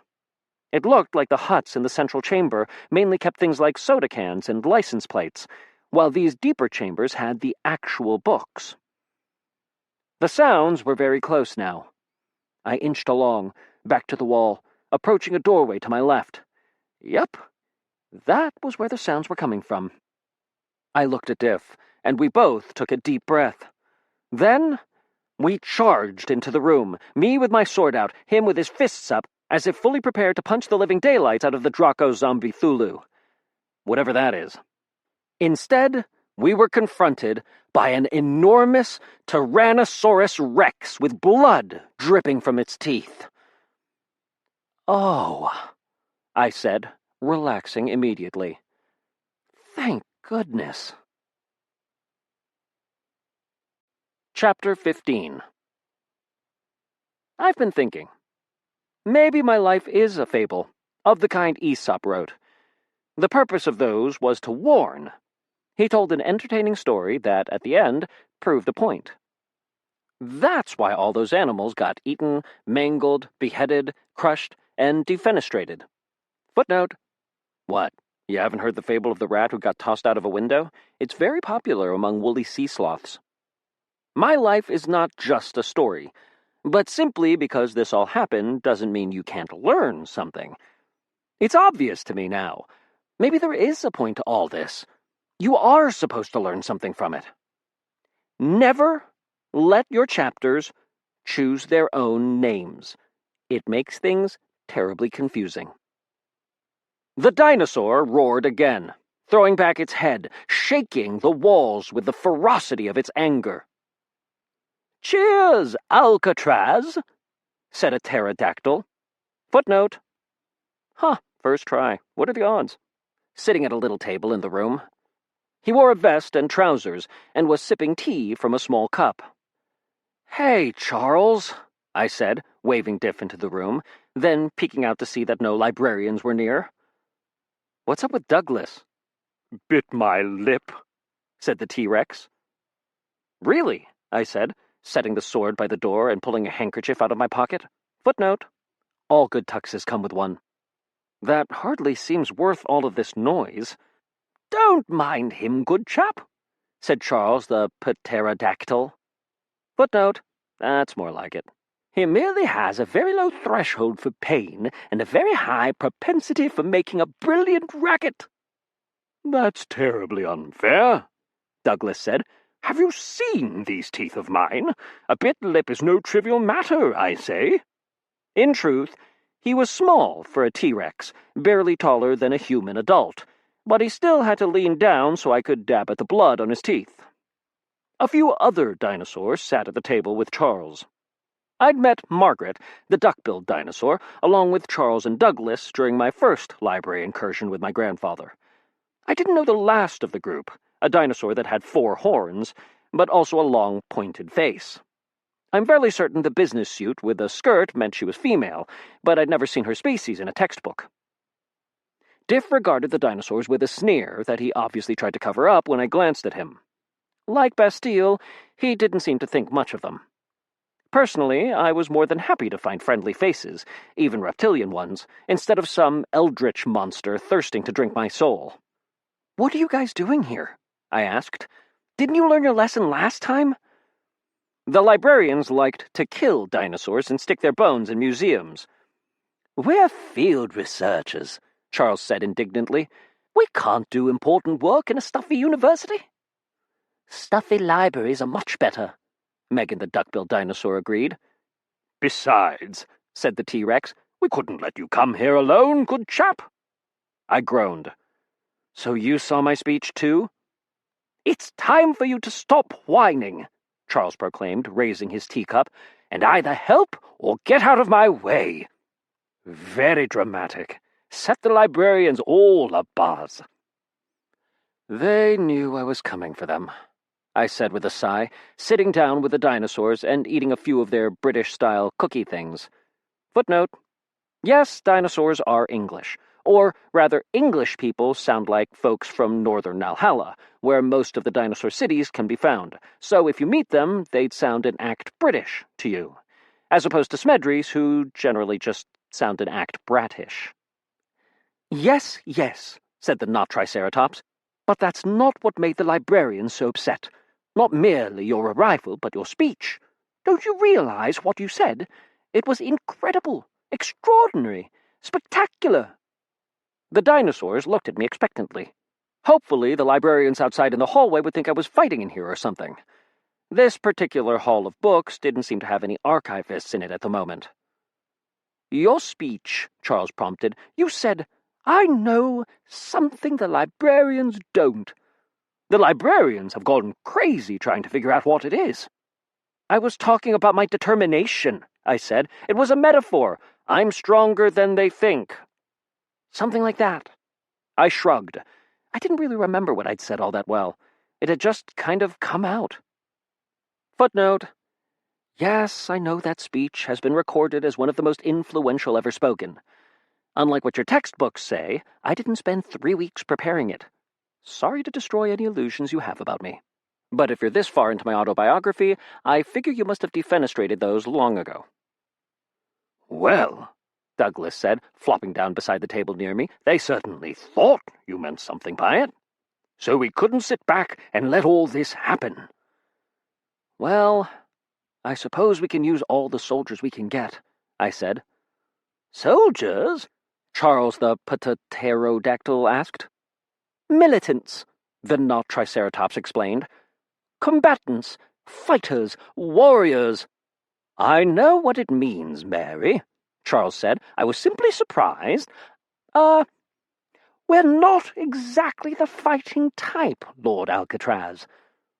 "But you just said—" "We're here," Margaret said, raising her cup, "because this is a fantastic opportunity to explore Hushlander reactions to extreme stress."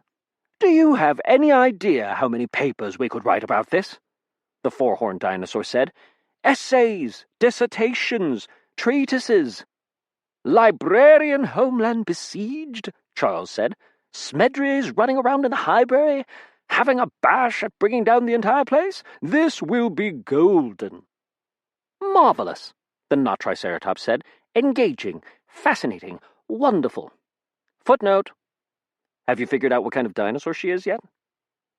"Oh," I said, "I was hoping you'd help." "Well," Charles added, "we did have Douglas eat the M section in the fiction archive. That might sow a little chaos." "Honestly," Douglas said. "Sparkles? Hasn't she ever met any undead?" "Alcatraz," Diff said, "we should get back. The Dark Oculator might send one of those poor fools outside to come look for us." He refused the seat I pulled out for him and stood by the doorway, arms folded. "Yeah, all right," I said, rising. "I don't suppose you guys could create a ruckus in here for a few minutes, make it sound like I'm fighting you?" The dinosaurs grew silent. "Like acting?" Margaret asked. "Performing," the not Triceratops said. "Playing, portraying." "I don't know about that," Charles said. "Did anyone here take any classes in theater?" "What?" Douglas demanded. "And mingle with the unwashed cretins in the humanities department?" "Please," I asked. "The librarians have to think I destroyed whatever monster was in here. Otherwise, they'll come peeking in and discover you." The dinosaur sighed, then rose. "Very well," Margaret said, "though I don't like interfering in the social experiment environment that you provide here, young Smedry." They stared at each other for a moment. Then they started roaring. I was shocked by the ferocity of it and stumbled back, my eyes widening. For all their complaints, they quickly got into the act, screeching, bellowing, and making such a racket I could barely hear myself cake. Footnote: okay, so maybe cake doesn't work as a replacement in every phrase. I guess that idea turned out to be half-baked. I stepped up to Diff. "Probably best if we wait," I told him over the racket. "Let them assume we're fighting." He nodded, holding his ears and glaring at the dinosaurs. Shattering glass. His dislike of them exceeded even Bastile's. I shook my head and decided to spend a few minutes looking through this archive room. It was filled with rows and rows of books, every one of which appeared to be a biography of a stenographer. I'd had no idea that people wrote biographies of stenographers, let alone that they were enough to fill dozens upon dozens of shelves. Honestly, I barely knew what a stenographer was. The librarians kept everything immaculately clean, but none of these books seemed read. Their spines were too perfect, the pages pristine. What was the point of all this? Wasn't information supposed to be used? At the back of the room, I found a small table with a chair by it, as if placed as a reluctant concession to the idea that someone might someday come here and violate these books by actually reading them. Hung above it was a mirror, and I stared at myself in it, hood back, exposing my youthful features. My life lately had been a sequence of improbable disaster after improbable disaster. It left me wondering, was this what my life would be like from here on out? What about school? I hadn't particularly enjoyed school, mind you, but I was pretty sure there were things left for me to learn. Footnote: how was I going to properly write arrogant footnotes to everything if I didn't know everything there was to know? I stared into that reflection as the dinosaurs continued their fight behind me.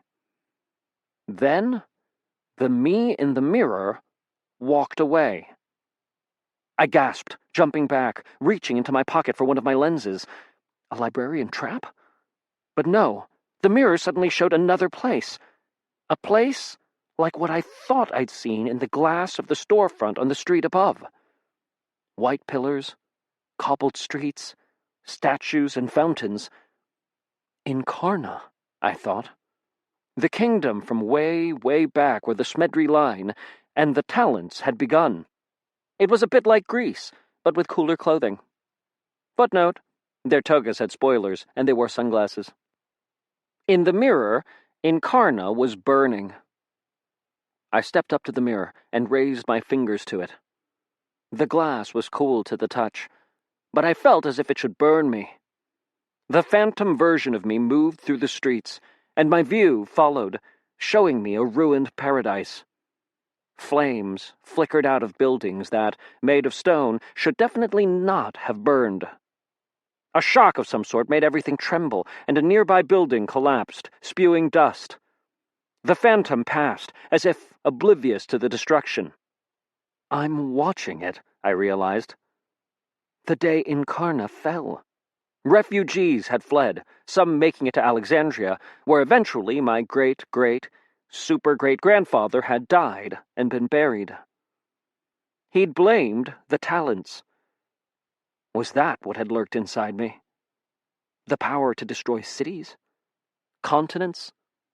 Civilizations? Why in the world did I feel like I wanted the thing back? The Alcatraz in the mirror had grown more shadowy, almost smoky. It moved through the burning town, approaching a place where the buildings were actually melting. They broke apart, large sections turning molten red. Ahead, a brilliant light shot toward the sky. I frowned, pressing against the glass. Did I recognize that light from somewhere? Cousin? I jumped, spinning around to find Diff standing behind me, watching me with a cocked head. The dinosaurs continued their mock battle, screaming now with what seemed like pain, all the while throwing furniture at the walls. Wow, I said. They're really getting into it. We all have a savage side to us, Diff said. Some bury it more deeply than most. Why were you staring at that mirror? I spun back around, but the glass had reverted to normal, just showing my face. I said, then shook my head. Do you know what kind of glass this is? Aren't you the oculator? Of course. Idiot. I pulled out my oculator's lenses and looked at the mirror, but the glass gave off no glow. There wasn't anything special about it. I tucked away the lenses. Are you all right, cousin? Diff said. I mean, I know we're supposed to be strange and kooky, but I hadn't realized that extended to making out with mirrors. I wasn't making out with it. Behind us, Douglas yelled something about a fort made of braziers, something else about arresting silence, then let out a string of O's like he was singing in a boy band. Finally, he collapsed to the floor. Diff, I said, you're sure your talent is still working? It is, Diff said. I used it outside, when we were first put into that group of librarians. So that was how he'd slipped away. What happened? What did it do? Diff shrugged. You tell me. You were looking right at me when I used it. I was? He nodded. I can't remember a thing. That's the talent for you, Diff said. So, when are you going to use yours? I'll be honest, I've wanted to see the breaking talent in action for quite some time. I started, then realized we'd never explained it to him. Not directly. I broke the other talents, I said, walking back through the stacks toward the dinosaurs. What, really? He said, following. Yeah, I said. Mine isn't working, and neither is Grandpa's, or Kaz's. I'm wondering if what I did was localized, like maybe only the people who were nearby me lost their talents, since yours is still working. I shook my head. Once we get out of here, we'll need to contact the other Smedrys and see if their talents are working or not. Diff nodded, seeming stunned by this information. I stepped up to the dinosaurs. Douglas, the T-Rex, lay on his back, little arms sticking straight up. How was that? He asked. Perfect, I said, picking up the sword I'd brought in. I'll bet the librarians are horrified. When we get back to them, hopefully they'll lead us where we want to go. Do we have to go back to them, cousin? Diff asked. We could just continue on deeper into the library. We'd have no idea where we were going. Oh, I don't know about that, Diff said. I think I'm getting a feel for this place. Besides, how complicated can it be? Librarians made it, and we all know they aren't the brightest of people. Don't underestimate them, I said. There's no reason to be foolhardy. Huh? He asked, confused. I never thought we needed a reason. I helped Douglas to his feet, no small task, since even though he was a small T-Rex, he still must have weighed like a gaglazillion pounds. Footnote: Bastille insisted I look this one up, so for the record, he only weighs 0.73 gaglazillion pounds. You're sure you don't want to slip out the back? Diff asked, thumbing over his shoulder. Quite sure, I said, looking to Douglas. Now, I said to him, I'm afraid I'm going to have to ask you to bite your lip again. Chapter 16. Yes, I mentioned Bastille in that last chapter. Footnote. It was in a footnote, so if you don't look at them, you missed it, like you're missing this one right now, which means I can say anything about you that I want, and you won't see it. But what's the fun in that? Presumably, this removes some of the tension for you in this book. After all, if she's talking to me in the future when I am writing these books, then she obviously gets healed, right? Yep, Bastille is fine. She's not the one who dies in this book. I stepped out onto the rope bridge, carrying a sword covered in Douglas's blood. And yes, he wasn't kidding. A T-Rex's bit lip can be really amazing in its blood flow output. Diff joined me as we silently crossed the gap. Librarians clustered around the place where the bridge ended. They'd been creeping forward, the dark oculator at the very back, to see what was going on. I stopped in the center of the bridge and held up the bloody sword, causing a round of murmurs from the pile of librarians. Far beneath me, the fans went, wub, wub, wub. Then they went, wub, wub, wub, wub. Finally, they went something like, wub, wub, wub, wub, wub, wub, we're going fast now, mate. For some reason, the fans had chosen that moment to go into overdrive. This was an air intake for the ventilation system, meaning the fans drew in the air and pushed it throughout the entire library. And that meant I was suddenly in the middle of a vortex of wind, blowing down from above, trying to suck me off the bridge and into the fans. I shouted in alarm and dropped the sword, grabbing the sides of the bridge and holding tight. Diff did the same, looking at me with a surprised expression. Wait, I could see his expression. His hood had fallen back in the wind, which meant, yes, mine had as well. I looked toward the librarians. They looked back. Then the dark oculator screamed in terror and ran away back down the tunnel. The other librarians followed, leaving behind a solitary figure who put her hands on her hips. Diff and I pulled ourselves across the bridge as it swayed dangerously. Fortunately, we made it across, though just as we stepped off, the bridge pitched from side to side, then finally ripped apart. I gulped as I watched the wooden planks get sucked down into the vortex.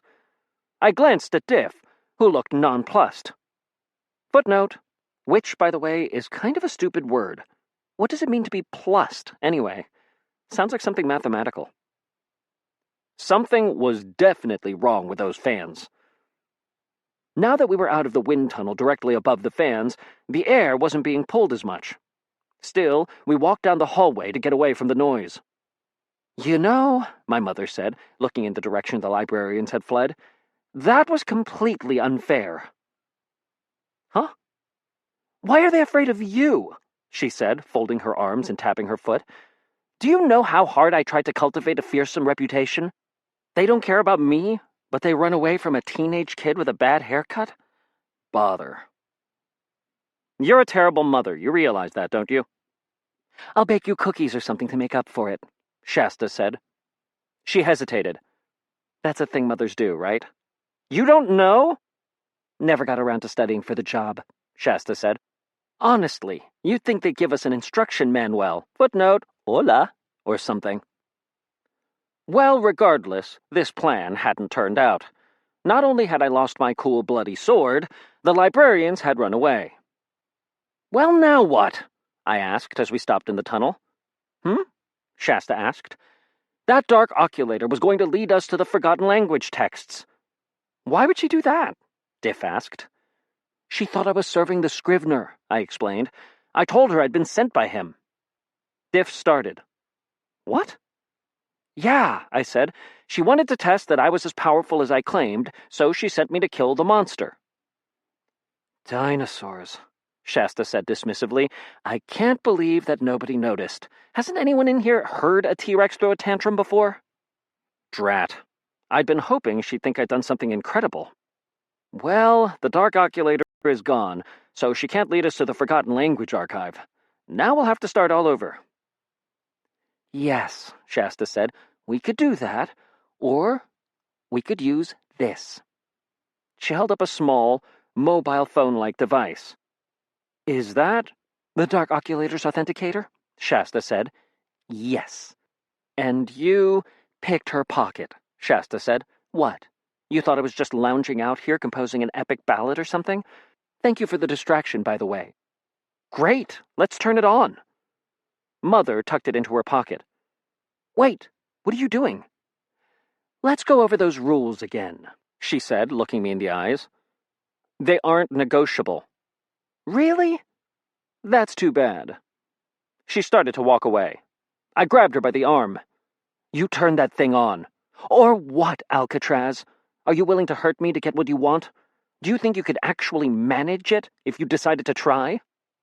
I looked to Diff, who shrugged, seeming to say, "I told you we should have snuck away on our own." I looked back to my mother, grinding my teeth. "What do you want?" "When we find your father," she said, "you may talk to him. You may try to get him to see some sense, but if he doesn't listen, I get to deal with him. In any way necessary." "No, we can't." "What do you think we're doing here, boy?" she snapped. "Are we playing games? Have you been with that fool of a grandfather of yours so long you've lost the ability to see the world as it has to be?" I stepped back, shocked by her outburst. "We," she shouted, "are going to stop him. That's what we came to do. Even if it rips us up inside, we are going to stop him. Do you understand?" Did I? Why else had we come? What steps was I willing to take? "As long as I get to talk to him first," I said, reluctant. "You don't take any steps until I am done and give you the go-ahead." "Fine," Mother said, "but I only concede because I hope, against my better judgment, that he'll listen to you when he never listened to me." Mother clicked something on the authenticator, and a spray of light rose from it, projecting a three-dimensional set of glowing red grid lines into the air. It showed all of the passageways, archives, and chambers of the library. Projected like this, it looked a lot like an anthill with tons of tunnels and burrows. I located where we'd entered, a place near the middle of the main chamber, easily recognized because of the tall, spindly tower topped by an altar. Footnote: yes, I said altar. What did you think that stack of books atop it was? An altar, made from old encyclopedias. No joke here. This paragraph was surprisingly hard for me to write. I'm going to take a break and eat a fish stick to wash the taste out of my mouth. From there, I followed our trail on the map to locate the fan chamber. There were several of them marked on the map.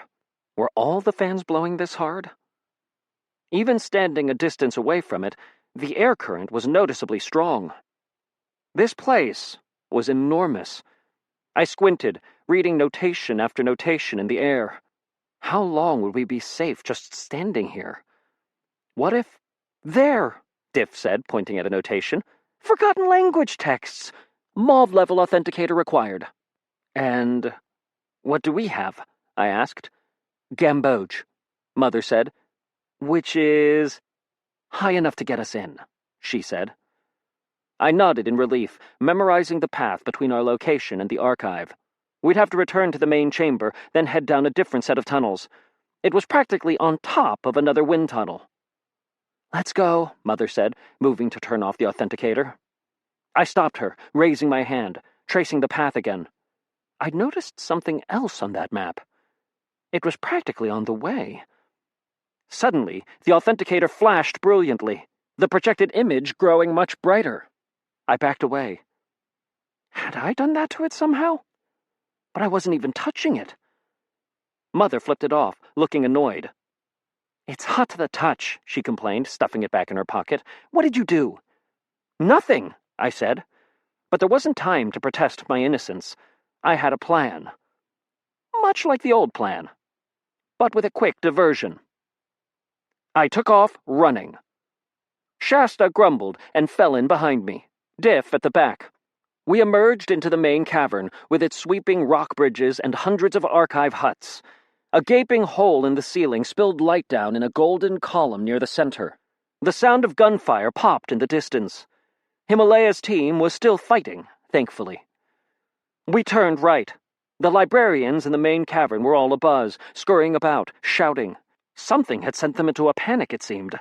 Most had suffered the exploding ceiling and the subsequent invasion with merely passing interest. Why would they suddenly be concerned? Well, at least I didn't feel out of place breaking into a jog. Perhaps that would help us look busy, so nobody else would conscript us into a monster-slaying team. Footnote: never thought I'd see that as a bad thing. My mother pulled up alongside me as we jogged. "What's going on?" "I have no idea." I fished in my robe pocket, bringing out the phone. It felt strange to be using something so ordinary, but there it was. It had only 3 numbers saved. I dialed the most recent one. It rang, then Himalaya answered. "Yeah," she said, sounding out of breath. "Did you guys do something?" I asked. "Other than get forced to the 2nd floor of our building?" she asked. I heard gunfire over her line. "This isn't going well, Alcatraz. They're going to overwhelm us soon." "Understood," I said. "You guys should get out of there. I don't think we need you as a distraction any longer." "Yeah," Himalaya said. "About that." I felt a chill. "They dropped a Librarian task force onto the roof of the building where we're holed up," Himalaya said. "And they set up sharpshooters on the next building over. There's no way we're going to be able to use the grappling lines to climb to the surface. I was hoping you'd have some kind of plan to get us out. We're pinned down in here." Shattering glass. "That distraction with the wind was helpful, though," Himalaya added. "The wind?" I said. "Yeah," Himalaya said. "The ventilation is blowing into the archive at a furious rate, enough to knock over some of the shelves near the air duct in our building. It's scattering carefully cataloged piles of information in a completely casual, careless, and unorganized way." I could hear her twitch over the line. "You don't need to reorganize it all right now, Himalaya," I said, brushing past a group of anxious librarians who were heading toward an archive where, inside, I could see a little mini vortex spinning sheets of paper in the air. Well, at least now I knew why they were acting so crazy. I know, she said, "but it's so messy. Anyway, it's distracting to my people, but just as bad for the librarians outside. The one reason we're still alive is because groups of enemies keep breaking off to go help clean one archive or another." "At least that's something," I said. "Alcatraz," Himalaya said softly. "There's one more thing. I touched a piece of Shields' glass here. We brought it along for cover, but it ran out of bright sand quickly. Alcatraz, when I touched it, it started glowing." I felt cold. "You're not an oculator." "No, never have been. Folsom isn't one either, but he can make the glass glow too." "What does it mean?" It meant I had no idea what was going on. It wasn't only me and Grandpa, it seemed, who were making glass act crazy. The effect was multiplied in us, but if it was happening to Himalaya and Folsom too. "Alcatraz, please," she said. "I have to get back to the fighting. But if you can do something to help us out, we'd really appreciate it." More people relying on me. I felt a knot in the bottom of my stomach as Himalaya hung up. The Free Kingdom's Air Guard had come, the Librarian Resistance, even Charles and his friends, all because they'd believed in my speech. I was the face of this rebellion, improvised though it was. How in the world was I going to save them? Most days it felt like I could barely save myself. We reached the tunnel that would lead to the Forgotten Language Archive and turned into it. Once again, our only light became that of skull-shaped lamps on the walls. The corridor felt quiet, almost solemn compared to the chaos outside. "The Scrivener," I said, shoving the phone back into my pocket and looking toward my mother. "That dark oculator confirmed to me that someone is using that name. Do you know what he looks like? Maybe we can confirm if this Bibliaden returned, or just someone using the title." "That will be tough," my mother said. "We don't even have pictures of him. Not that the librarian high-ups show off, but Alcatraz, I doubt any other librarian would claim that title. We have to confront the possibility that Bibliaden found a way to bring himself back to life. Either that, or he was never actually dead in the first place." I'd like to pause here and say something clever. I'd like to, but I can't because I'm not really feeling clever at the moment, so instead, I'm going to include the mating call of a woolly sea sloth. "Hey, want to grab a pizza?" Ah, such magnificent animals. We reached an intersection in our tunnel. The wind was blowing more strongly from the left fork, and that's the direction my mother turned, the direction of the archive we wanted. I, however, turned right. "Alcatraz?" my mother called, stopping at the intersection, though Diff followed me immediately. Finally, I heard her footfalls racing after me down the corridor. From my memory of the map, I only needed to count down 4 rooms in this tunnel to get where I wanted to go. When I arrived, I was disappointed to find a locked steel door blocking the entrance. Fortunately, when my mother drew close, a light on the side of the door turned green. The authenticator had enough clearance to get us in. "What is this?" Diff asked.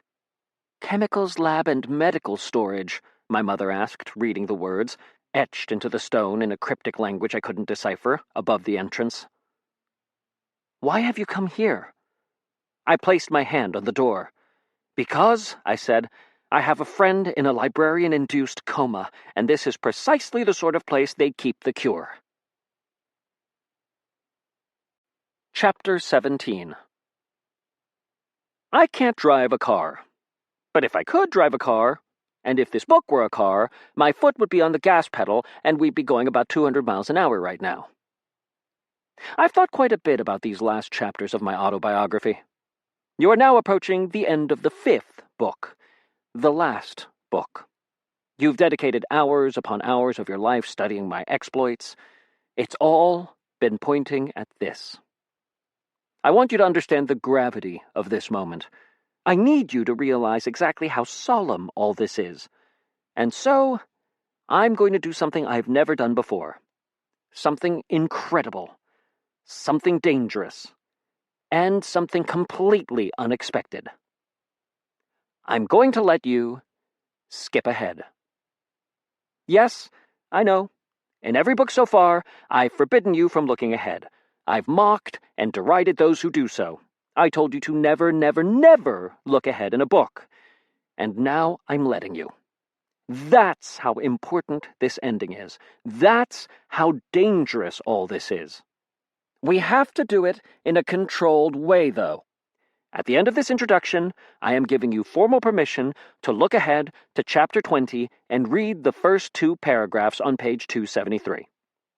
Now make sure you read only the first 2 paragraphs, and of only that chapter. No peeking at anything else. Just those 2 paragraphs. Read them out loud. I inched open the door into the chemical storage facility and got a face full of wind. The air vents inside were blowing full force. This chamber was all smooth metal surfaces, distinctly different from the organic, rocky cavern feel of the rest of the library. A pair of librarians moved inside, stacking a set of glass tubes on a rack. They wore white robes instead of black and spoke in hushed whispers. "I'm telling you, I saw it," one of them was saying. "I was on the expedition to Alexandria. I know what they look like. I don't know why those spirits are making their way here, but they are." I pulled back, letting Diff and my mother peek through the crack. "We'll have to wait until those librarians are gone," I whispered to the 2 of them. "No time," my mother said. She stood up and shoved her way into the room. I stifled a yelp of annoyance and fished for my shame-filler's lens. But I didn't dare use that on people, not even librarians. You two, my mother barked. We have wounded in the main hall. The two librarian scientists, a man and a woman, spun about, took in Mother's black robe, then glanced at the light on the wall indicating that she was allowed into the room. Wounded? The male librarian scientist asked. Why would there be wounded? Haven't you been paying attention? Mother snapped. Useless fools! Rebels have broken into the library. Did they cause the wind? The other scientist asked, pointing toward a stack of papers they'd had to weigh down with beakers full of water. Obviously, Mother said.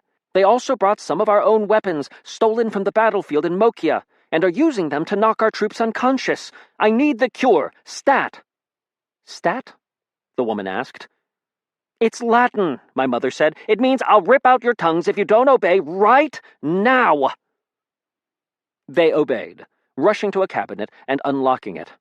My mother folded her arms as I joined her. Then she cocked an eyebrow at me. I might not have thought highly of her parenting skills, but I did have to admit that she had an enviable ability to get her way. People tended to do what she said, if only because her presence was so loathsome they wanted to be free of her as soon as possible. The female scientist came back with a tiny vial, smaller than a perfume sampler. My mother looked at it, skeptical. We'll need way more than one vial, I said. No, you won't, the woman said, unscrewing the lid. This stuff is super concentrated. You'd be surprised at how much a few drops can do. We merely have to hold it up beneath the subject's nose, and once they smell the fumes, they'll awaken. The vial let out a distinctive scent of cinnamon. It seemed safe to breathe. My mother looked to me, and I nodded. It would at least be enough for Bastille. We'll take it, my mother said, reaching for the vial. We're not allowed to let level 8 superchemicals out of our sight, the woman said, putting the lid back on. My mother glared at her, but the scientist remained firm. Fine, my mother snapped. Take it to the central sanctum near the altar. Administer it to any who have fallen. The woman said, shuffling. Is that where everyone is fighting? That's what I said. But I'm a scientist. Don't worry, my mother said. You can take your colleague. I'm certain the two of you will be safe together. After a short staring match, the woman wilted, then nodded. The two scientists left, scuttling away before my mother's glare like they'd been caught eating apples in Eden. I pushed the door shut behind them, then hurried to the cabinet where they'd gotten out the vial. It was locked. I pried at it, cursing softly. The whole thing was metal. I'd need a crowbar to get in. This is a waste of our time, Mother said, folding her arms. My friends, I muttered, are counting on me. Your friends are not as important as the fate of the world. I've kind of got to agree, Diff said. As awesomely yet irresponsibly impulsive as this was, cousin, we can't spend much time here. Just a minute, I said, grabbing a screwdriver off a nearby table, then trying to use it to pry the medicine case open. This was ridiculous. Here I was trying to break something, and failing. How often had that happened in my life? True, my talent had occasionally broken everything except the item I wanted, but during these last few months with my family, I'd learned control. I'd stopped breaking things by accident. I'd channeled my powers, as Grandpa had taught. And now, nothing. It was alarming how powerless I suddenly felt, unable to get through that little sheet of metal and its stupid lock. After a few minutes of fruitless struggling, feeling my mother's and Diff's eyes on me, I slammed the screwdriver down on the metal desk next to me with a resonant bang. If there was one thing I was supposed to be able to do, it was break things. It was like a fundamental part of me was missing. Was this how Grandpa and the others felt? I'd been somewhat enjoying the loss of my talent. It hadn't been that long ago that I'd viewed it as a curse rather than a superpower. I turned to look at the others, to beg for help getting the cabinet open, and I caught my reflection in a nearby glass case. It was watching me, and it didn't move when I did. You're it, aren't you? I asked the reflection. The talent. Alcatraz? My mother asked. I ignored her, looking into my own eyes in the glass. The figure shook its head. I jumped. I was expecting that, but I still jumped. What are you, then? I demanded. The figure mouthed something. I'm you. You broke things, I said. You broke everything. That wasn't me. I didn't want to. Didn't you? The figure asked. You didn't want to drive them away? You didn't want to be alone? What am I to you? The figure mouthed. I could almost hear it. Something to be controlled, bottled in, used, then ignored? Why did you do this? I asked, stepping up to the glass. Why did you let me save Mokia, then leave? Maybe, the figure mouthed. I was tired of being blamed for things that are not my fault. I stared at the glass and found tears leaking from the corners of my eyes. My mother stepped up to me, hesitant, as if she were approaching a wild animal. She touched me on the arm. Alcatraz? Are you all right? No, I snapped, turning from her to the cabinet. I placed my hands on the metal and tried to summon the talent. I reached for it. Strained for it. I was so close. Just another inch. It refused. But my robe did start talking to me again. I can't believe I let my hood fall down right at the wrong moment, it cried. I ruined everything. And if this seems like too many talking inanimate objects for you, might I kindly remind you that you're the one talking to a book. Footnote: you are reading this out loud, aren't you? I mean, I'm sure I've told you to do that with these books at some point. The shame filler's lens. I cursed, digging it out of my pocket. But the thing was brutally hot to the touch. It singed my fingers, and I dropped it. It bounced to a rest on the floor and released a distinctive beam of light straight upward. Man, I'm a terrible ceiling. I can't believe that the last thing I said to Bastille was a complaint that she was supposed to protect me. A piece of me thought. I'm so ashamed. Uh-oh. Out! I screamed at the others, then grabbed the screwdriver and ducked down, using it to tilt the lens up toward the cabinet. Wow, the cabinet said. I can't believe I slammed on that cute scientist's fingers. It was absolutely the wrong moment, too. There we were, the two of us, alone in here, and... I can't take it! No, I couldn't destroy the cabinet. That would break the vials. Instead, I tipped the lens toward the wall nearby. It was a long shot, too, but I felt better about it. I'm the worst wall ever, the wall said. All I do is stare at the other walls. Do they see the dirty specks on me? Is that why they won't speak to me? Oh! I failed her, I thought. I failed everyone. A section of the wall exploded as my screwdriver head melted. As I'd hoped, the wall ripping apart made the metal cabinet fall free. I managed to catch it, and the back was open. From within, I grabbed a large bottle of liquid, the same shade as the little vial the scientist had shown us. I'm the worst floor ever. What an awful table I am! I ruined everything, I thought. I'm so terrible at all of this. I could just explode. I dove for the doorway, cradling the bottle as things inside the room began to burst in showers of sparks. The ceiling, the tables, the walls. Their blasts created a thundering cacophony. But I survived. Though a lingering sense of shame haunted me, I'd gotten far enough away. I was left with the image of a large column of light consuming everything in the room. What, my mother said, was that? Lenses are acting kind of weird around me, I said, struggling to my feet. That's what you call weird? She demanded as the entire room collapsed upon itself. Dazed, I fished in my pocket. I dropped the Truthfinder's lens into the fans, so all I had left now were my standard oculators lenses and my courier's lenses. Well, those and the shaper's lens my grandfather had given me. Come on, I said, holding the large bottle of antidote. Let's move. I got no complaint from the others, and Diff gave me a thumbs up. He apparently considered what I'd just done to be properly kooky and unexpected. I pulled out the courier's lenses and put them on as we ran down the hallway. Grandpa, I said, activating them. I couldn't worry about the fact that they'd make me glow. Hopefully, everyone would assume I was a dark oculator. No need to yell, lad. Grandpa's voice screamed back at me. I'm not yelling. You are. Must be the way we're suddenly supercharging lenses. I suppose, I said, lagging behind Shasta and Diff. That burst of shame-filling had really taken a lot out of me.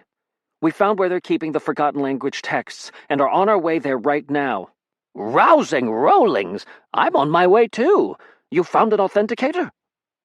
Both that and the antidote for the Mokians. I took our authenticator off a dark oculator. You? Tricked it out of one of the librarians who operate the ventilation systems in here, right before jamming the things on full speed. That was you? I asked. Figured it would mess everything up in here. Librarians can never think straight if their books are out of order.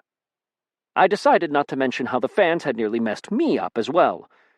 So that's your plan to destroy the place? Wind tunnels? Well, that, Grandpa said, and engaging the Highbury self-destruct mechanism. I stopped in place. The what? Don't shout, please, lad, Grandpa said, but chuckled. The self-destruct mechanism. Evil societies can never resist putting the silly things in their bases. But, I said. Don't worry, Grandpa replied. They'll get it disarmed before it goes off. I've never yet been able to get one of the blasted things to actually blow up, but it will send the high-level librarians into a panic, maybe keep them off our backs. I'll meet you at the Forgotten Language Archive. I nodded. Ahead, my mother had stopped in the wide tunnel, looking back at me insistently. The wind was pretty strong here. Not blow you over strong, but maybe blow over your baby brother strong. I continued forward, feeling drained. Perhaps it was the lingering effect of the shame-filler's lens, but I had a sudden, almost overpowering feeling that this was all going to end like it had in Mokia. Maybe we'd stop my father, but what about saving my friends? What about Himalaya and Folsom and all the people fighting in ships above the city? What good was it to win if everyone I cared about ended up dying for that victory? I dug out the phone and dialed Kaz. Al, he said, picking up the phone. I could hear explosions on the other end of the line. Please tell me you're almost done in there. Battle's going poorly? You could say that, Kaz said, then cursed. He didn't speak for a few seconds. That was close. We're going to need to pull out soon. And Al, something strange is going on. Glass is acting oddly around you? Yeah. How'd you guess? When I push buttons on the glass control panel, it lights them all up. It's nearly gotten me killed. I have to steer with the most delicate touch. I don't know how long I can keep this up before something goes very wrong. Okay, I said. I want you to pull out, but I need you to do something crazy first. How crazy? Way crazy. I'm sold. What is it? I need you to dive down the hole we made into the Highbury, I said. Himalaya and Folsom are in here with a team of soldiers, and they're trapped. I want you to land Penguinator, pick them up, then escape. You're right, he said. That is crazy. I'll do it. Once they're aboard, retreat. And you? I've got another way out. I lied. I didn't want more people dying because of the stupid things I'd said to the monarchs. Grandpa, Diff, and I would have to find our own way out. Smedry's always escaped from these kinds of scrapes, right? Any news on bringing the talents back? Kaz asked. Not yet. Pity. I keep feeling like I can almost get my talent working. He signed off, and I texted him Himalaya's number, then sent a text to Himalaya too, telling her to prepare for Kaz's arrival. Using technology again was pretty weird. I kept expecting the phones to melt in my fingers or talk back to me or something. My mother and Diff slowed ahead of me. Could they power glass too? I wanted to test the theory, but I dithered, wondering what would happen if I gave Mother this information. The authenticator, I thought. It was going haywire in her hands, without me touching it. She might be interfering with the glass that runs it. More questions. Feeling exhausted and confused, I joined the other two at a set of metal doors. The lights on the sides of the entrance glowed green. We could enter. If we really wanted to. That was questionable, since as the doors opened, I could see that most of the floor inside was missing. Yes, missing. The only thing resembling a floor was the long walkway leading from our doorway to a platform in the center of the room. That platform had a hut on it, like the archives out in the main chamber. I could see bookshelves within. Other than that, the room was a pit. A familiar wub wub wub came from below. There was no ceiling, just a long, dark opening like there had been in the other ventilation shaft. Wind rushed from the open tunnel above, getting sucked downward by those fans to be pushed throughout the entire library. Fans, I said. They built the Forgotten Language Archive above a pit of doom? Librarians, my mother said, share more with Smedrys than either would like to admit. Both will bend over backward to accommodate sheer dramatic effect. I shivered, but there was nothing to do but cross that walkway. At least it looked more sturdy than the rope bridge had been. My mother led, with me next, and Diff in the rear. There weren't any handrails, and though the walkway was a good 4 or 5 feet wide, I felt like it was a tightrope, wind tossing my hair and clothing, each step threatening to topple me down into those fan blades. Never was I so happy to enter a library as I was to step off that walkway and into the room of that little hut, where, fortunately, the wind was far less severe. The place seemed empty of people. It was lit by electric lights on the walls and stocked with hundreds of texts in the Forgotten Language, many of which were scrolls.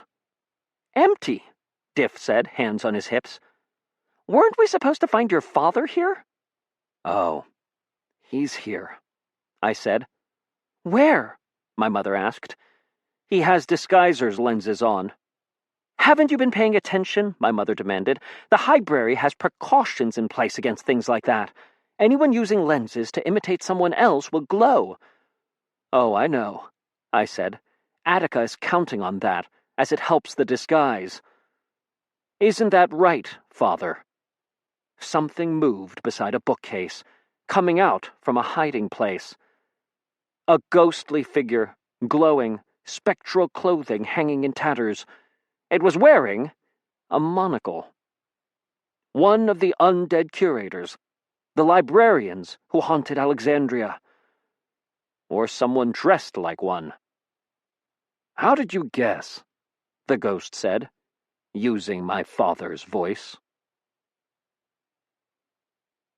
Chapter 18.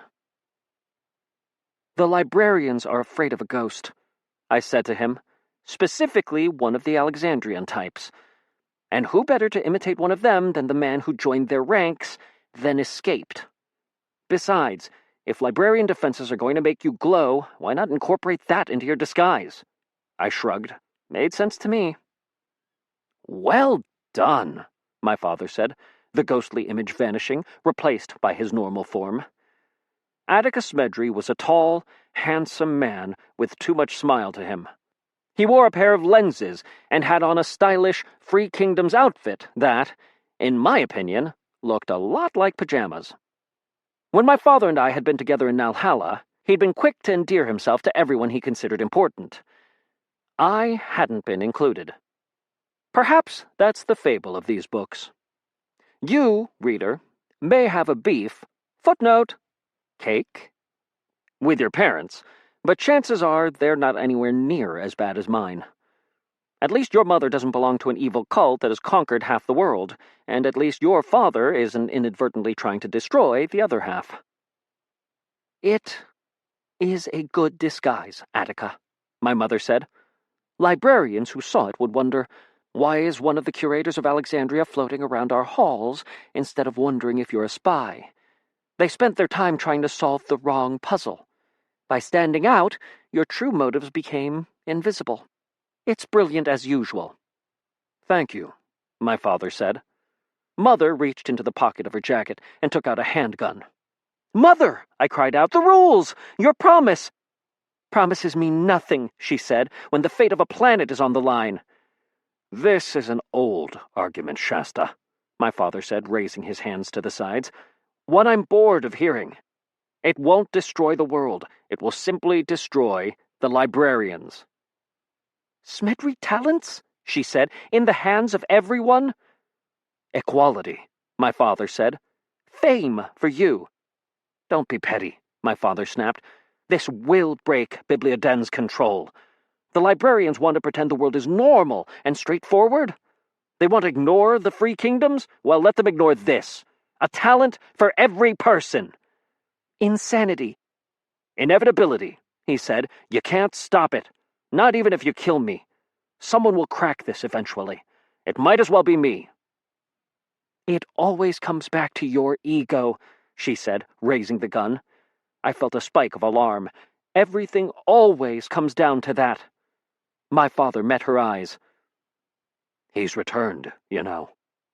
My mother didn't speak. Bibliaden, my father said. He has reappeared.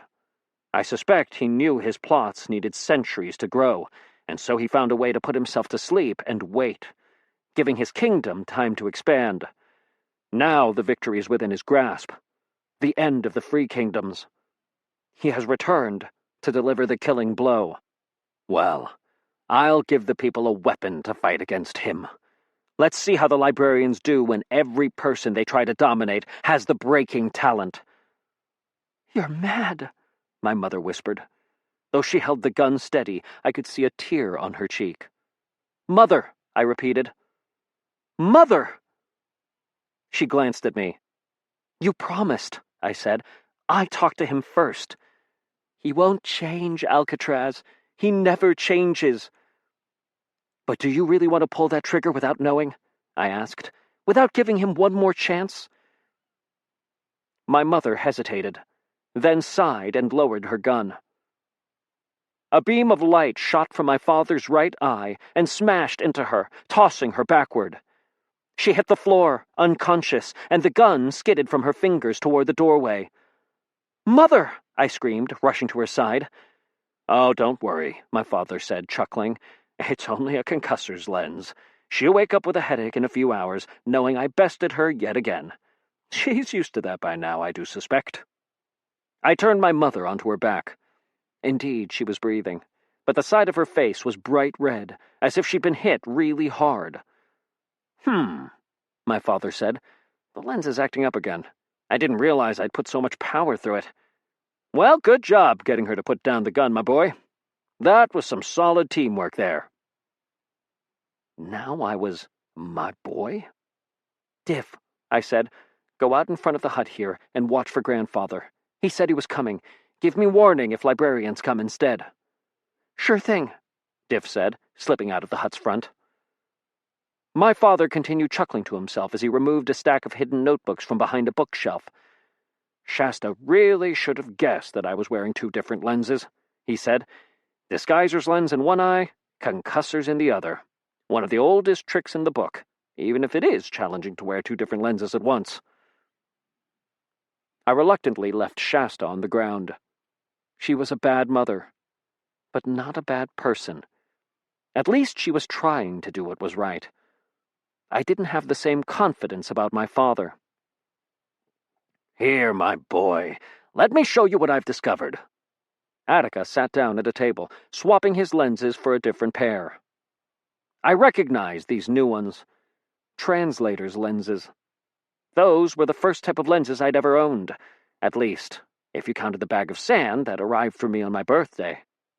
We really can do this, my father said, flipping through his notes, pushing aside a stack of forgotten language texts.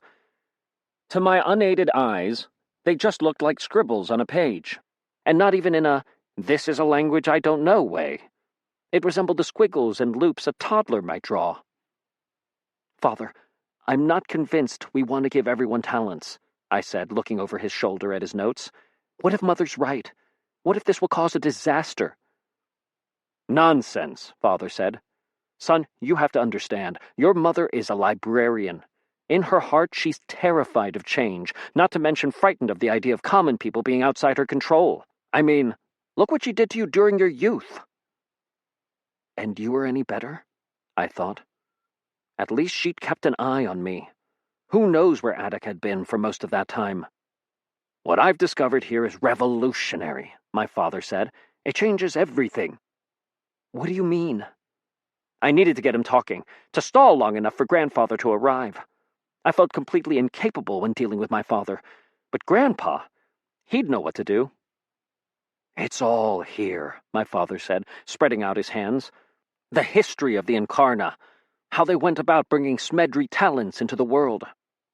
"Those talents destroyed them," I said, shivering. "No, they didn't." Attica turned to me, eyes twinkling. He looked like his father at that moment. "That's the secret, son. That's what everyone's been wrong about.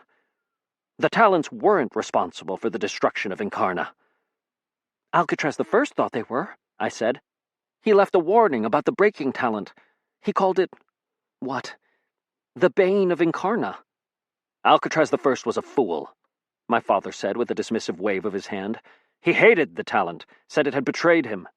These records claim that it was not because his talent destroyed his people. They insist his anger was because his talent failed to save his people." "Failed to... huh?" "I'm not sure what it means," my father said, voice growing softer as he flipped through his notes, "but these books are clear. The talents were created to stop the destruction of Incarna, after the place was already in danger. I don't know how they were supposed to help, but I do know that they didn't destroy the Incarna. What really brought the civilization down was power. Energy."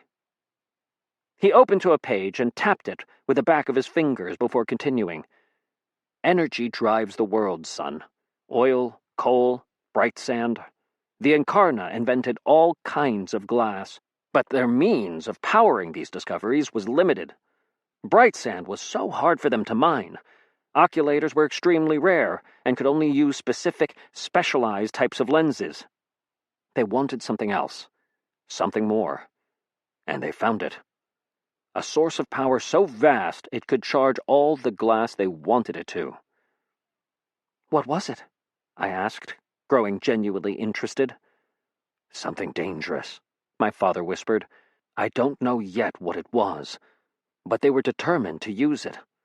They found it unfair that there were so few oculators. They all wanted to be like oculators and have glass to use however they wanted. But this power they discovered, they couldn't control it. It was too much for them." And suddenly, I understood. The destruction of Incarna. The column of light. The reason I could power glass with a touch. And the truth behind the talents. The reason they acted out so much when we didn't want them to. "It's us," I whispered.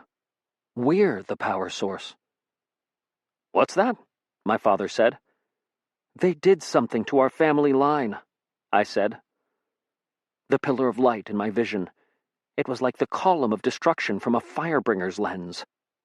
"They created us," I said, "to power their glass and give their culture energy. They created us too strong, though, and glass started to go crazy around us, like it's doing now. They made us all oculators. No, not just oculators, but some type of super oculators, capable of charging all kinds of glass." "Interesting," my father said. "Most of the talents mimic the powers of lenses," I said. "What if the talents are an outgrowth of what happened when the Incarna created us? Or... no, Father. You said they were intended to help somehow. Perhaps they bestowed the talents as a way to stop the destruction, a way to funnel off the energy. That makes sense. It's starting to happen to Kaz and Himalaya, too.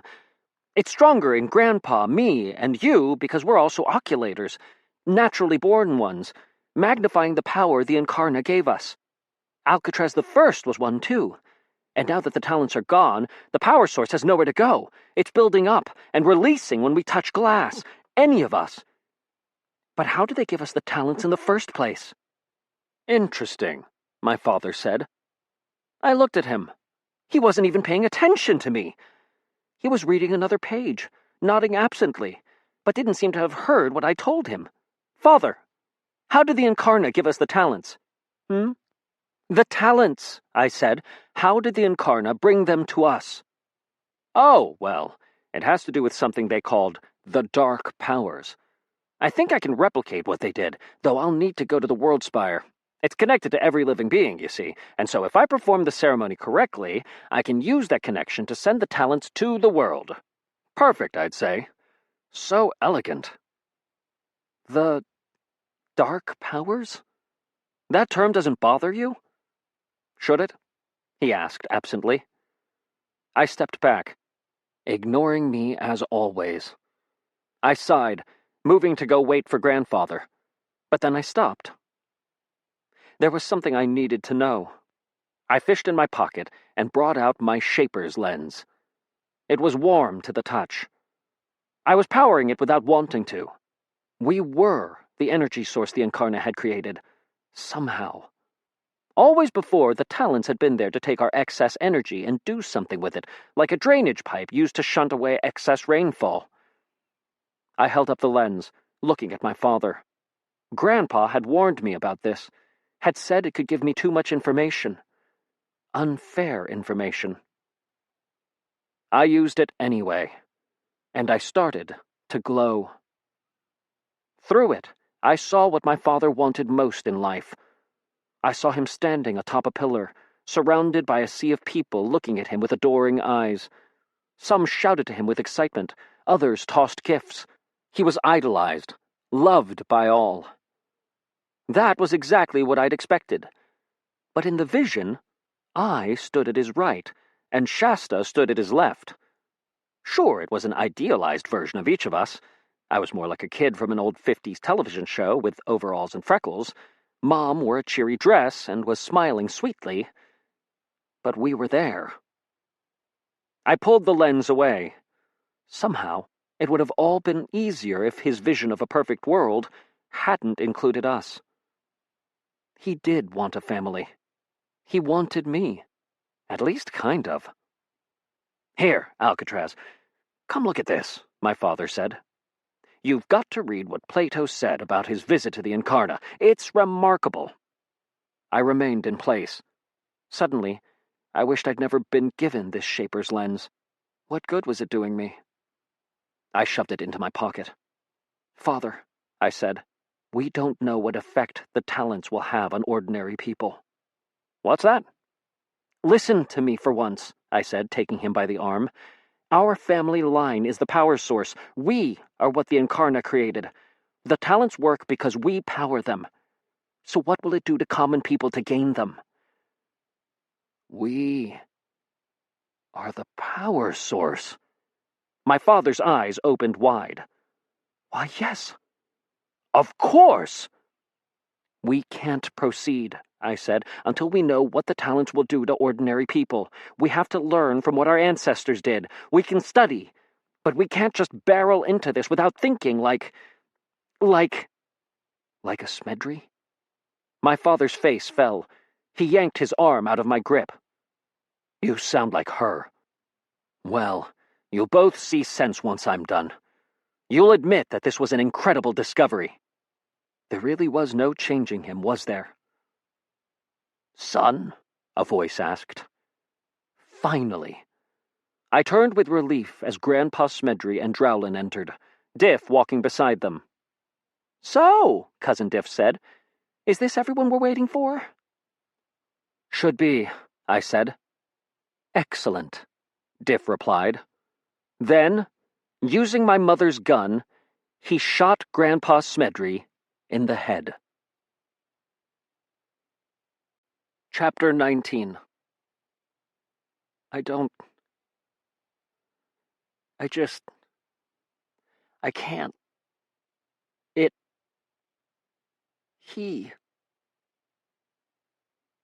Okay. Yes. He shot Grandpa. Square in the face. With a real gun. My grandfather collapsed backward without a sound. I assume you think there is some trick here. I wish I could tell you something to make you happy. Instead, let me make it clear. That bullet was real. After all his tricks and close calls, my grandfather, Leavenworth Smedry, finally found an end he could not escape. Drowlin was the first to react. She leaped for Diff, but a hail of glowing shots from right outside the room burst around him, and at least a dozen struck her. I recognized them as blasts from the coma guns used in the siege of Tuki. That is to say, a piece of my mind recognized them. The rest of me just stood there stupidly, reeling from the sudden betrayal. My father was far more alert. He ripped off his translator's lenses and raised the others. Diff casually shot the spectacles out of Father's hand, causing the concussor's lens to explode, spraying my father's skin with shards of broken glass. "Such brutal weapons, ordinary handguns," Diff said, striding forward, pistol in hand. His voice had changed. It was more calm, more straightforward, more quiet. "But one uses the tools offered." He stopped beside me and placed the gun to my head. I found myself trembling, revealed as a coward once and for all. Drowlin had tried to stop him. My father had tried to stop him. All I could do was stare. "Grandpa." The barrel of the gun felt warm against my forehead. "Stand down, Attica," Diff said, "unless you want to be childless as well as fatherless." "You monster!" my father said. He held his bloodied hand before him, but with the other hand had been reaching into his pocket, undoubtedly for another lens. He stopped as Diff manually cocked the gun's hammer. Librarian soldiers flooded across the walkway outside and into the room. These weren't the bow tie and spectacles type I'd seen everywhere else. These were futuristic soldiers with helmets and black special forces gear, like you'd see in a movie. "You're one of them," I whispered at Diff.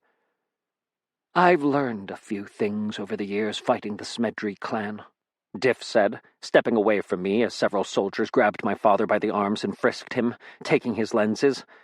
"One is the power of a great infiltration. You people are always wriggling in among my agents and teams. I finally realized, why not return the favor?" He looked to me and smiled.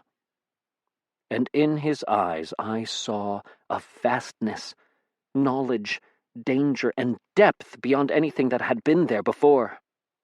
"No," I whispered. "You're not a librarian. You're the librarian." Bibliaden the Scrivener had been among us the entire time.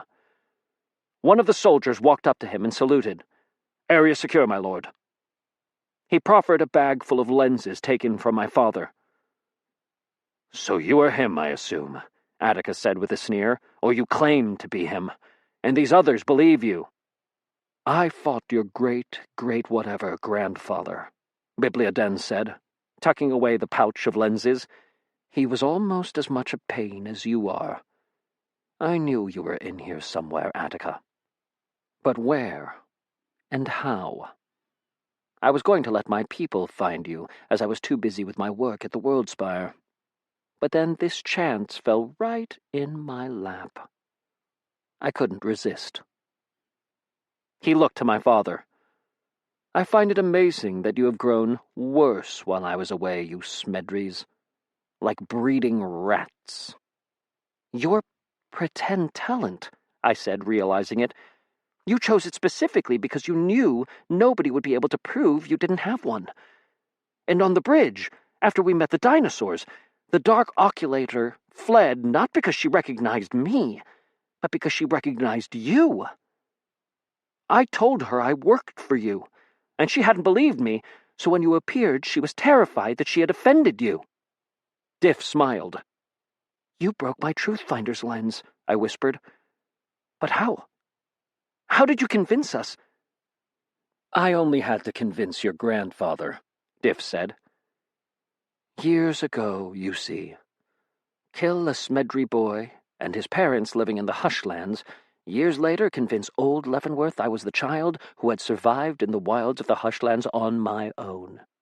It was mostly a way to get me close to the Worldspire.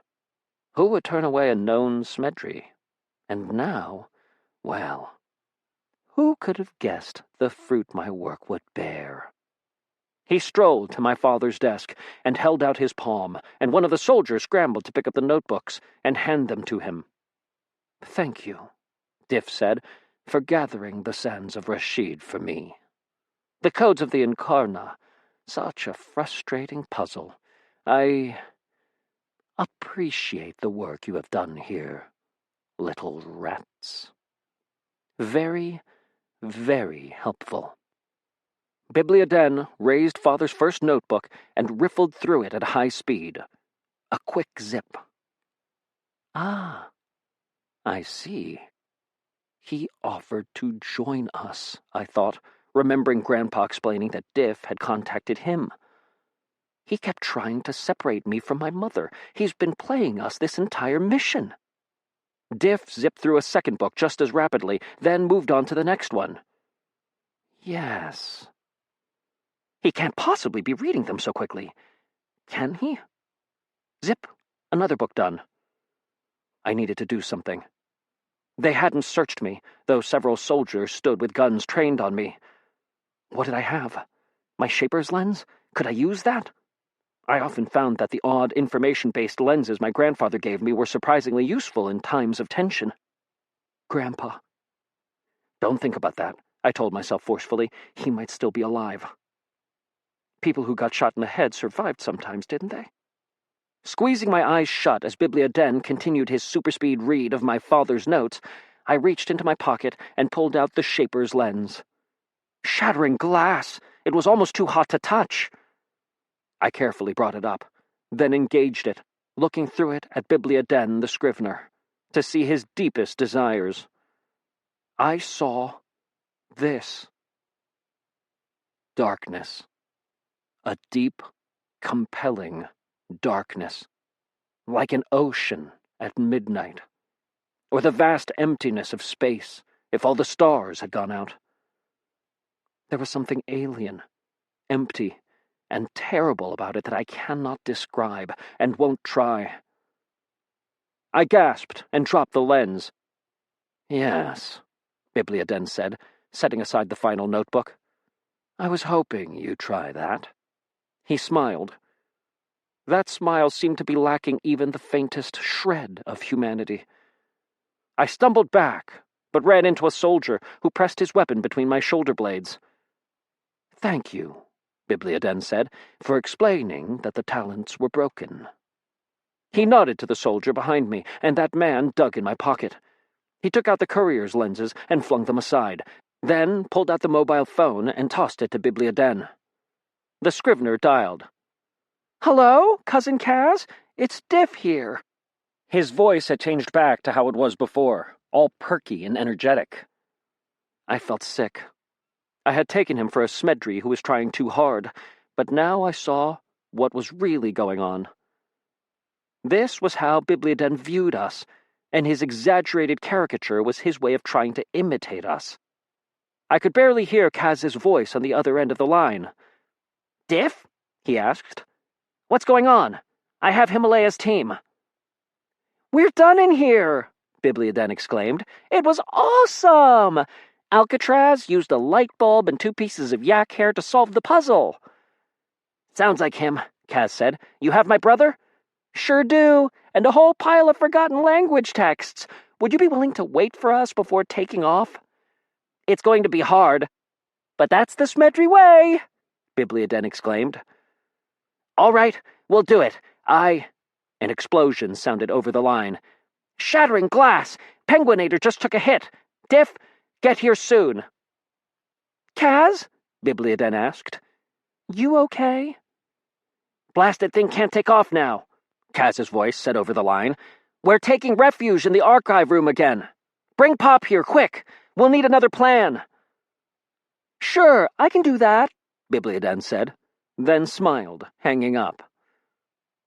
Guess I needn't have bothered. The rocket crews did their job. He tossed the phone to one of his soldiers, who in turn lobbed it out the door and over the edge of the walkway. It plummeted down toward the overworked fans below. I didn't even hear it crunch. Now, let's be off, Bibliaden the Scrivener said. There is much to do yet today. "What are you planning, you tyrant?" my father demanded, struggling against his bonds. "No need for language like that," Bibliaden said. "I'm going to help you, Attica. I'm going to put your research into motion. This is going to be very, very interesting." Father's struggles were pointless. The soldiers marched him from the room. 2 of them gathered up my mother, and 2 others took Drowlin under the arms and dragged her away. They left Grandpa's corpse, just lying there. Drowlin. The cure! I had it still, in my other pocket. But how in the world could I administer it to her without them seeing? My mind raced as they forced me, at gunpoint, to start following the others along the walkway. There was no getting to Drowlin. There were too many guards between me and her. But maybe that's reckless. It was the only plan I had. It occurred to me, right then and there, that there was a reason behind the Smedry way. Not recklessness for the sake of being reckless, as Bibliaden behaved. We acted like we did because we had no other options. We were the ones willing to take the risk. Wind whipping at my robe, I pulled out the bottle of antidote and moved to run back toward the room with Grandfather's body. I was counting on the guards not wanting to kill me, and I was right, as one slammed the butt of his rifle into my side instead of shooting me. I gasped in pain and fell to my knees, dropping the bottle of antidote. It bounced once, then rolled off the edge of the walkway. "No!" I cried, reaching toward it as it fell. Bibliaden walked over as one of the soldiers pulled me to my feet. "Thinking of using that on old Grandpa Smedry? It doesn't cure death, child." He smiled at me. I tried to punch him, but one of the guards took me by the arm before I could. Bibliaden nodded, and another guard pulled my robe off and tossed it into the fans beneath. That left me in my tuxedo. "Face this like a Smedry," Bibliaden said, patting me on the shoulder. "It is a fitting way to end." "What?" I gasped in a breath, holding my side where I'd been struck. "What are you going to do with us?" "Surely you've figured that out," Bibliaden said, strolling across the walkway. The soldiers marched me beside him, my father finally sagging in his bonds just ahead. All of that power. I wondered what glories your father would discover, but even without reading the notebooks, I knew there was something special about your line. Something I wanted. He looked to me. "Have you ever watched a blood-forged lens being made?" I felt cold. Oh no. "It's not as bad as it sounds," Bibliaden said as we walked. "But from what I read in your father's research, this will be an excellent way to approach the incarnate wheel and beseech it for blessings. And beyond that, yes, I do think it will be quite possible to draw the energy source out from inside you and put it to my own use. Your father's research on the World Spire tells me that I can transform people from a great distance. What if I made every person in the Free Kingdoms into a power source, like the Smedrys? What would happen to their society?" He looked at me and smiled a terrible smile. "Why, there would be no more need for a war, since the Free Kingdoms would go the way of Incarna.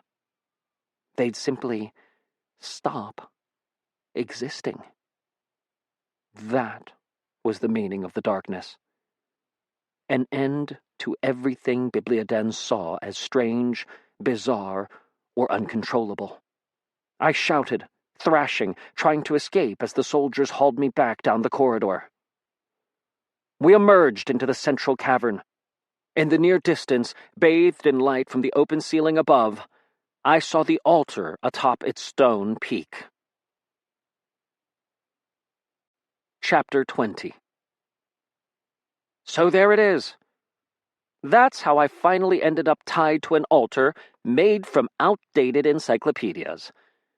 Yes, I exaggerated a bit about the magma, fire, and sharks, but this part actually happened. I was about to get sacrificed to the dark powers by a cult of evil librarians. And that's how my grandfather got shot. I lay there, strapped in place, as Bibliaden and several librarians from the Order of the Shattered Lens prepared the ceremony, and I couldn't help thinking about my parents. What had gone wrong? Had there been one single event? A moment that drove a wedge between my father and mother. Both deep down wanted to be with one another. I'd seen it. Yet neither acted that way. I wondered what the Shaper's lens would show if it were turned on me. What did I want more than anything?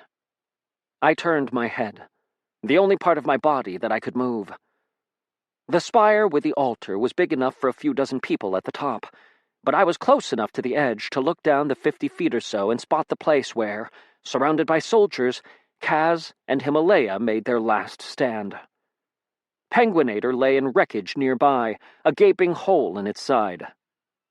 I looked back toward the open ceiling as Bibliaden strolled over to me. I smiled at him. "I did not expect you to smile," he noted, hands clasped behind his back. "Usually, when people are approaching sacrifice, they are not happy about it."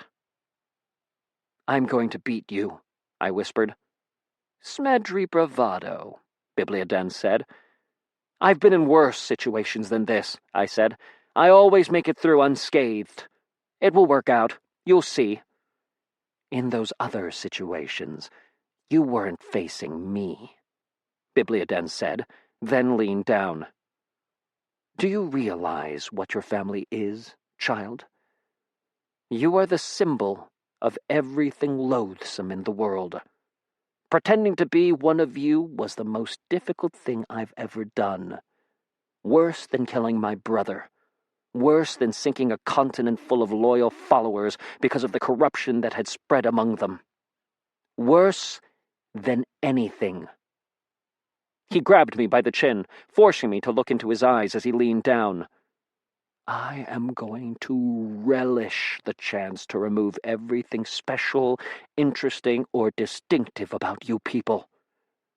When I'm done, you'll be dead, and the rest of your family will be normal. Fitting, isn't it?" He let go of me and stood up, looking toward my father, who was being held by 2 librarian soldiers at the edge of the altar's platform.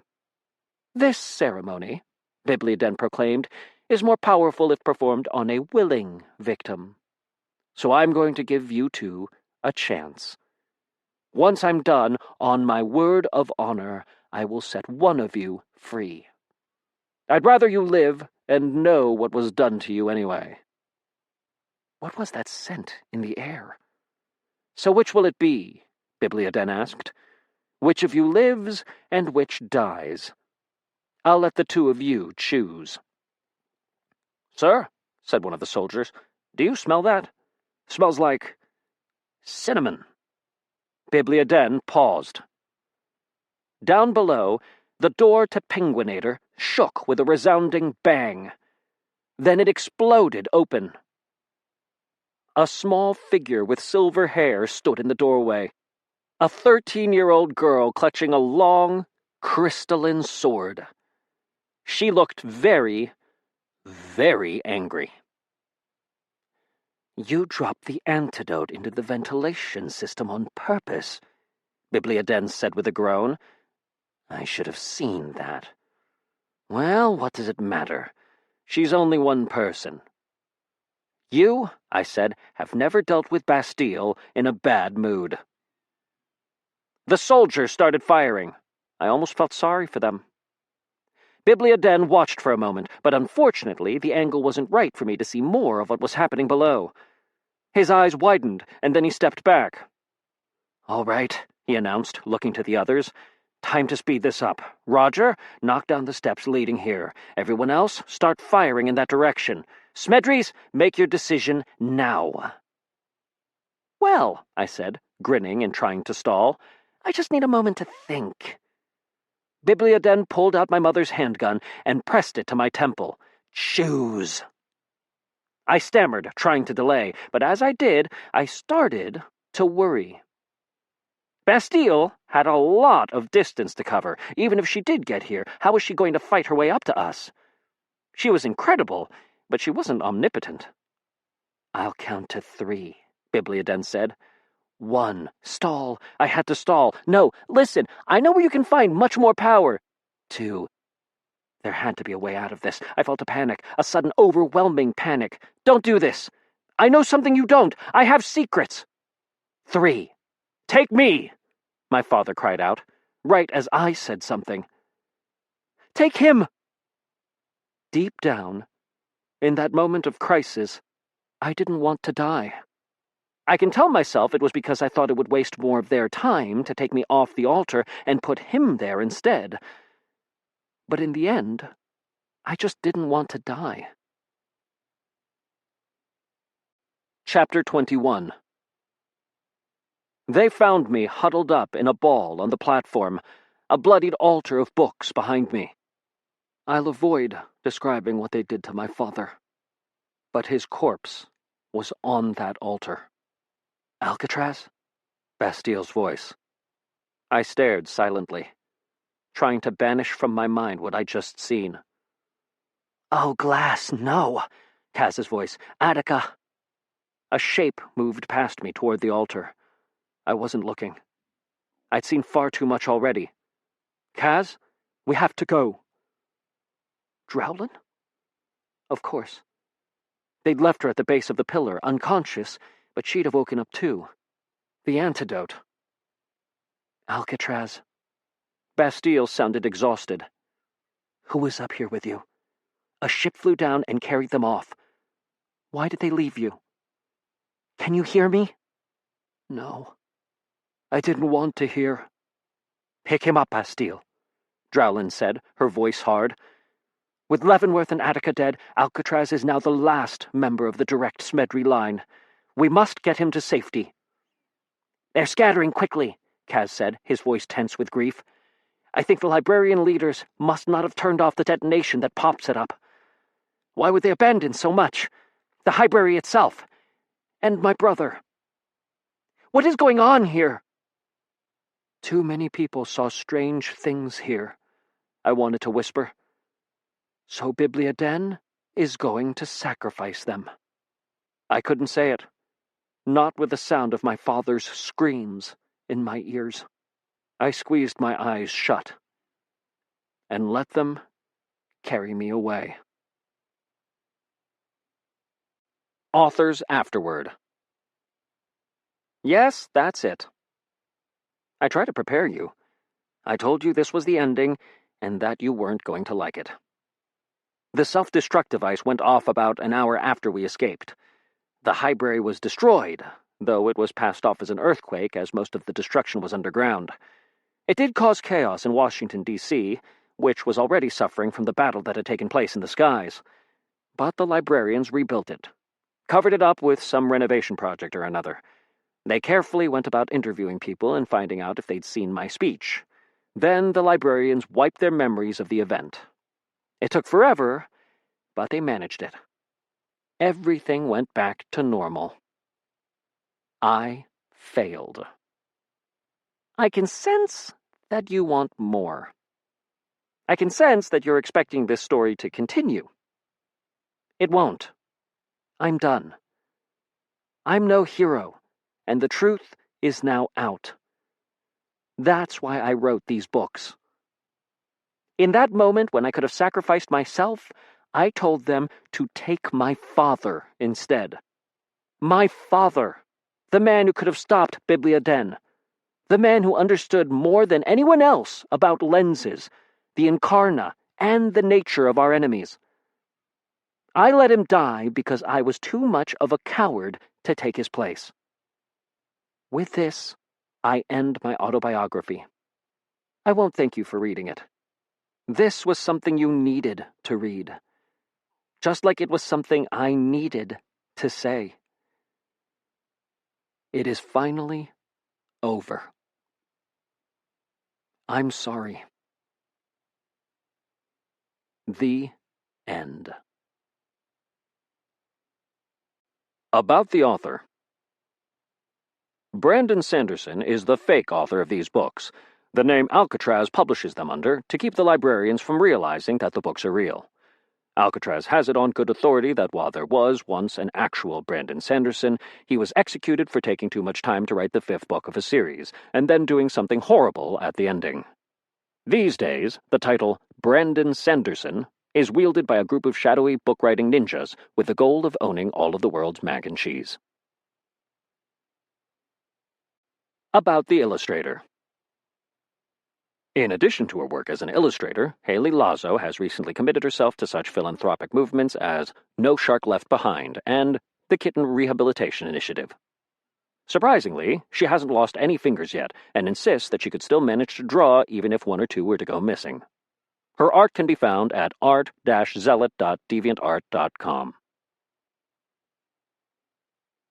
Acknowledgements. This one was a long time coming. I offer many apologies for that, along with many, many thanks to the people who helped this come to pass. First off, thank you to those at Tor Books, Tor Teen, and Starscape Books who picked up this series and helped it rise from the ashes to come back to life. Susan Chang is the editor. She wanted this series badly from the start and has long been a champion of Alcatraz and his insanity. Her team at Starscape Tor included Megan Kidu, Carl Gold, Victoria Wallace, Deanna Hoke, and Rafal Gbeck. Also, thanks to Kathleen Doherty for believing in me and even my most insane projects. You may have noticed the awesome artwork in this edition. I'm very pleased with how this turned out. Haley Lazo did the interior art, and she is just magnificent. Also, a special thanks to Scott Brundage, who did the cover. For the first time, I feel I have a cover illustrator who really gets the Alcatraz books. His covers are brilliant, and rank among my favorite covers on any of my books ever. My team at Dragonsteel includes Isaac Stewart, who did the gorgeous map for these editions, and who was also the art director for the project. He put in a lot of extra effort on these books. The inaugural Peter Ahlstrom did his normal, brilliant editing job. It swamped him getting all 5 books ready for publication, but he soldiered on like a Smedry. The rest of my team includes Cara Stewart, Karen Ahlstrom, Adam Horn, and Emily Sanderson. Thanks to my agents, Eddie Schneider and Joshua Bilmes, as always.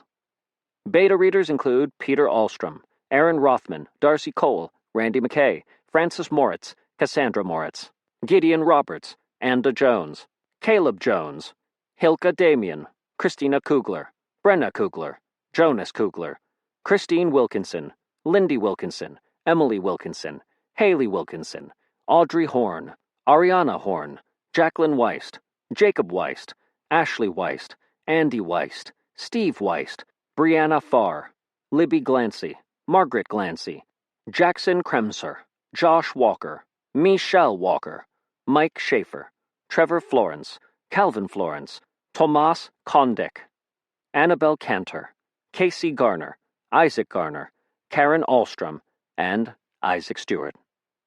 Gamma readers include many of the above, plus Anna Hornbossel, Gary Singer, Lewis Hill, Megan Cann, Rebecca Arneson, Alice Arneson, Trey Cooper, Ross Newberry, Mark Lindberg, Jana S. Brown, Sarah Safi Hansen, Kelly Newman, and Bonnie Skarstead. Do not open until you finish reading the book. On a cold floor, in a room full of texts nobody could read, an old man groaned, then stirred, and pushed himself to his hands and knees. He'd been shot. The bullet would someday kill him. He says it will happen inevitably. There is indeed no escaping that bullet. But he can delay it, and has been doing so for years. For in that moment of panic, that moment when the end was impending, he'd reached out in desperation to his talent. It had come to him, and the old man had arrived late to his own death. Alcatraz refuses to write anymore. I've tried for months to get him to agree to do it, but he won't. He's being a stubborn idiot, so it looks like I'll have to take matters into my own hands, as usual. Therefore, I hereby declare that I will write the real final volume. This story won't end until I say so. Bastille, Smedry. The end. You've been listening to Alcatraz versus the Evil